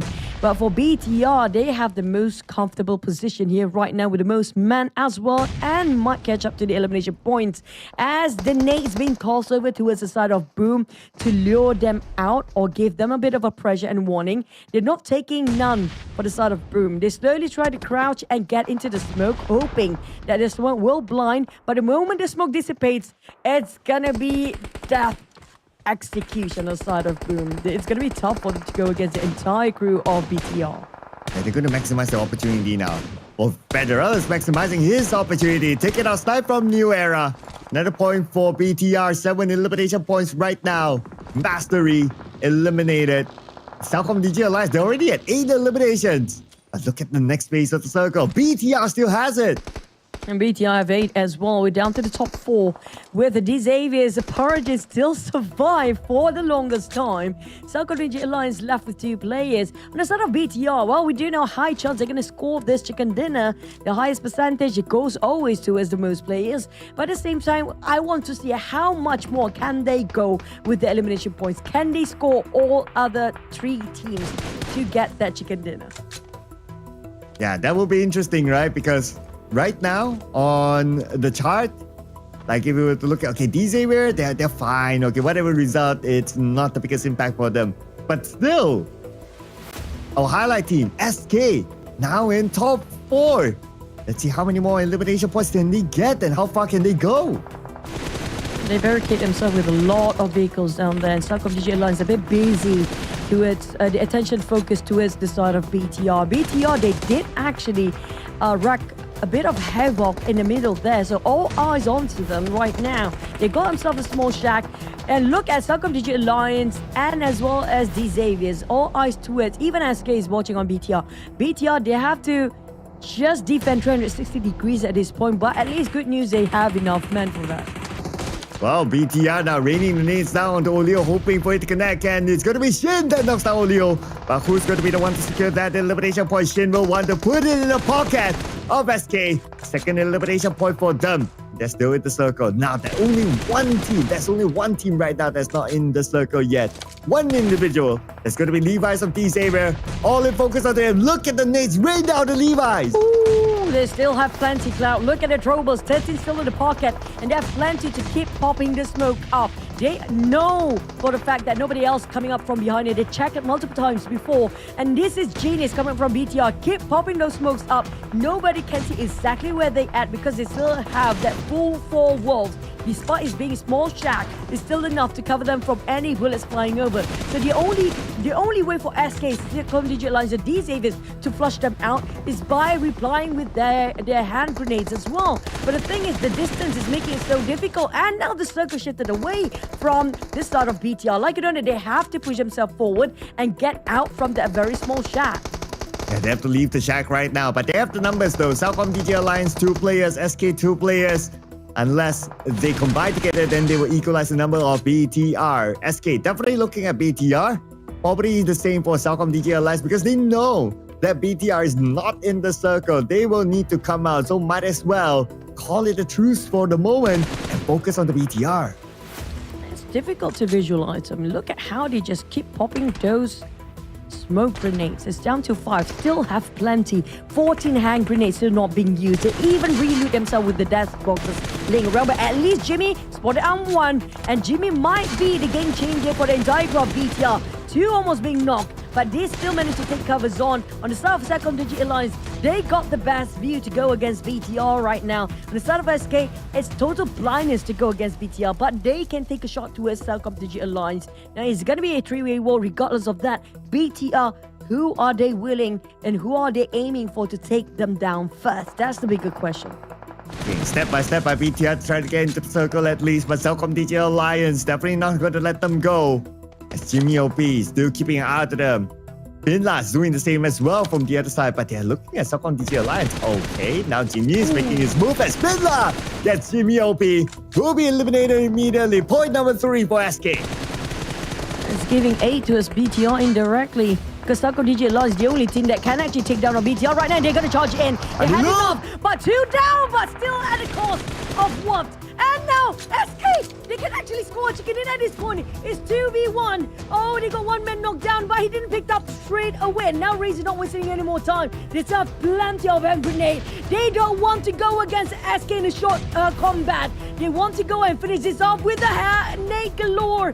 But Shin still can't pick up his member. Can they heal up? Not there. That's not the best place. Oh, there's nice! Razor been tossing the same spot. They still take that spot as covers. Why? Oh, but where is Shin gonna go right now with the blue right behind him? If it moves forward, oh, looks like Shin might deny away the point. And he will deny away the point from the hands of BTR. BTR finally scores the chicken dinner. Props to BTR, but that wasn't an easy one. That wasn't easy at all, Cloud. CelcomDigi Alliance got a clear view on BTR. They know the real threat when they see one. SK, we're going to deal with them later. They know CelcomDigi Alliance got a clear view, so they dealt with CelcomDigi Alliance in an instant. That took a lot of courage to go charge right there to put the whole team at jeopardy. But for SK, why did he go and take cover to the front? Because that's where the nade being tossed around, and that's how he managed to evade from the explosion. If he actually go from the back point, it actually make more sense to me. But maybe it's just an instinct and a split second that they have to make a judgment call anyway. Yeah, I mean, I would say it's also a split-second decision, right? Like, for our view, we get to see where the nades are flying, but from their view, they don't. They only get to hear the audio cue when it lands, or yeah, when it's close enough to them if they're able to see it, right? So they have to just make the best decision possible of not staying at the same place, and that's why he tried to go front, move back. As long as it doesn't stay the same place, because if it stays the same place, it's kind of obvious there. But then again, sometimes it's really down to like, you know what? It just happened to land, and that just kind of happened.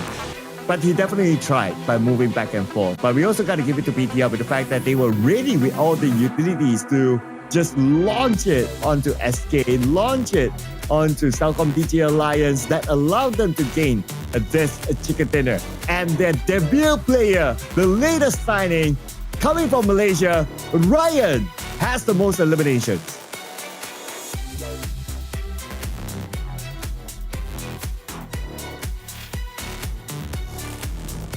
Okay, and with that, but then Sata, he does have the most damage. So we need to check out later on who exactly will be the MVP. But that's a lot of eliminations in total for BTR. Let's check out the highlights while we're at it.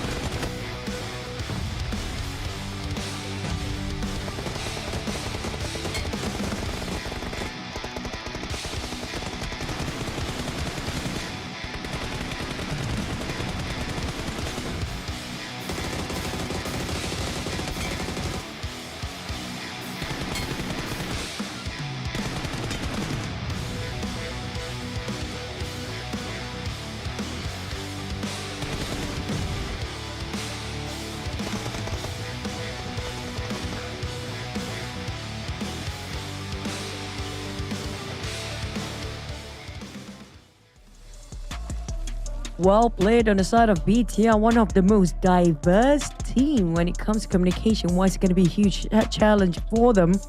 But nonetheless, we can see they are performing better and better every single time. And I agree with the Ryan debut. I feel like they do have a bit more firepower this time, but at the same time we can see they still try to build up the chemistry, and it's slowly building up in a good way.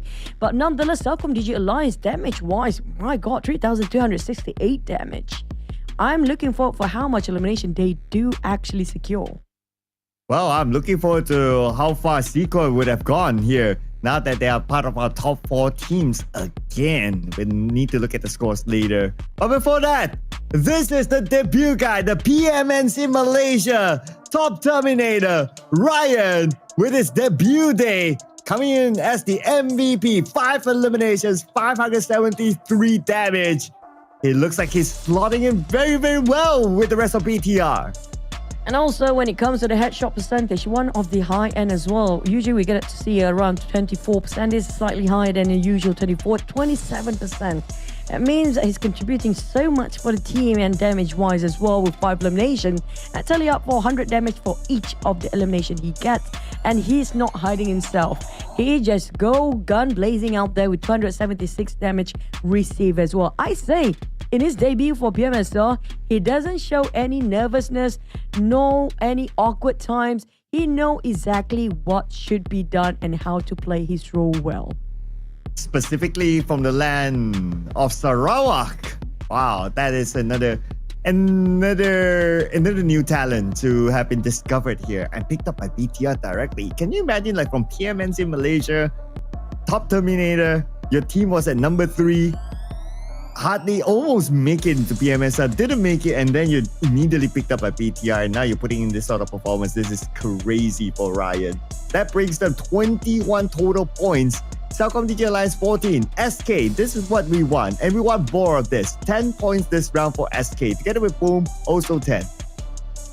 I wish they pulled this one back a bit earlier for SK, because it is the side of SK that we've been waiting for the entire week. And for the side of BTR, I mean, I'm loving this. I think we can expect and anticipate they're going to be more fierce in the next few rounds. But this is where there's going to be a lot to talk about. HOMEBOIS and VKE. Vikings and HOMEBOIS be the first team to have 4 maps in a row in the same day, having no points at all. I mean, if they end with a 0 the entire day, that will be record-breaking. Hopefully that doesn't happen with 2 more rounds to go. And of course, we're going to switch up the maps to Miramar after this. But looking at the overall rankings, Boom eSports, no chicken dinner, no problem for them. They're at 63 points and they have 2 more games to go. So they're pretty okay up there. But on page number 2, okay, this is where we start to look at like ETN, New Era, by the edge of it, 28 points apiece. As for SK, okay, 38 points now. 2 more games. Can SK actually do the dream? And also, keep an eye out towards BTR. We have a new contender when it comes to the team that have least amount of games that's played by them. Already start to push themselves slowly up to this first page. They already overtook Team Secret. And VOIN, the only one in the top 6. They are at 6th place with the least amount of games being played. And Arik is the only one with the most games played, but still on the 3rd page. So that's going to be a lot of shift later on today. And here we have the top damage, the gunslinger, CelcomDigi Alliance, BTR, eArena, and also SK. eArena, well, they're still going around gunning people, even though they have a lot of points right now, and they're very comfortable to see the Super Weekend. But of course, our highlight team among all these teams is SK. Now that we're switching up the map, so I wonder how much that will affect SK. 2 more games for them. And I love the fact all different regions coming up for this time for the top 4.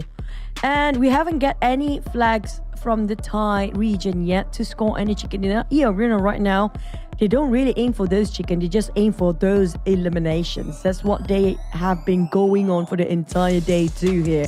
So their objective is very different from yesterday, because we're going to head over to Miramar, very dry land after this.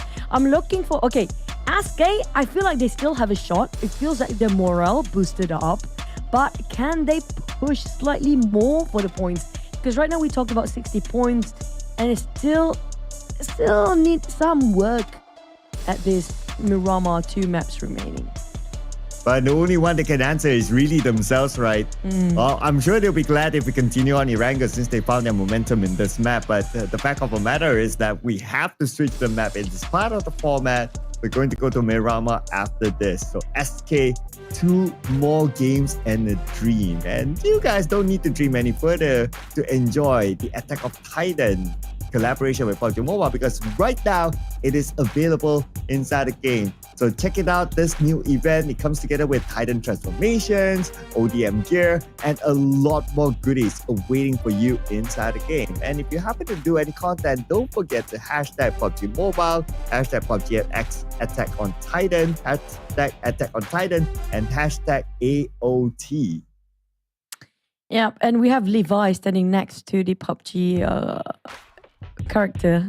I don't know if it's something to do with the same D-Save as Levi or not, but we do know there's going to be a rare collaboration again. Shall be American collaboration where you can have the American muscle vehicle, which we don't get to see too often around Southeast Asia region. If you can see one, do take a picture in the real life ones, because the Shelby GT500 and and 427 Cobra will be at a limited amount of time. It will only be available until the July 6th. So make sure you guys don't miss this one out.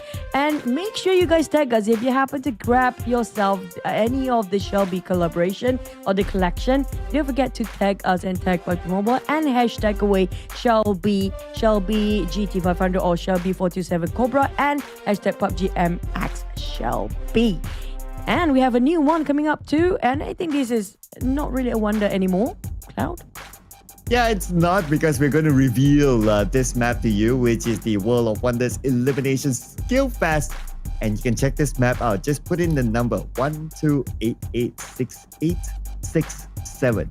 12886867, and you can try it out, this new World of Wonders Elimination Skill Fest. And if you do any content, again, don't forget to hashtag PUBG Mobile, hashtag PUBGM380, hashtag PUBGMWOW, wow, hashtag PUBGMWOW380. Now 4 hashtags for you to get noticed here, and who knows, you might be featured on the official social medias of PUBG Mobile in the future.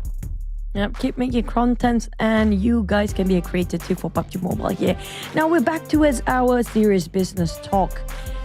Okay, we're gonna go from the teams at the very bottom first, especially the teams that are already done with all the Erangles and Sunhawk maps so far, except for the Miramar. It is still doable for RRQ.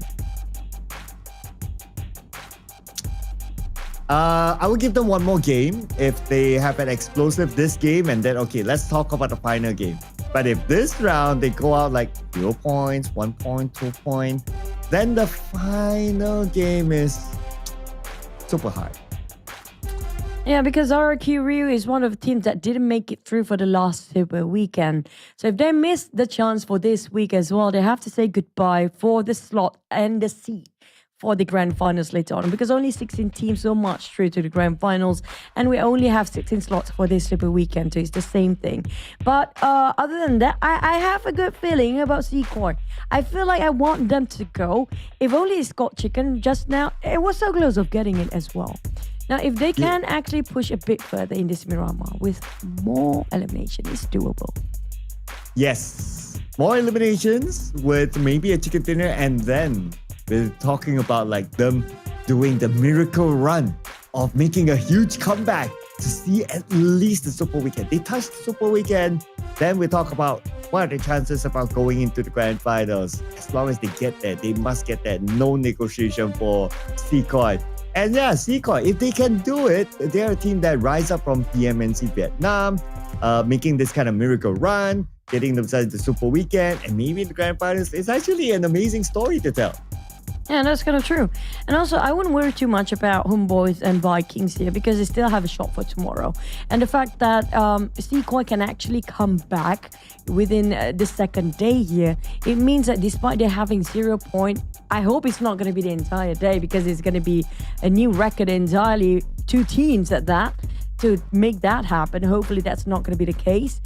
If even that happens, they still have some hope, like how CLCOI actually exhibit how they try to come back within that pit, that darkest pit just now. Yeah, let CLCOI be sort of an inspiration. Of course, they have not done the business yet. They still need to do it, and if they can somehow do it, then okay, absolute inspiration of a team that like came from behind all the way to make it through. 2 more games to go for CLCOI and RRQ. Looking at you as well, looking at New Era as well, looking at ETN, they all still need those points. So it's going to be very important for them to bring them in, because they all have only 2 more games to go. That's true. For RRQ, I think it's going to be tough. Like, I'll say it up front, I don't think they can actually make it, because right now we have Group B playing. They are heavy hitters, and with eArena not stopping or showing any sign of slowing down, they are going for a hunt. And right now, if you don't fight back, that's going to be it. RRQ, they never initiate fight. They always get ganked up by the other teams whenever they try to rotate, and they're always caught by surprise. And right now, the only way for them is either change their drop spot or try to hot drop themselves into the team and force the fight anyhow, because it's either they have nothing else to lose at this point. Yeah, try to be a bit more optimistic for RRQ. So come on, RRQ, this round they have to do it. This round they have to score big. If they score big somehow they score big, then okay, the last round we're talking. But if they don't, then well, I guess I have to join the bandwagon of being pessimistic for RRQ because it's just so weird to not see RRQ. We're not talking about like even going for championship or something like that, right? We're talking about just qualifying on the Super Weekend, and they are now very far away. They are out of the teams that have played 10 games. They have the least amount of points, and this is RRQ that we're talking about. With this lineup on paper, it's kind of hard to see them being there. Yeah, on paper it looks flashy, but I'm gonna still be on the pessimistic bandwagon because right now it's a bit downhill for me with how they not being how they used to. We've seen how aggressive when the Peko just go crazy sometimes. He's up there alongside with Red FaZe, alongside with all these heavy hitters up there, but suddenly they're being tamed down. I don't know what's the main reason. And Hans, for you, yeah, we do know he transferred from Alter Ego and now getting into RRQ, but we've seen the best of him before. It's just trying to gel as a team seems to be a bit difficult for them. And yeah, I mean, RRQ proved me wrong for once. I want to see that happen. Well, absolutely, right? Absolutely. I mean, well, I guess it's about high time that we also consider that there are also other teams as well looking for enough points in the last two games, like New Era, like ETN, like yeah, even though they are like newer names into the scene. Well, maybe not so much for New Era because they were here last season, just that they re-qualified back from PMNC. Being newer teams, they are pretty much in the same bracket of like KHOI, and hopefully they'll be able to do well. And here is our second last teams to focus. Well, for me, I'll be honest, I just go like 1, 2, 3, 1, 2, 3, and I just try to give a fair share of logo to all the teams. But you seem to be very consistent with your teams to focus. Yeah, it's going to be the same team I'm talking about every day and the whole day anyways. Because right now I feel like these are the teams that, you know, I expect them to really... we get to see how they gel up together, how they will try to work out as a team. But for BTR, it just shows that they got what they get when they actually get that chicken dinner. And the diversity of BTR, that's something that's outstanding for me. You're coming out from different culture, 3 different cultures at that point, but still try to work things out as... imagine their communication. Sometimes they have to speak English for Federales. And I assume by the end of the Federales can speak Bahasa possibly after this season. I'm not even surprised at this point. But yeah, I do like the point that you mentioned about New Era and ETN. Now, New Era, at least, right, I still can, it can be pardoned for ETN and New Era because they are new teams. Even though the players are not all new, but especially for New Era, they still perform better than a seasoned player like RRQ. What's their reason then? I'm just trying to reflect on like a New Era last season as compared to this season. As of now, it's not like significant improvement. Last season, they didn't make it into the grand finals, so that was something. Did they ever make it into the Super Weekend for New Era? The answer is no for last season. So they missed out on 2 weekends on the Super Weekend. So if they can somehow, with the last 2 games, able to slide into the Super Weekend, I would give them a improvement point. But if they don't, then, well, pretty much same for New Era. But one point to note is that New Era, they didn't change their lineup. So they are staying true with their lineup from last season to here. But yeah, I guess at the end of the day, it's all about the results that people are zooming in onto. So if they don't make it through again, then it's going to be a re-qualification again from PMNC for New Era. But yeah, heads up for Group C once more. Boom Esports, RRQ Rio, CelcomDigi Alliance, New Era, eArena, ETN Esports, D Xaviers, and KHOI Esport. Why did we mention them so many times? Because now there's only 2 maps remaining for these teams. If they don't go all out, they'll be sitting and biting their nails for tomorrow's outcome, because tomorrow Group A will be back. They might change the fate for many teams in Group C who did not secure more than 60 points by end of today's matches. Oh yeah, not too worried about D Xavier. for obvious reasons. But we do have our suspects here that we need to see them perform well in this Miramar match and also the following match that is. So 2 more games. None of them are truly safe from the ones that we have mentioned. So yeah, but the ones that are like kind of safe, okay, Boom Esports, they're okay. CelcomDigi Alliance, also kind of okay. So we can kind of like, okay, they're fine. But majority of Group C, okay, now we're counting. RRQ, New Era, ETN, Sequoia. So we're looking at least 4 of them that has 2 more games to go to prove a point that they are worthy of being in the Super Weekend. If not, then, well, these 4 teams, they also didn't make it into last week's Super Weekend. Is that automatic out for them from PMSL? Yeah, it's half of Group C didn't make it through the first Super Weekend. They don't want the same fate to be fallen upon them when it comes to this weekend as well. And I'm not a big fan of the same team not managed to get into the Super Weekend. I want everybody to have a shot, at least a taste of the Super Weekend with the Smash Roll implemented as well. But as we see eArena, Moment definitely lost a lot of weight compared to last time. So much weight. I think he's working out possibly. And he's flexing on that 5G. There you go. But on the side of Moment, he's happy and jolly as always. I like this kind of vibe coming from Moment. Every single team must have one player like that. Yeah, there's a reason why he's flexing his arms, right? It's like, okay, look at these arms. Not the 5G. Look at the arms. Next season, you will see me beat even like the bulkiest of players, okay, whoever they are, right? I try to imagine like one, but it doesn't pop out in my mind. But anyway, gonna jump in onto a new map. So it's gonna be Miramar, people. 2 more games to go. Let's go.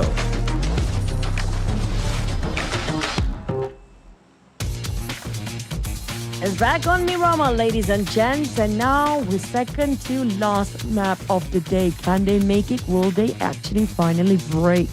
Because right now, Miramar, we don't know how crazy this map can be and how crazy the map circles has been going on today. And at least the Flight Bob has been generous with splitting the map equally into the west and east side, and Power Grid, we're seeing some things to drop there as well. It's all about the circle, do we?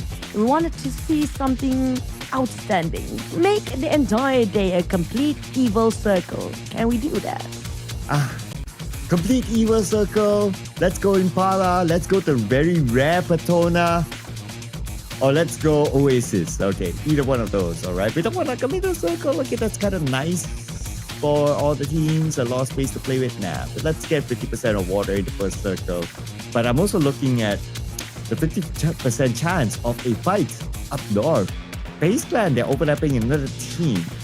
So that could be an early clash up north. Anywhere else, we need to wait for the drops. But up there, we're going to see one. Okay, we have them on screen right now. So it looks like it's FaZe Clan and New Era. New Era. Oh, we did mention about New Era needed a point. And it's guess FaZe Clan who got more shots for tomorrow as well. Might ended up around Truck Stop or Labdita, Minas Generales, that area. But maybe Impala is still in there. We're going to have to wait and see because the hot shift sometimes do happen multiple times in a day. But so far on the side of HOMEBOIS, they're going to drop themselves a Tona. I think that's a pretty safe drop for them since they're not scoring anything at all for the entire day here. My eyes onto Vikings too, because it's always eArena trying to find the rest of Vikings here. Well, at eArena, they have no problem to take on head-on fights. And if the Vikings go out again early, we all know. But hopefully that doesn't happen. I mean, this is a bigger map in the first place, right? So you have a lot more space to play. If you don't feel like taking those fights, you want to survive a little bit longer, you can actually do so. And now we have the Vikings on screen. So it looks like they're going to play around Los Leones. Los Leones is huge, is big. You can avoid early fights here. Yeah, on the south side of Los Leones. If we see eArena, who dropped himself around San Martin before, managed to squeeze their way into the south of Los Leones. Now that's personal. If they go to that extent just to find the Vikings should take that personally.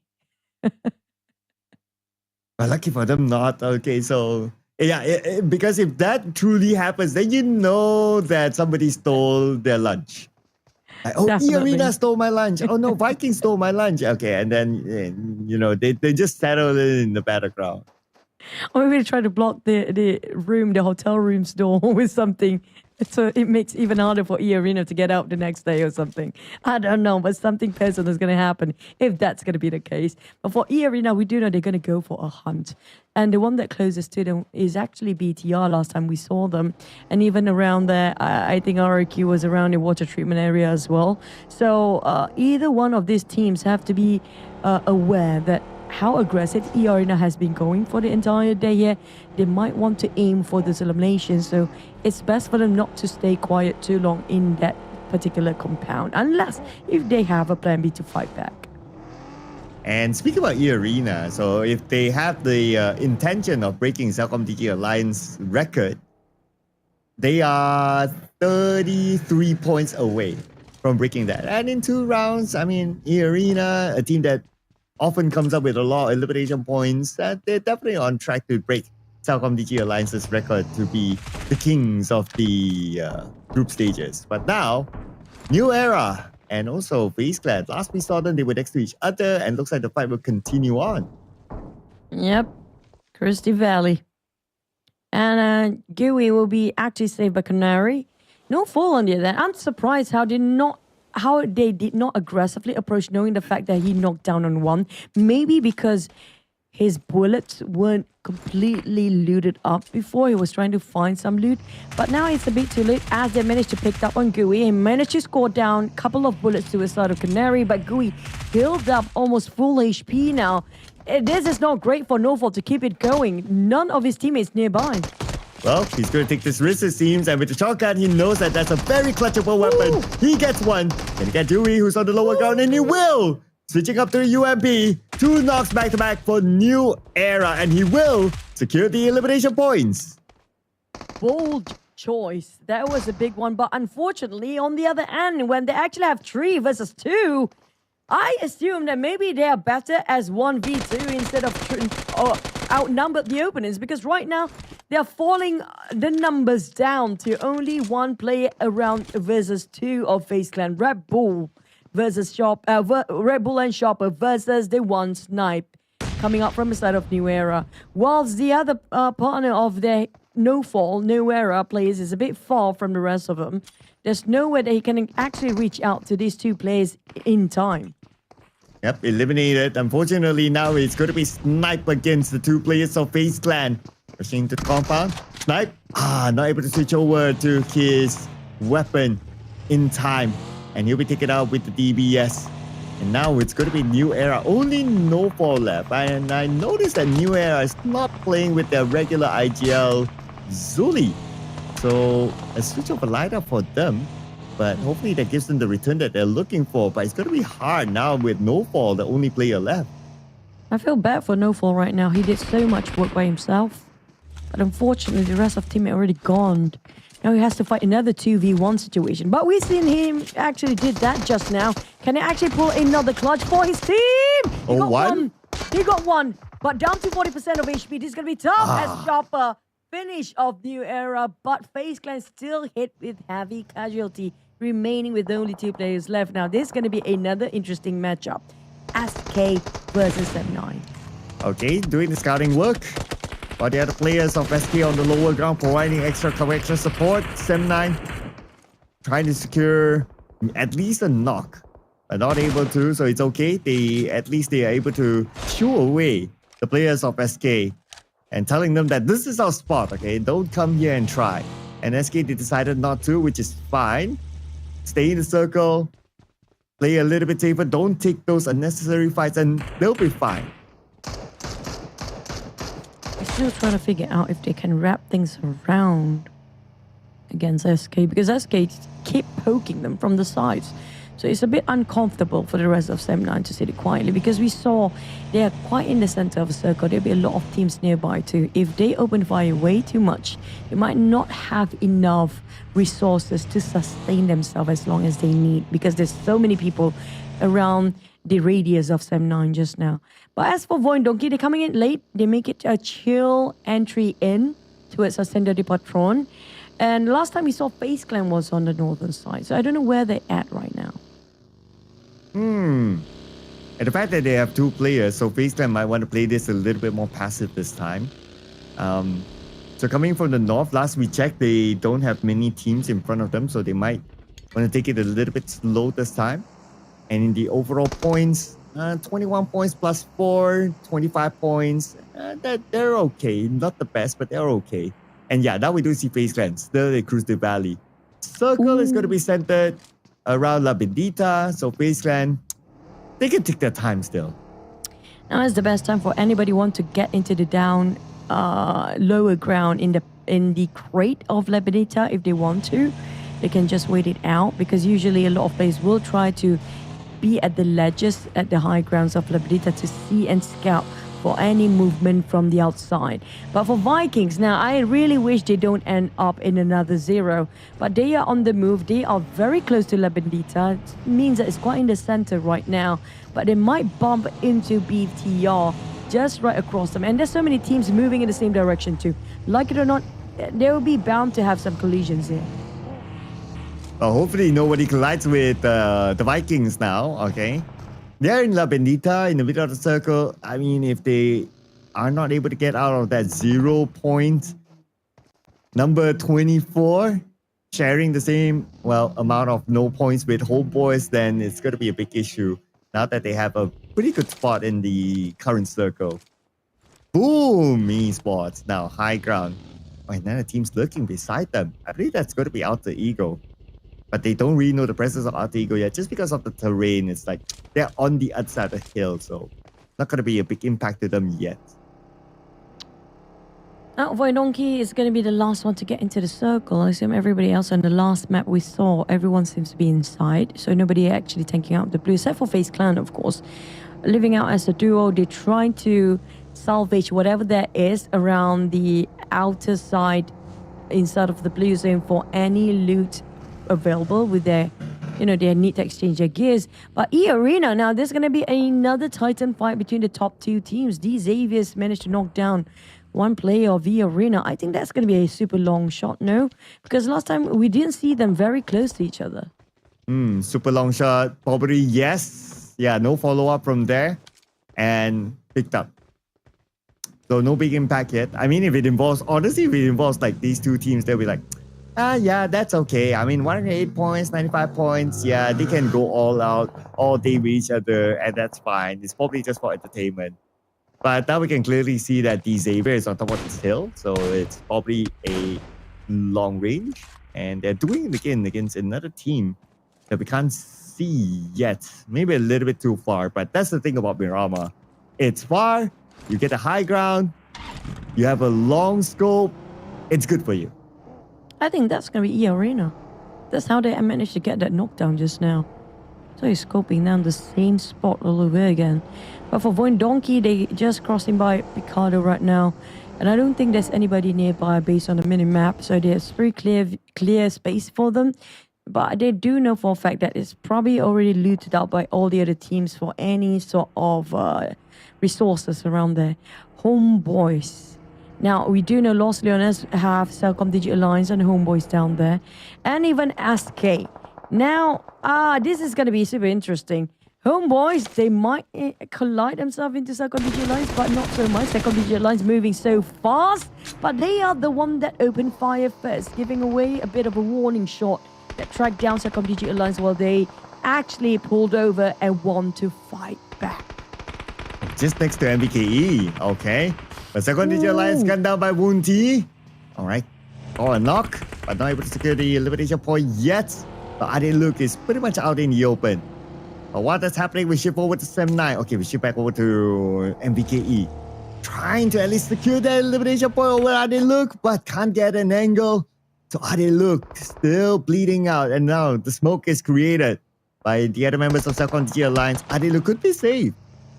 I'm rooting for Vikings to score at least 1 point out of this elimination. They got a couple of knockdowns before, multiple knockdowns, but it's just the translate it to the point that seems to be a bit of problematic area for them. Seems to be that biggest issue for them. RQ also spotted out eArena. Finally, we get to see RQ also start to engage. But for Adik, look, there's nobody can save them.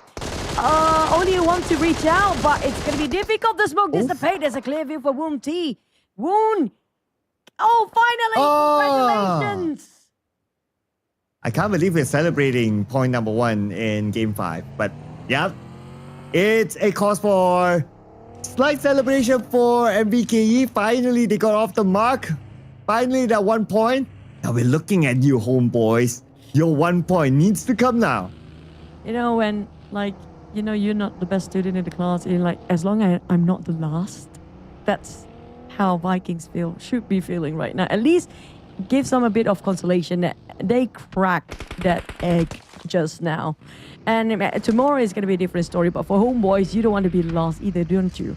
On the side of these Xaviers, it's going to be okay, but they will be fighting against VOIN Donkey. Now, VOIN Donkey is one of the teams that played the least amount of games today, and they scored themselves in the top 5. Maybe after this, still in the top 6. Well, let's see what happens.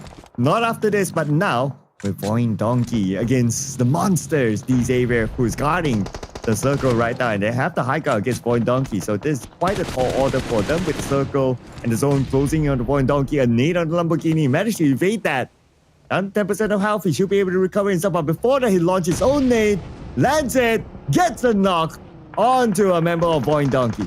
Razak has another one and chipped down to 20% of HP while he bleeds out. Can any of his teammates reach out to him?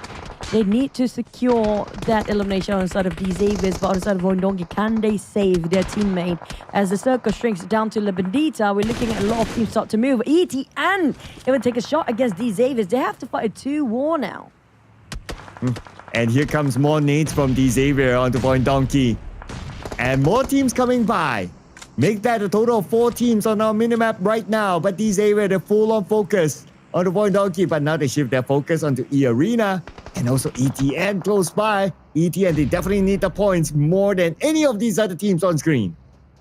Zeta. Oh, Zeta, that was super close. Lamborghini, his game sense is something else. He's the one super scary guy. But thanks to ETN, that's wrapped around the Xaviers and pausing their scores at 96 points for now. On the side of ETN, that was a well done with 3 points secured. While Sam9 is taking down an SK, it's going to be a bit of a fight on the southern side. While ETN reposition himself to get into the circle, it's going to be a tough one if they want to fight eArena because they are hot on their tails. ETN, they try to find a better place, slightly elevation to get themselves prepared. But for VOIN Donkey, sadly, their journey for this round has been cutting short by the hands of eArena. Oh, and after all that, no points at all for VOIN Donkey. Interesting. But at least in totality, they are at 44 points. They still have tomorrow, whatever it is, so they're still okay overall. As for ETN, after scoring those 3 elimination points, they back out. But they know to themselves that they need more points in the bag, so that's why they're not taking that risk to continue on. As for Alter Ego, now the RRQ. Oh no, if RRQ goes out here, it's a big disaster for them, but somehow got away from Rosemary. But if they can actually win this fight, it's going to be huge for their comebacks too. They managed to nick on Rosemary's hand, almost half of his helmet shredded and almost entirely shredded out by those shots. But for Alter Ego, Rosemary tried to reposition as well. Now, this is going to be tough with some slopes of the kill for them to actually scout over RRQ, so they cannot re-pick at the same position. So Rosemary, he part ways for a bit, go for this engagement and try to heal himself back up because the rest of the teammate still needs some time to arrive where he's at. And now Sam9 against SK. Okay, our highlight team here, SK. If they can overcome Sam9, it will be huge. Sam9 is the one that needs to come into the circle, so they will rush in onto SK. And they will crash in onto the compound, sending Depp as well as Bill. Oh, Depp is playing. Okay, so looks like a swap of a lineup here for Sam9. Let's see if we'll bring them the dividends that they're looking for. But SK, they will not go down without a fight. Well, that nade actually silences Silent. And there's going to be them being backed off all the way towards the corner. And this is actually good momentum on the side of Sam9. SK, they have to push forward back. If they corner down, that's going to be the end of them. And they just had a good run, a pretty good run for the entire day in Erangel. They don't want their momentum to be broken down by Sem9 in Miramar right now. As the circle shrinks, we talked about the low grounds of La Bendita Crate. 3 teams already secured themselves those compounds, while some teams will have a bit of fight on the south side. That's going to be Sem9 and also SK. But I can see a bit of Homeboys players seem to be interested in observing this fight. Ooh, yeah, Homeboys at the side. Let's see if they can come into the third party, but they're waiting for the fight to erupt. Right now, both teams at a slight standoff. Viren and Dap at the forefront. They're representing Sem9. Sem9 has one more player, so he's going to play the support role behind. While SK, they're playing a passive approach because they also have 3 players now. They're trying to find an advantage onto Sem9 before actually rushing in. But behind. Oh, yep, ETN already arrived. There's only wall separating them and Sem9 for SK. They have to just force the fight. Just wait it out. It's not going to happen here. Because it's either ETN start to rush into or Sem9 start to find around the corners.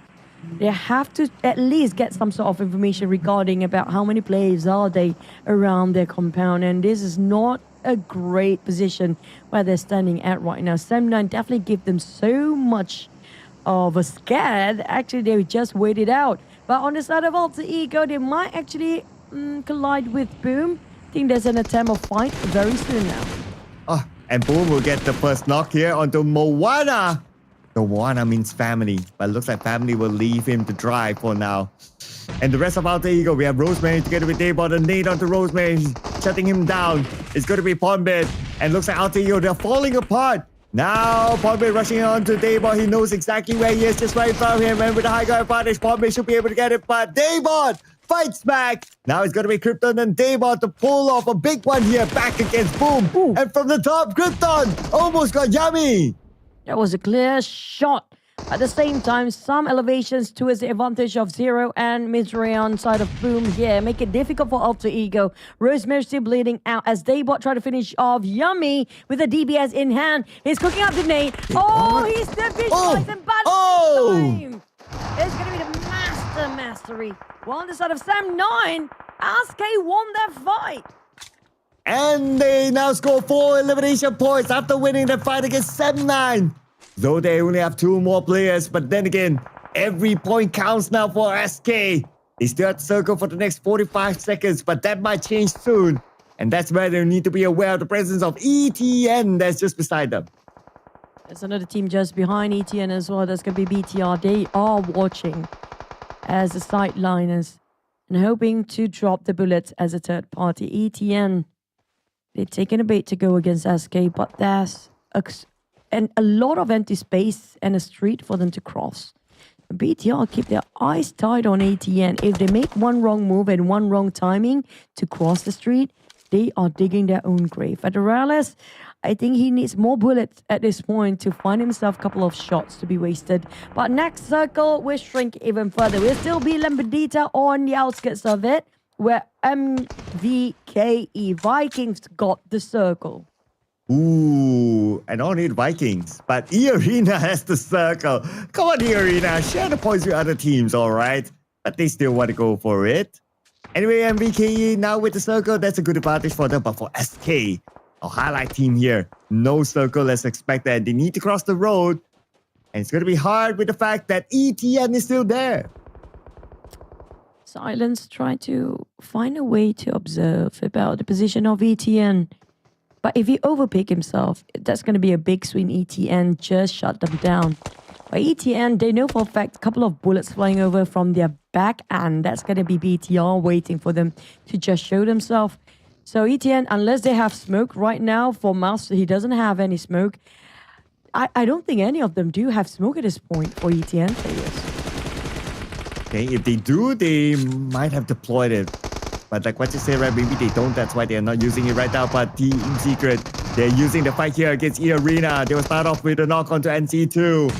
And Team Secret looking for more. They're one of those teams that needs the points. Let's not forget about them as well. Now they're trying to find an advantage against Joker, trying to stand those nades on the second floor, but not able to slide those nades in. Joker is still alright. He's cooking up his next nade. Another nade on the second floor. It will not arrive, but Joker still receives damage with the rush in here by Team Secret as Trunk will take out Joker, leaving only Tony K on the other side. Oh, it's Moment. Moment and Tony K. That's a deadly duo on this side. As Moment shot down across the window. Trang managed to finish him off in an instant. That was a clean execution with S12K. But we still have Tony K, also the star player of eArena right now. It's 1v3. Can he clutch this one? If he can actually do it, he managed to get one on down. Xeris and Trunks left. But Tony K waited out around the stairs. He's randomly just shooting it out. He's a bit worried. He's going to have to do it solo right now. And he's hoping that he will somehow connect. He heard those footsteps, but they will not easily give away the information for Team Secret. They managed to reach out to GK, but look at BTR. They want to be part of this too. And they're looking around the corner. They're seeing if there's an opportunity to play a third party here. As for Team Secret, and also Tony K, looks like it's going to be a standoff for now. There's still a little bit more time, but BTR is edging closer and closer to this compound. They're looking at them as points that they could take away. Here comes Razy and his nade. Sent onto the building where Tony K is at, onto the ground floor, but Tony K is on the first floor. So they will not connect, but another nade. Alright, that's also onto the ground floor. Tony K is still alright. Oh man, Tony K, that's going to be the hardest position to be as a solo player when both sides being conquered by your enemy team and two different teams at that. And for BTR, they're waiting for anybody to jump out. He can jump out for Tony K, but the thing is Team Secret players are waiting for him as well. Look at that. Aggressively trying to flush him out. Tony K almost got burned off by that Molotov tossed across from the window. And they know exactly where he's at. Tony K! Taking it away!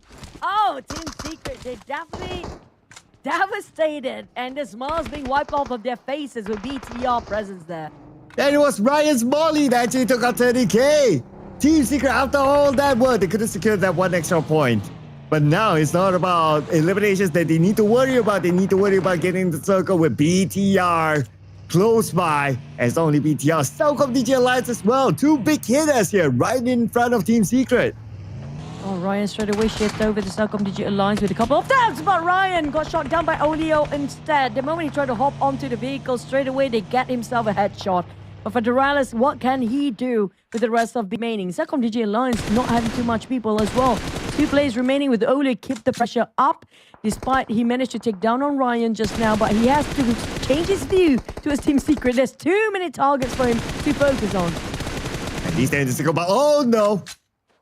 That looked kind of bad for GK at some point, but he managed to slide in between that hill. And looks like BTR to change their focus on the SK, taking them out at number 6 elimination points. One more round to go for SK right after this. And now we're going to focus on the top 5 teams. Olio trying to calculate what to do next, whether to pick the left or the right side. There's also Vikings nearby, which I think Leon already gives so much information about. That's why he's not overpicking towards the side of Team Secret. Boom, just pulled over at the back end of BTR. Now BTR, if they are super busy, they cannot focus on CelcomDigi Alliance across the other side of the mountain anymore. So Boom, they're playing this very carefully. But the bigger question is Vikings. Who do they want to be in engagement with? Is it going to be Boom or is it going to be CelcomDigi Alliance? Wow. Now they have to pick the side, right? Or maybe they can wait it out to stage number 8 before deciding. Everyone's pretty much picking their own corner. We do have a few warning shots dished out by Team Secret from the north onto BTR, but that's pretty much about it. But I do expect a lot more fights to happen on the right side because teams are closer to each other. But there's still CelcomDigi Alliance that we cannot forget. Also, don't forget about Team Secret, who aggressively try to approach all fights. Despite we see them getting some distance, but due to the terrain itself, it gives away all the positions with the unequal ground and some of the slopes of a hill. They do have some elevation if they want to pick out. But the moment they picked out, that's going to be where they got shut down. One of the players got naded down just now. And boom, they will try to take it away. And VK, Vikings been doing all the work. Right now, they try to execute all the eliminations there. But BTL will try to steal it away out of their hands too. Now, this is where CelcomDigi Alliance still quiet for now. They are observing. Yeah, and Boom Esports only down to Yummy observing MVKE. And by the way, MVKE, they're starting to collect placement points as well. So it's not only about that one elimination point. And they're looking for more placement points, obviously, by this point. Now for BTR, they're in the circle right now. Nice and clean. And looks like BTR with the 3 players. So far, so good. All the other teams, they're on the outside. For Razy, you have to be mindful about his resources now. Yeah, he got the ghillie suit, but his ammunition is not going to be enough. GK still bleeding out. Will finish off by CelcomDigi Alliance. Olio managed to secure the elimination. But the nades flying over to the start of Team Secret. They pop themselves the smoke to make sure that the nade will not land in any of them. But BTR now fight back to the start of Olio. It is going to be a 3-way war, make it a 5-way war at this point. As Razy keep on shifting his view from Team Secret to CelcomDigi Alliance at the same time. And looking for as many opportunities to collect elimination points as possible right now. Doesn't matter whether it's Team Secret or CelcomDigi Alliance. Whoever is in front of them, they will take it out and they will take the points for themselves. Right now, BTR 3 players still nicely tucked into the circle, but they're shifting their attention towards Team Secret. All in on the Team Secret right now with Drang. That one player for Team Secret that's still alive behind that smoke. Fighting against the 3 players of BTR all by himself as Drang will be eliminated by Razy. He's out. That's smart move by Razy. He knows he's running low with ammunition, so he might as well just use the vehicle as the bait, so the rest of the teammates that giving cover fires from behind will actually see the position of the last member of Team Secret that was strong. But for Razy, 40 bullets left. You cannot whiff at all at this point, or make it and force it out to get into a close quarter combat if you can actually do that. But at least Razy, with that glizzard, he can relay so much information for the teams. But for Leon, there's one miracle tree to cover himself against 3 of Vikings. With the help of VTR, that is doable. But Razy, 6 bullets left, bro. You need to find something to work with. Nice reverse there by MVKE. Managed to evade the remaining shots to take him down, and now they will reset as a trio. Okay, top 3 teams now. CelcomDigi Alliance only has 1 player. That's going to be Leon's and MVKE. They're very close with Leon's, and Leon's with the nade on the wound. G at the same time. TODAK knocked out by Federales. Looks like BTR, they're on the verge for their 2nd chicken dinner today. But maybe the Vikings can score it too. They had that 1 point early on. That was the kick of the momentum. But for Razy, he will try to fight for it. But he's going to go for a zigzag. It's still gonna be BTR despite not having too much bullet for Razy just now. But what a team game. BTR twice now. They're getting themselves the chicken dinner for themselves. I have to say right now, it's 100% should putting Ryan in the lineup based on their performance. Absolutely, absolutely, without a shadow of a doubt. Although he did not survive to the end, but we can see the impact that he brings towards the team, and overall team performance here for BTR much better as compared to the Super Weekend. This is the BTR that a lot of the BTR fans out there love and miss. They are back, ladies and gentlemen. That was a tough fight for the ending here. The finale was so tricky for all the teams. 5 different teams in 5 different directions. And the first one to go down was Team Secret Strong. I mean, MVKE, the Vikings, finally stood out in this round. We've been waiting for them to at least score 1, but they deliver more. But on the side of VTR, this is a good run for them for the entire day. And look at this. How many eliminations? That's 10 eliminations. So that's 20 points for BTR, putting them in a very strong position. And considering that today is their first day, and yet they're still able to collect this amount of points, it is looking very good for BTR. And Ryan definitely will solidify himself in the lineup for the upcoming days even. Considering the amount of damage here, 567 with 3 eliminations, still able to be brought to the team by himself. BTR, they're looking like a super scary team as we check out the highlights.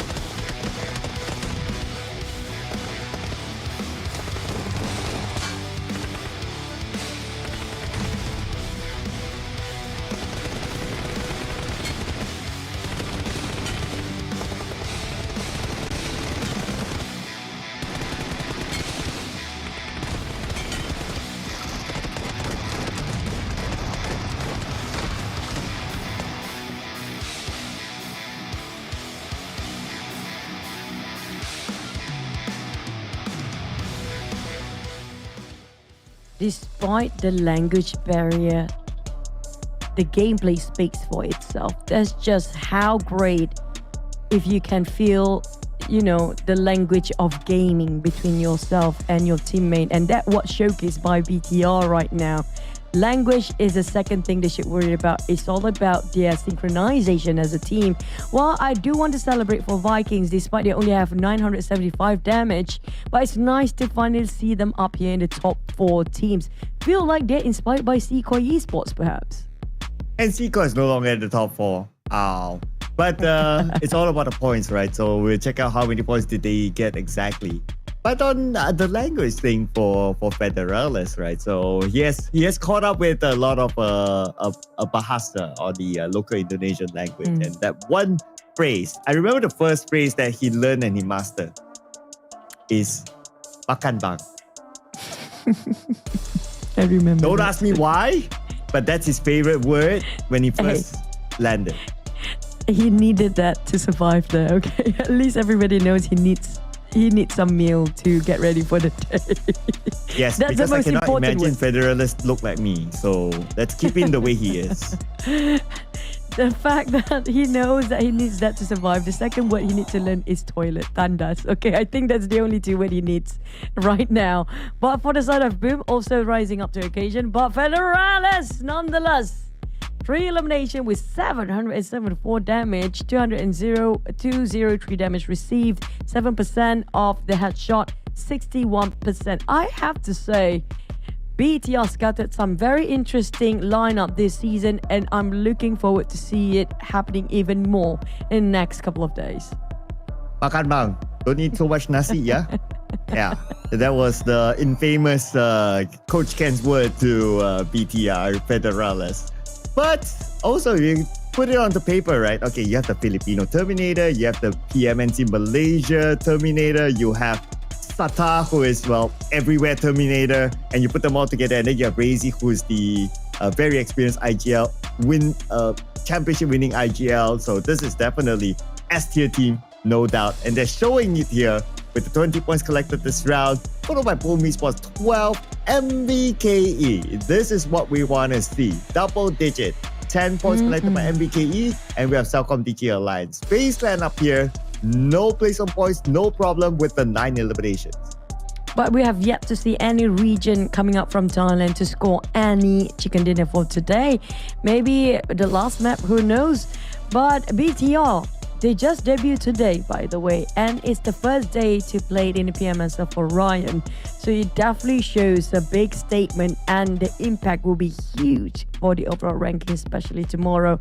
But unfortunately, we talked about RRQ. I have to say there's no way out for them anymore. HOMEBOIS, 5 consecutive map of 0. Record breaking.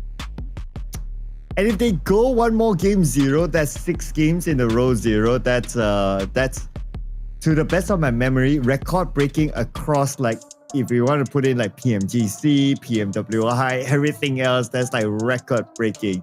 The closest that we had, to the best of my memory, was PMGC, where CelcomDigi Alliance, or that time they were called Judo Alliance, went 5 games 0, and then they were like 6 games, they came up with something. So I wonder if HOMEBOIS will break that unwanted record. But speaking about CelcomDigi Alliance, now they are at 90 points, and it's only their first, it's not their first day, but it's one more game to go for them. 90 points, they're also very comfortable.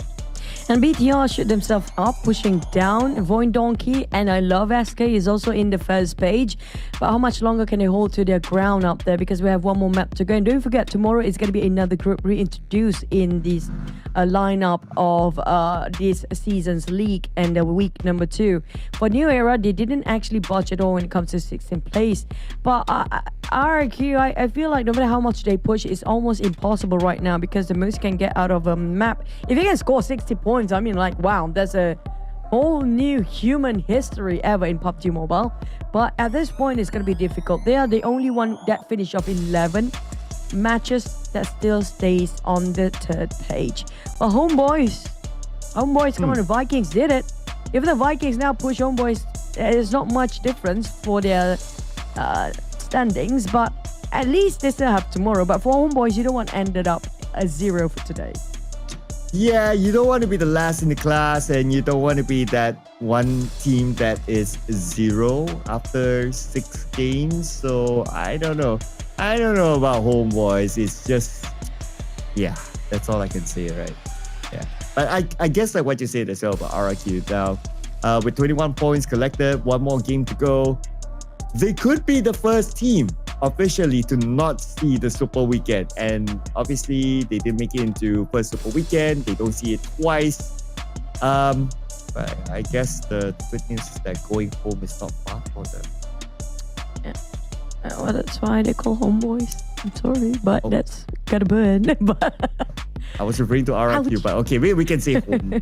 Yes, well. But BTR that will be back-to-back. tomorrow because they're playing tomorrow. Yeah, but for BTR, they got a back-to-back chicken dinner. Now, this definitely going to push their morale so high up there. I'm looking for if BTR can go against eArena, because eArena right now is super comfortable gaining those elimination points, right, as they go. They don't really care too much about the chicken dinner at this point. They know for a fact, hey, we are one of the top teams. I don't know if somebody else is going to break that triple digit. The closest one, probably TALON, because TALON's they're going to play tomorrow, as well as maybe even VOIN Donkey at this point, or even BTR, because they're pushing themselves up to the first page. These Avies, I don't think they will actually do that since they are in the same group as eArena. So if BTR fighting against eArena, now that's something we should anticipate and excited for. Yeah, if they do fight, then it'll be like, okay, it's I guess clap entertainment. But you know what? If they gain enough points for themselves, then yeah, whatever happens, it doesn't really matter. Especially for eArena, they'll be like, okay, cool. Can they break the record of CelcomDigi Alliance from last week's group stage? I guess it's a little bit far now, but to them it doesn't matter.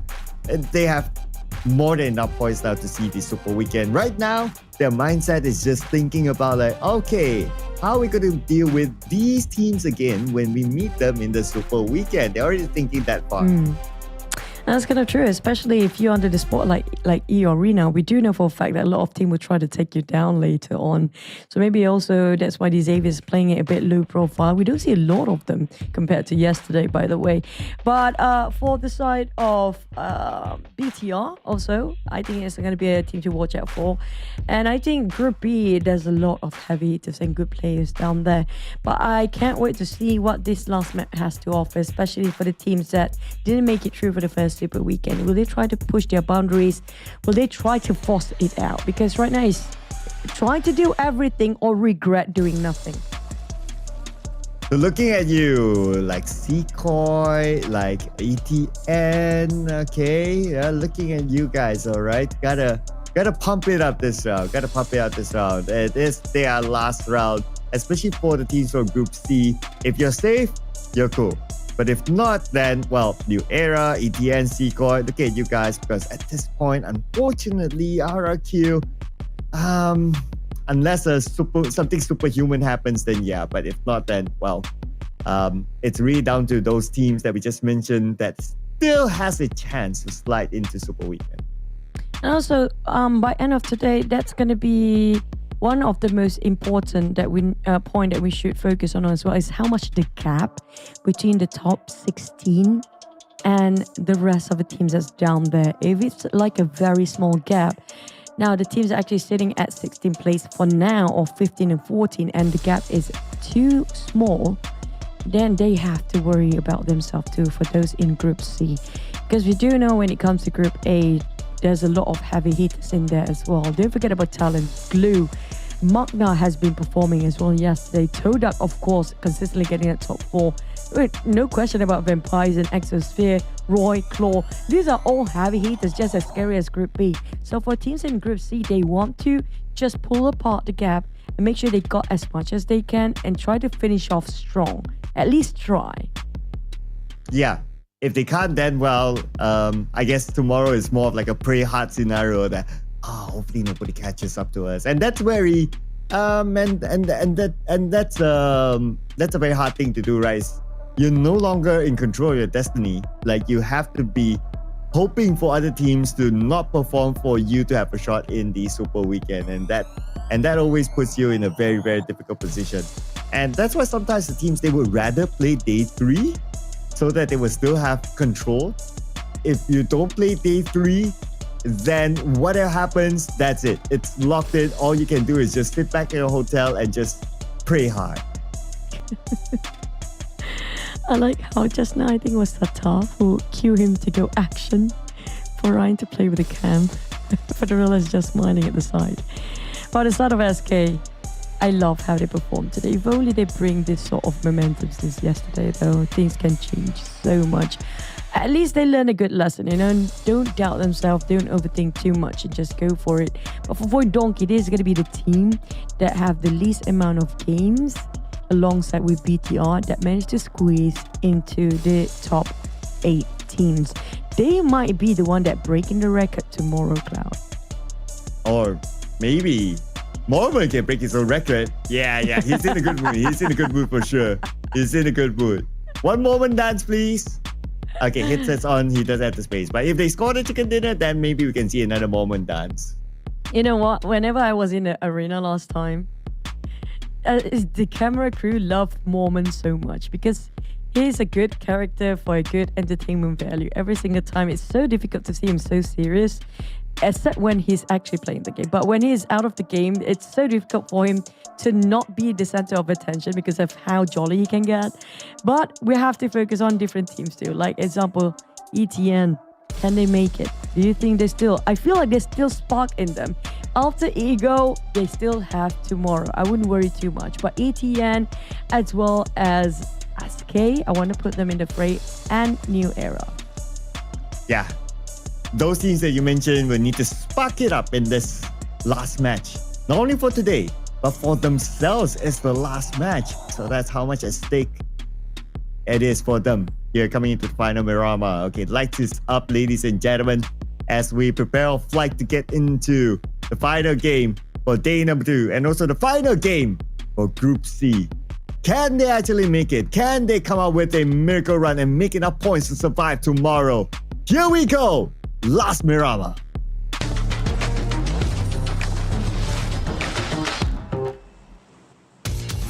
We're back in Miramar, and this time we're gonna wait and see whether the circle's still gonna be kind enough to be around the center or will be slightly skewed towards one direction. I love those, you know, odds when it comes to be it circles.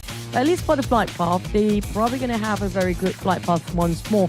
Just slightly shifted on the left side. Just now we've seen power grid being cut across for the flight path to equally divide the east and west. But it's just like, what, 100 meters apart from the last flight path. So it's still pretty much a similar drop spot for some of the teams. Yeah, not too much of a difference. So I guess that one thing that will change is New Era and FaZe Clan, and it absolutely changed. FaZe Clan, they will get the northern side around the area of Torre Akumada for themselves. So New Era will be changing to somewhere else that we will continue to observe. Any other early clashes based on the last flight path? Not really.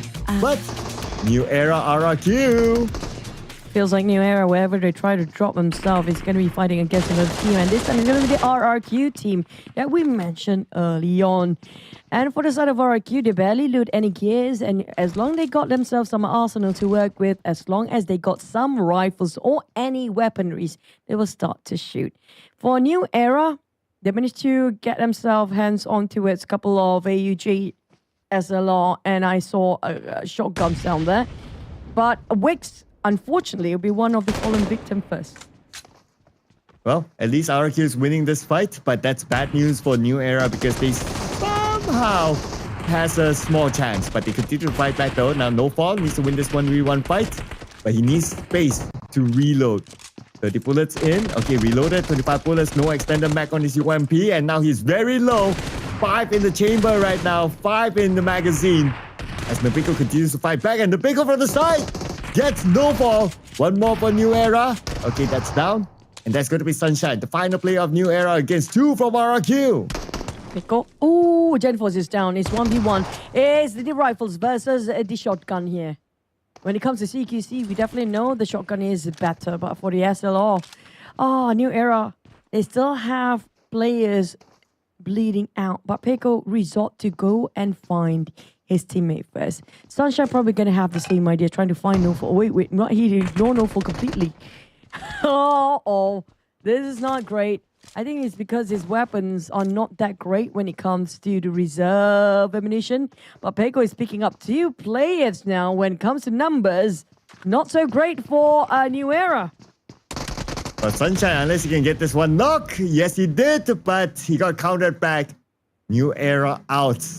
New Era, number 15, 30 points. It's easy for them to be pushed down. But the fact that all the other teams below them are still in the game. So if by the end of the day, end of this round, New Era gets booted out of top 16, they are automatically out as well.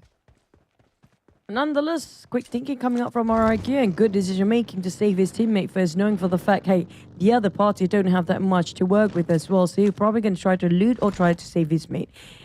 Well, he go for the previous one. That's going to be try to loot up first and give plenty of time for RIQ to revive his teammate. But we're back to the very peaceful start once more after we're done with that fight. But Rosemary and Alva seems to be having a swap. It's rare for us to see Rosemary being swapped early because usually Rosemary is one of the key players that will stay as long as he needs to in this lineup. And the swap usually happen like almost at the end of the league stage. Well, I guess looking at the current performance of Artigo, 12 points in 5 games, and we didn't get to see the best of Rosemary. Probably a needed decision by the team to make somewhat of a change rather than trying to stick to something that they kind of know that is not going to bring them any good or any more dividends. And with this one last game, if Alpha can prove his point here by swapping in for Rosemary, who knows, he could be a starter again tomorrow and Rosemary could be still on the bench. Yeah, but it's a good reset for Rosemary to rest it out for a bit. Maybe try to clear those clouds in his head about decision making, or even, try to clear everything about his view for the game. Maybe that's what he needed as well. But we're back towards the other teams around the stadium side. Sam 9, this is going to be on top of Ladrilero and Montenegro area, which I don't think there's anybody else this year, and they're not right inside of a circle with 500 meters, more than 500 meters apart, but I don't think it's going to be that far off. I don't know where Homeboys at. Last time we saw them around Patona. I don't know if they're still down there, because there's a high chance it's going to be a South Los Leones circle. No, maybe yes. Oh, we'll check on them later, because right now one of the highlight teams in the fight with the Xavier, ETN. Just below them, there's going to be an important fight for ETN to try to win this against the Xavier, and they will start off with a nade of the power gen. Nicely lobbed, and that's going to be Nate in front. He will buy a little bit more time with that Molly at the door, and ETN, they cannot rush out to find Nate yet. He's buying time for the rest of the Xaviers to join him from the back line. But Nate being discovered by ETN anyhow. He's trying to prone down. Unfortunately, EarthQ managed to take down on Nate. He's bleeding out. While they're trying to find the rest of the Xaviers, Levi cooking up the Nate. Paragin trying to heal himself. He got nicked quite a number of damage down there.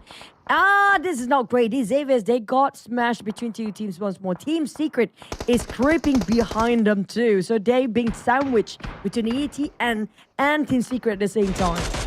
Well, although the points will matter more for both Team Secret and ETN, so let's see who will get the best out of this. But CelcomDigi Alliance Oleo getting down M16. Now Paragin being rushed in by EarthQ. And here comes the rest of ETN as well. Paragin's pretty low. He's trying to heal up, to be able to heal up in time, as EarthQ is not able to push in any further because of Team Secret's presence on the hillside. Oh, that's why they popped this one at the back there as well for the side of the Xaviers, but they have to deal with ETN as fast as they can. But CelcomDigi Alliance, thank you so much. The Xavier is going to say that to them, because they will get into Team Secret's view now, and they shot Team Secret from behind. Now, at least this give a bit of a breathing room for Paragin to do whatever he needs to do to recalculate and reassess the situation about how to approach ETN, as they do have those elevations to work. For ETN, they have slight advantage. But for Team Secret, now they are charging straight to CelcomDigi Alliance. You can see on the mini-map as well. Oh, this is going to be a 4-way fight between 4 teams. And the one that needs the most points out of these 4 teams is going to be Team Secret and ETN. CelcomDigi Alliance pretty comfortable with 90 points at this moment. And M16 from afar, trying to get a GK. GK managed to swerve himself away behind the building. But Zerus, now alone against CelcomDigi Alliance. So Nathan Zerus managed to evade that one, but he's still on the lower ground. Adi look, knocked down by GK. Here is Trung to give him extra support. There's going to be a strong cover fire from GK to see them from that angle. But Trung now, Zerus also managed to heal himself back up. But Adik looks slowly creeping to us, but it will finish off by Zerus. While CelcomDigi Alliance now have to fight confrontation of 2v2 on top of this mountain. Zerus knocked down as well by CelcomDigi Alliance. Jimmy Leon's going in with a shotgun. Managed to secure against Team Secret, but they still have one play at the back line. It's going to be Foon. And Typhoon will try to revive on Zerus while the circle shifting at the same time. They have to wrap this quickly. Look at how the concentration of where they are standing right now for their fight for both Team Seedal and also Team Secret. Yeah, everyone wants to get a piece of this high ground. And now the king of the hill is CelcomDigi Alliance. All these teams want to take away this spot from them. MVKE break gets GK. Okay, that's going to be MVKE securing another point for themselves. And the Team Secret, they're falling apart right now with Zerus very, very low. He's gunned down. There's only Typhoon left. All the latest players for Team Secret. It is surrounded by so many other teams, including CelcomDigi Alliance. Such a difficult position for him to be in. But at the same time, while all that is happening, D Xavier out. But it's okay. 98 points. He'll be fine. I see you at the Super Weekend for D Xaviers. Didn't crack the 100-digit. For triple digit for the side of the Xaviers, but we're definitely going to see them this Super Weekend. But back onto its side of ETN just now. For me, and also the Vikings. Now, finally, we get to see them fire it up this time. A bit more daring compared to earlier half of the day. But CelcomDigi Alliance, they are fighting for their life. It is also going to be their last round for today and the league stage. But we do know their points will be pretty much secured to get into the Super Weekend too. But they need slightly more points to get a better start for this Super Weekend. Now, Leon's, there's too many teams too interested in where they stand for CelcomDigi Alliance. Team Secret, on the other hand, they still have tomorrow to fight for. Now, if they can score a couple of points there, that's going to be a greater start tomorrow. But unfortunately, RQ, thank you so much to be part of this summer season. And it's difficult, but, you know, we're looking for them to come back stronger for the next season. Yep, so it's going to be a extended break here for RRQ as they will not only miss out on the PMWC, but they will also miss out on the Super Weekend and also the Grand Finals. So, yep, thank you so much for playing RRQ this time around. Now for Homeboys. Okay, still no points yet, and we have 13 teams. So it has to be like, what, 5 teams eliminated before Homeboys starts to play some points at least. So they're playing this rather safely. We can see that they're taking their time to get into the circle. Sem9 taking on Vikings. Now, if Sem9 start to overtake New Era's points right now, we're probably gonna say the same thank you for New Era, who's gonna join RRQ for the break for now, because we do know New Era didn't actually score any, didn't get into the last Super Weekend. And if they didn't manage to make it through with another team from Group B start to take over, then it's going to be the end of their run. But with the point gap so minute, I think it's just about time for them to get to push down. Yeah, and Sem9 is close enough in terms of points to push down New Era too. So that's not good news for them, obviously. Well, good news for, well, eArena. Circle with them. But this is even more interesting. SK, they have the circle. Oh, rolling vehicle on Sem9 just now. That was a big accident. They were lucky nobody else was watching their back end. The Sem9, they got super lucky about that rolled vehicle down the mountains. But ETN, they're gonna back out down now. They need a couple more points here. They're on 12th place, but the gap is just too tiny for them to let it go. BT on the other hand, they still have tomorrow, and they already got crazy amount of points within a day. Yeah, 56 points as of now, and they will be looking for more just to give them an extra cushion. Over ETN, 33 points plus 3 is 36 points. So they surely need more than this, but they only have 2 players. Here comes Homeboys. Okay, they found a spot to be at, but a few teams around them, but it doesn't seem like any team wants to crash in on the homeboys, so they're still okay for now, and they found a way into the circle. They're hoping for more teams to be eliminated for them to start gaining placement points. Now, I want to see if Homeboys will finally engage with Alter Ego, because last we saw they're next to each other. And with Rosemary sitting out, how will that fare for the lineup of Alter Ego as well? For the Vikings, they're left with 2 players. That's going to be Break and Superman. And we do know they're still going to play tomorrow. And it's been a good momentum since they suddenly changed the tide of how they play, of their last map just now, finally breaking the 0 and getting on the top 4 teams. And that's a big change within seconds between one map to the other. But for CelcomDigi Alliance, they just want to get that, like you mentioned, cushioning when it comes to getting into the Super Weekend, but there's nobody nearby. Yep, if there is, then, well, it's a bonus opportunity for CelcomDigi Alliance. If not, well, they'll still be fine. 90 points now for CelcomDigi Alliance plus 2, 92 points. Definitely more than comfortable. MVKE on the other hand, okay, the last 2 players here, we have them on screen. They're tanking out stage 3 blue and passing by truck stop to get into the circle. I wonder how many teams could be waiting for them in front. But we'll find that out in about 500-ish more meters as they head their way in.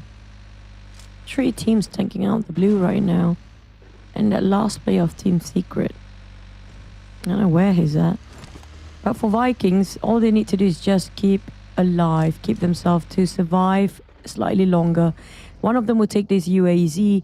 While BTR, on the other hand, they got themselves secured on down south. Well, CelcomDigi Alliance are spreading quite thin among themselves too. But they will reunite maybe at the junction outside of Picardo. Well, SK got himself the center. Don't forget about eArena. They are on a rampant trying to find for those hunting points with any team they can see. Anything that moves, they'll start to shoot it down. It's a serious scrim for eArena now. But for VOIN, it's definitely not. They're still in a hunt for more points here. You see CelcomDigi Alliance, Olio drives by. One last hit on the Olio and he'll be down. One more attempt here by Razak. And Razak got it. And that is Olio down, but he's quite far away from VOIN for them to reach him. He overparked himself, he overdrive himself slightly just for, because there was a shack he was trying to get himself into, but he didn't know where the shot's coming out from. Razak didn't waste any more time, he just goes straight to secured elimination. We need this point. Every single point matters. You know how impactful for every single point that's treated as a dime here by VOIN players. And he's gonna reunite once more with the team, but he got shot down by CelcomDigi Alliance as well. That's Jimmy. I think that he's the one that shot Razak just now, but that leaves only 2 players of CelcomDigi Alliance right now in an open space. They barely got covers here, Cloud. Yeah, Jimmy OP, depending on his smokes now to give him the extra cover. VOIN multiple angles onto him, and Razak will get Jimmy OP. Now CelcomDigi Alliance, 1 player left. But they're okay. I mean, 90 points plus 2. And they're fine. They're okay. They just want to be comfy, that's it. But Leon's tried to survive as long as he can. I don't think any of VOIN players interested about where he's at. Vikings, they're in trouble. Homeboys, can you secure the elimination? But it's against Vikings, of all the people. But at least they secure 1 point, and congratulations! Finally, we get to see them coming back to the game, and they did not. Nobody ended up with a 0 for today. Okay. Finally, homeboys. Oh, gosh. Well, hopefully this will propel them to gain more points, just like how MVKE did in the last round. And so they're in the circle at the graveyard area, so they're fine for now. No other team challenging them for their compound. But for Typhoon, the final player of Team Secret, tanking stage number 4, and we'll turn to stage 5 soon. Wonder how many healing utilities does he have? Alter Ego, not really performing today, but they have Sam9 in front of them to try to make it up. And they try to calculate how to get an entry in. They are closely observing the positions of Sam9 players and try to see if they try to charge in, if there's anybody will intercept, but they have to watch out for their backs. As Typhoon, Team Secret last player, creeping behind these two teams with full squad. Make it another team for him to watch over. BTR just arrived. Now, if BTR happen to be at the same place where Sam9's at, and after Ego open fire, I don't think they waste any second to charge in as a third party. BTR would take every advantage they can get. Oh, Typhoon. So difficult for Typhoon right now. But at least he managed to slide into circle, but no longer. Circle moves up north. SK still in the circle, by the way. So that's good news for SK. For the miracle run, they could potentially come from them. Now, Federales alone trying to hold down the line here against Void Donkey. I want to see the fate of Typhoon. If he can survive this, it's going to be huge. But for Void Donkey, they're not backing out either. BTR, who actually initial plan was going towards side of Sam9, now being put to hold for their plan. Because Alter Ego, Void Donkey want to fight against BTR and they want to have a bit of a face-off. Razy want to find any opening at all, but it's going to be difficult. FaZe Clan spotted out Alter Ego, and Razy on the other. At least this time he got more bullets than the last time we saw him, the last map. So Razy will try to find more, but BTR, this position is not the best spot. They are quite far from the circle, and you talked about SK is in the inner side of circle. They need to make sure they not be gatekeeped by SK here. Oh, but you know the team that just got eliminated, Alter Ego. No points. So they're stuck at 12 points after 6 games. That's an average of like 2 points per round.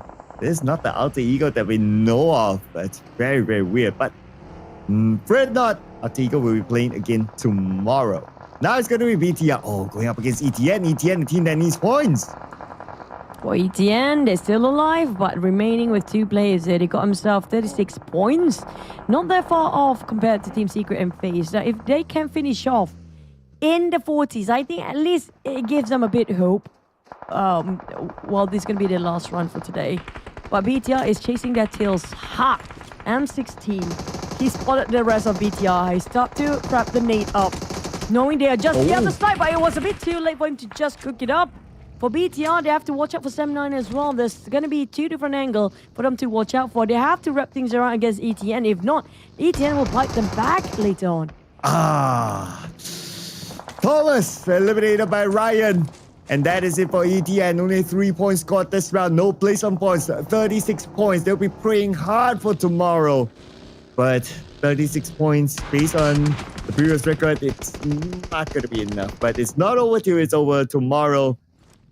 They'll just need to hope for the best. But now, we'll continue on the fight here. Okay, Boom Esports. 35 points plus 2. Team Secret Typhoon. You talked about him. He's still alive, but there goes. He lasted long enough. At least he got some slightly extra for the ranking points. But Sam9, the blue zone, is no mercy shown at all. And Boom will try to keep them at bay. There's no way for them to get in. It's an open space. They barely got enough smoke as well. But I think Sam9, yep, that's going to be it. Is that, yep. Oh, on the side of Boom is actually BTR. He overpicked himself. Razy shot down on bomb bed. They're going to give it a go. BTR not wasting time. They're going to charge into Boom. They know for a fact one of them knocked down. Let's go in while they're still wounded. All right, high ground now. BTR.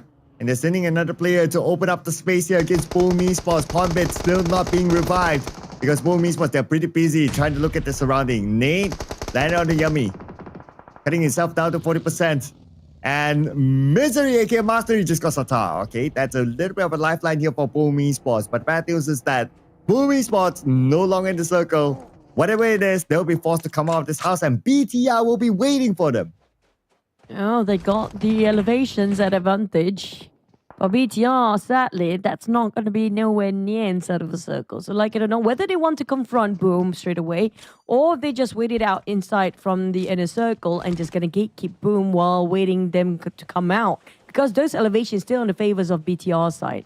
But I want to see if SK will actually try to stop them. And BTR, they trying to go into attempt of going into the circle. And Boom is having the same mindset as well, but they are a bit later than BTR since they have some lower ground, and that's going to be a sense of gravity, I assume. Whenever you try to hop to the vehicle, you're going to be slightly slower. But for Voin Donkey, eArena already shot them down. That's going to be more than taken on Zeta, but back to the side of BTR. Oh, the next one. It's going to be either they fight against... Oh my, BTR going to have the toughest spot. It's against Boom or against SK or against eArena. Oh, but SK, they're in a fight against Boom. Shin just got gunned down by Boom themselves. Hopefully they'll be able to recover. Homeboys, not only they're starting to gain elimination points, but they're also starting to gain placement points as well. Now that we only have 6 more teams. Coming back on to SK, they will lose Shin to the hands of Boom Esports. 3 players left for SK to try to do the miracle point collecting for them to have a chance to be in Super Weekend. Right, look at FaZe Clan today. Also their first day in week number 2 here. 8 eliminations by now. And they still keep it going. That's going to be a lot of elimination numbers by end of this round. But Boom being pressured heavily on the side of GUI. But Homebois, Alliance taking a bit of a step towards Pombit coming up from behind. Boom surrounded right now in the center. Despite they got the small shack, but it's not going to be easy to defend it. BTR is a bit busy against eArena, but they will try to give the attention, same amount of attention towards Boom too. And Boom in the shack. So they'll be staying put there for a while, that is. Unless FaZe Clan can somehow get a knock, then they might be forced to produce something. Okay, long range by FaZe Clan. They do see a couple of members of Boom Esports on the other side of the hill, trying to gain those elimination points for themselves. So far, FaZe Clan 8 elimination points, doing pretty well this time with 4 players still in the game. Very healthy players. And Boom in a shack. Shakalaka Boom. I'm sorry, that's so lame. Back to the side of BTR. I'm waiting for eArena to make something out of this. It is still waiting it out. I thought eArena gonna go, casually just go crazy for once, because you look at how much it scores anyway. A shakalaka boom from Limboy onto Yummy. But that's only a not securing the elimination point yet. Yummy should be able to be picked up because he has that heal and he has the other teammates together with him. Circle! Okay, no longer favors SK. They need to move forward. Instead, it's eArena and BTR, the 2 big heavy hitters in the circle. But it's quite favorable for SK. There's some elevations there they can actually play with, but they need to deal with Boom, because if not, they can see it through straight away. But Boom right now, at least they got themselves some shack to shakalaka Boom themselves. But the problem is, it's not inside of a circle yet. So that shack will not last enough for Boom. FaZe Clan, on the other hand, how to get in here. They saw Moment. They saw the rest of eArena. But GUI is trying to, which way do we get in? Because the moment they climb down these high grounds, there's going to be a clear view for eArena players to shoot them down. Well, who's going to shoot down shakalaka Boom now? No circle for most of their players. And looks like the answer might come from Homebois. But oh, wait a second. Mastery actually got irons. Okay, even from that distance, they're able to take down one player, Homebois. Still bleeding out though. Camille's is there. They should be able to be picked up. But Homebois, they don't have the circle. Okay, here comes the movement from the other side as well. FaZe Clan coming in. Only got sandwich for Boom right now. FaZe Clan pushing their way into, and right at the same time, Homebois are taking a bit of a pick. Shaman's knocked down. FaZe Clan switch over to the side of Homebois at the same time, but Boom, they're trying to dealing 2 things at the same time. They have too much on their plate right now, but still managed to do so as Sharper knocked down instead. Can Homebois actually doing some cover fire for Sharper? Red Bulls, they're gonna just finish off Shamil first, or actually just focus on Boom. Who cares about your next neighbor? But right now, FaZe managed to steal it away from Boom's hands. As Boom, they still managed to stand strong. But FaZe Clan, there's going to be a double-digit elimination now. Well, they're looking for their shakalaka Boom moment here against FaZe Clan. FaZe Clan rushing in. Yummy will be down. Thanks to Donkey from SK. But is he able to secure the elimination point? The answer is no. Red Bull took it away. And now shakalaka Boom, boom, boom. 2 players left.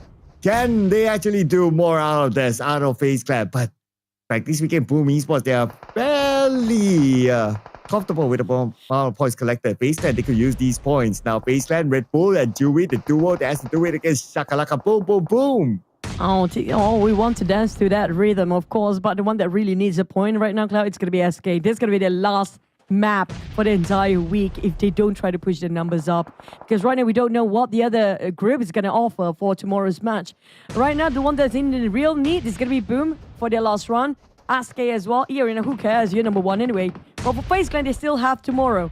But for the side of SK, they have to finish strong, at least in the 50s here. And they already got themselves the position points. But if they can push slightly higher, that's some security to make sure they can rest tomorrow. Pawn bet drop, big one on Rebel.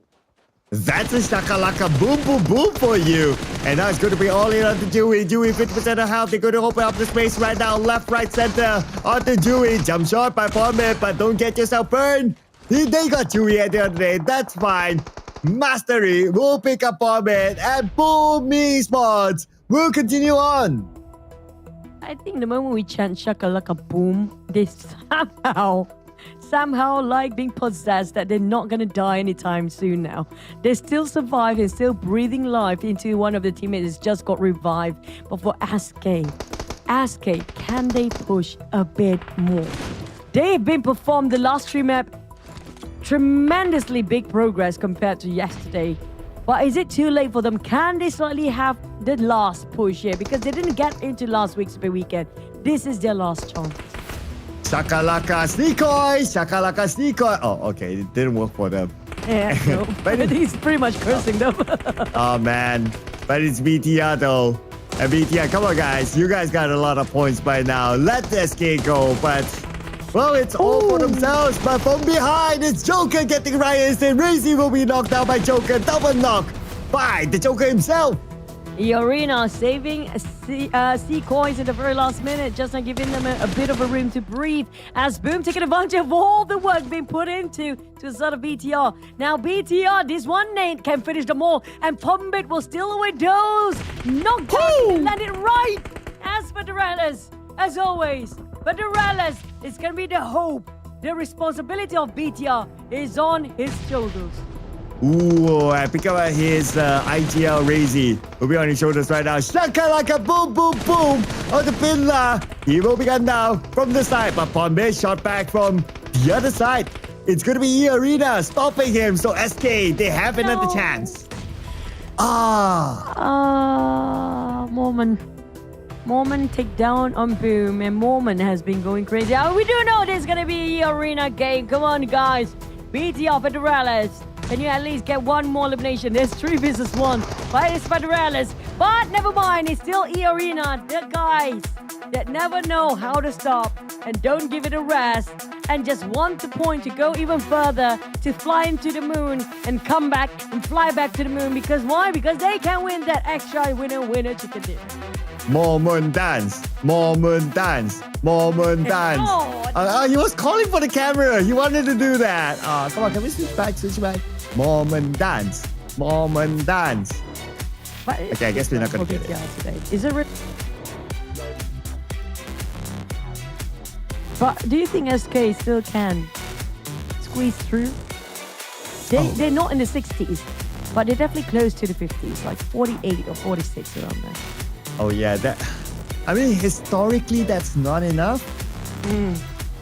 But they need to pray hard tomorrow, like super hard. Okay, like if you have like a team that is like already there, like for example, like eArena or the Xavier, they're already there, but they still absorb all the points. Then we might be talking. So they'll be praying for, if you're a top team, just take away all the points. Just take it. Oh, the bunny wins the race once more. It's going to be eArena taking it everything away, Cloud. Joker, 10K, NCT, Mormon. I mean, every single player except for 10K this time, he didn't have any eliminations. I assume, I mean, he been doing so much work for the today. It's time for him to rest it up. I think it's for Joker. But I assume this is definitely going to be the team that finish off their run with a bang. 100 over points, and nobody can catch up. Nowhere close to its eArena. Will they be overtaken by BTR, who's coming up from Group B, or a different team entirely like GLUBLUG, like TALON, for tomorrow's matches? But let's rewatch the highlights.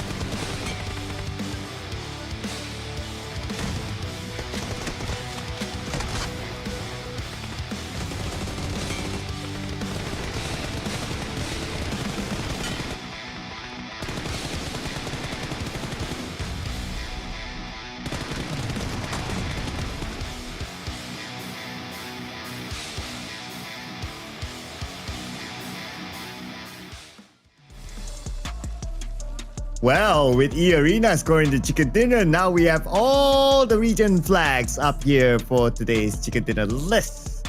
But because Boom Esports is put at the front in our top 4 teams, that means they have gained more points than eArena. But these 2 teams, they're okay, they're fine. That includes BTR as well. FaZe Clan, they will be glad to be up here as they could use a good amount of points here just to have that comfy cushion coming to tomorrow. Yep, same goes for Boom. I don't know how about we tally up the scores later, because Boom also, I don't know if they actually gotten enough points to say they are 100% safe to get into the Super Weekend. We're gonna have to wait and see, because a lot of heavy hitters in Group A as well, as the Group C are already completed their run right now.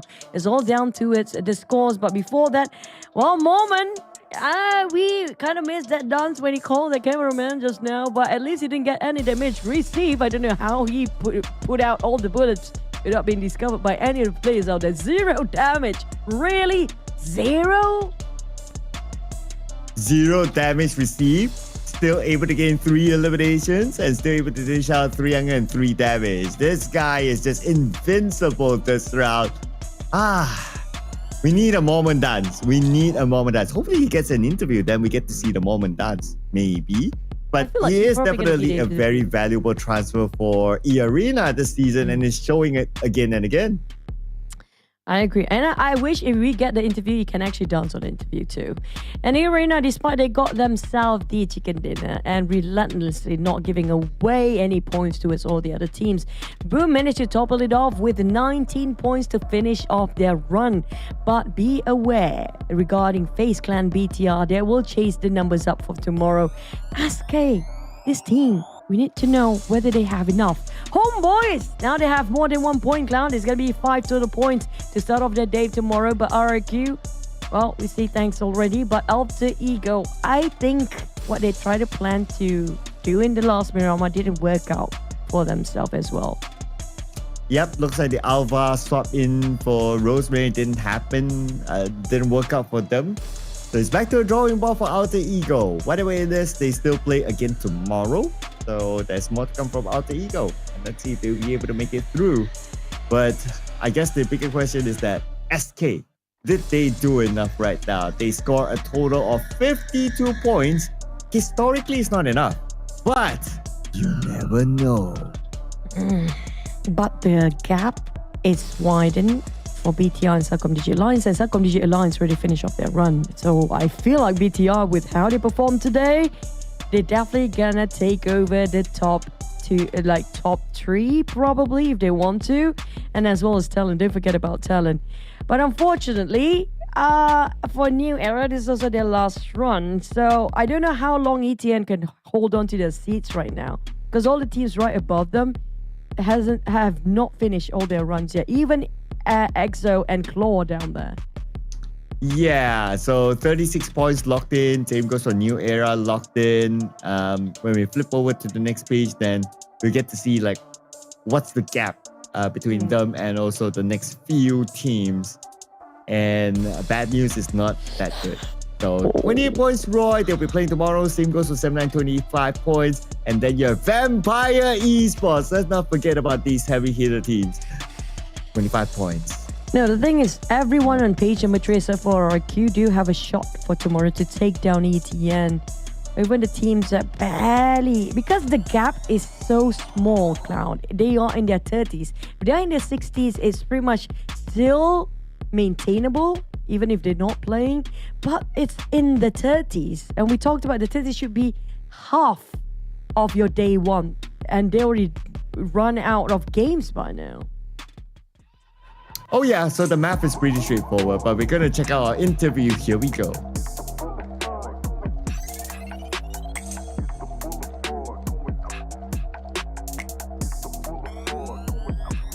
Hello everyone, and welcome back to the last session for the interview. After a very long day, we are coming to the end, and join with me right now 2 coaches from 2 different teams. Coach Ken from BIGETRON by Vitality and Coach Devian from VOIN Donkey ID. So let's jump right to it. First to Coach Ken from BIGETRON. Today, your team secured 2 winner-winner chicken dinners, especially with Ryan making his debut. Are you proud of your players' performance and of Ryan in particular? Oke, jadi tim BTR hari ini berhasil mendapatkan 2 WWCD. Apakah kamu ya bisa dibilang bangga dengan prestasi anak-anak, terutama Ryan, karena ini debut pertama Ryan juga? Bangga, pasti bangga juga buat performa semua pemain yang udah perform hari ini. Mau yang main, mau yang nggak main, mereka tunjukin mereka punya profesionalitas. Jadi sangat bangga dengan tim yang saat ini. Yeah, of course, I was very proud of my players. Even though, I'm proud to all the players, whoever play or whoever not play, all of them showed their professionalism. So of course, as a coach, I will be proud of them. I see. Fun fact: some of the streamers out there do the challenge for the performance of Ryan himself. Ryan performs so well, and they do challenge like, if I'm not mistaken, Anang or Born X Hades is doing a push-up because Ryan becomes the MVP. Okay, the last season, BTR came close to winning the trophy after picking up Federales from the Philippines. Now with Ryan, Malaysia's PMSL Summer MVP, is BTR moving towards a multinational lineup as part of a new approach from the coaching staff?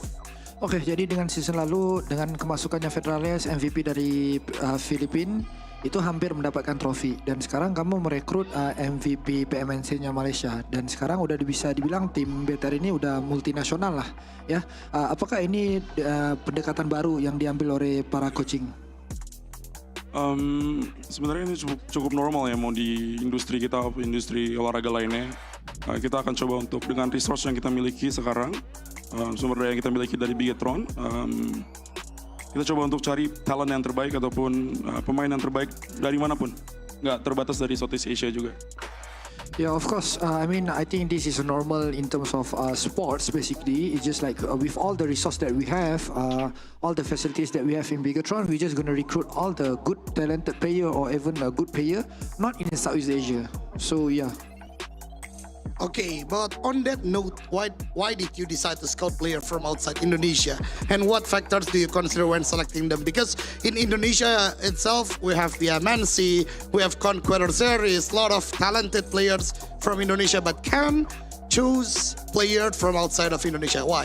Ya, jadi pertanyaan masih kenapa kamu masih memilih player dari luar Indonesia? Karena di Indonesia ada PMNC, ada Conqueror Series, masih banyak lagi talenta-talenta yang ada di Indonesia. Tapi kenapa fokusnya ke luar Indonesia?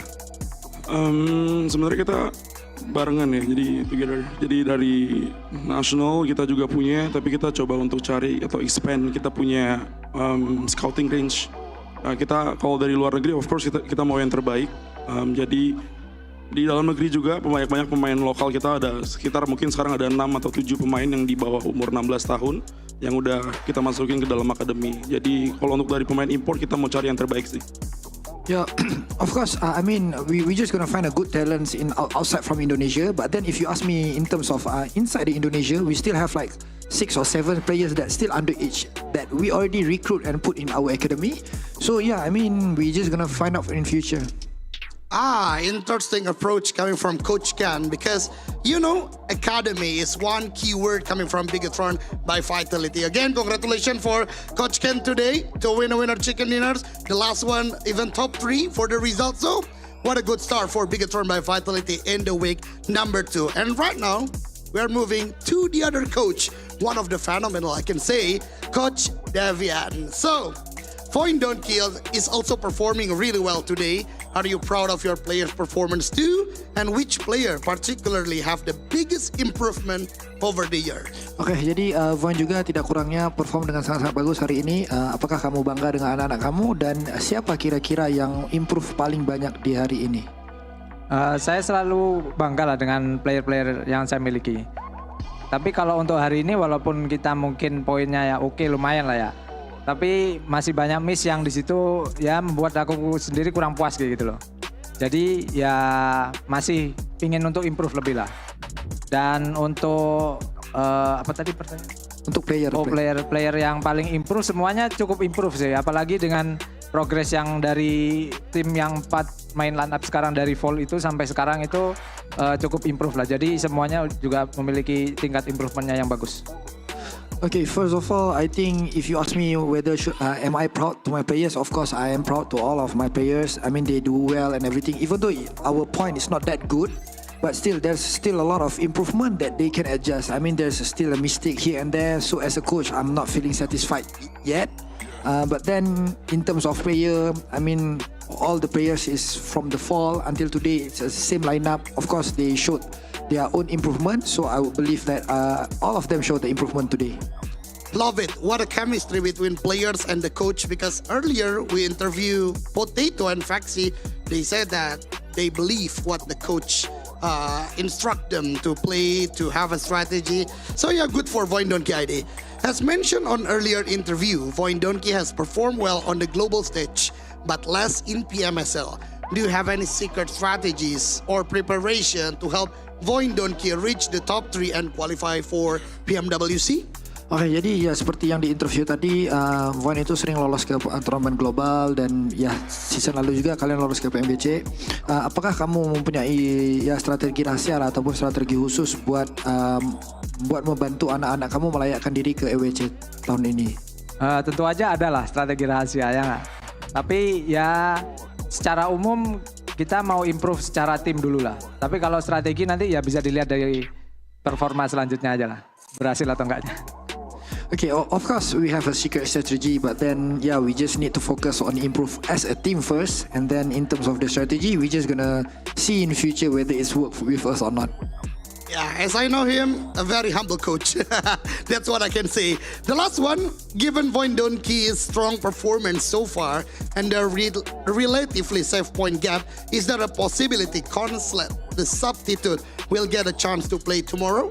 Oke, dengan poin yang didapatkan oleh VOIN hari ini, udah bisa dibilang ya oke dan lumayan lah. Apakah kita bisa lihat pemain cadangan kamu yaitu Consulate bermain di esok hari? Ya tentu aja pasti ada kemungkinan lah. Karena kita lihat kondisi besok kayak gimana. Yeah, I think we still have a possibility that Consulate is gonna play tomorrow, but then it still depends on whether tomorrow how the situation look. So yep. Okay, let's see for tomorrow, because VOIN Donkey and also BIGETRON by Vitality is still playing for the 3rd day before we are jumped to the 2nd Super Weekend, which is the last one before the grand final. Again, thank you so much for Coach Ken, Coach Devian, and congratulations, because both of the teams are playing really well. And thank you so much for you guys are watching till the end of the show today. But before we are closing the event, before we are closing the day, we are going back to the caster to say maybe 1 or 2 words to close the event. So that way, thank you so much everyone. Go back to the caster.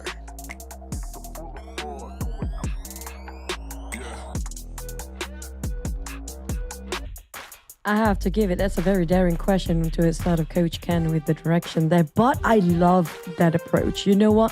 It gives such a broader perspective.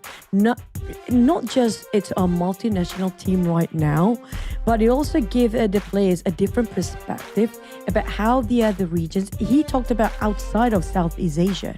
So imagine if they are importing or they will import players outside of South Asia to see what kind of perspective they have that they can implement towards the rest of BTR. Well, I just dropped some tea here, right? So, well, they have even scouted top players from the PMCL. Yeah, but clearly at the end of the day, they ended up with Ryan. And that whole conversation about players on the outside, I know, well, there's some ambition not only from Coach Ken, but also from the big boss himself. So I just leave it as that. Whether in the future that will continue to happen, you know, we'll stay tuned to BTR, and who knows what sort of surprises they can come up with. But I'm looking forward about their direction in the future as well. It just shows that they are more advanced and 10 steps ahead than the other orgs that we have right now. It shows that how they are open up themselves to welcome all the other perspective of the approach towards the game, because every single region, if you ask them, the way they actually think in the game is way different, despite it's just one player, but it can change so much when it comes to dynamic.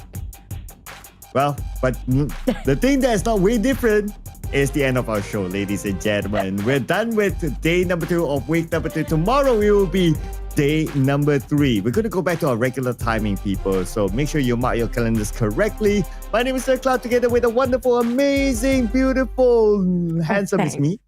Thanks. We'll see you again tomorrow. Bye.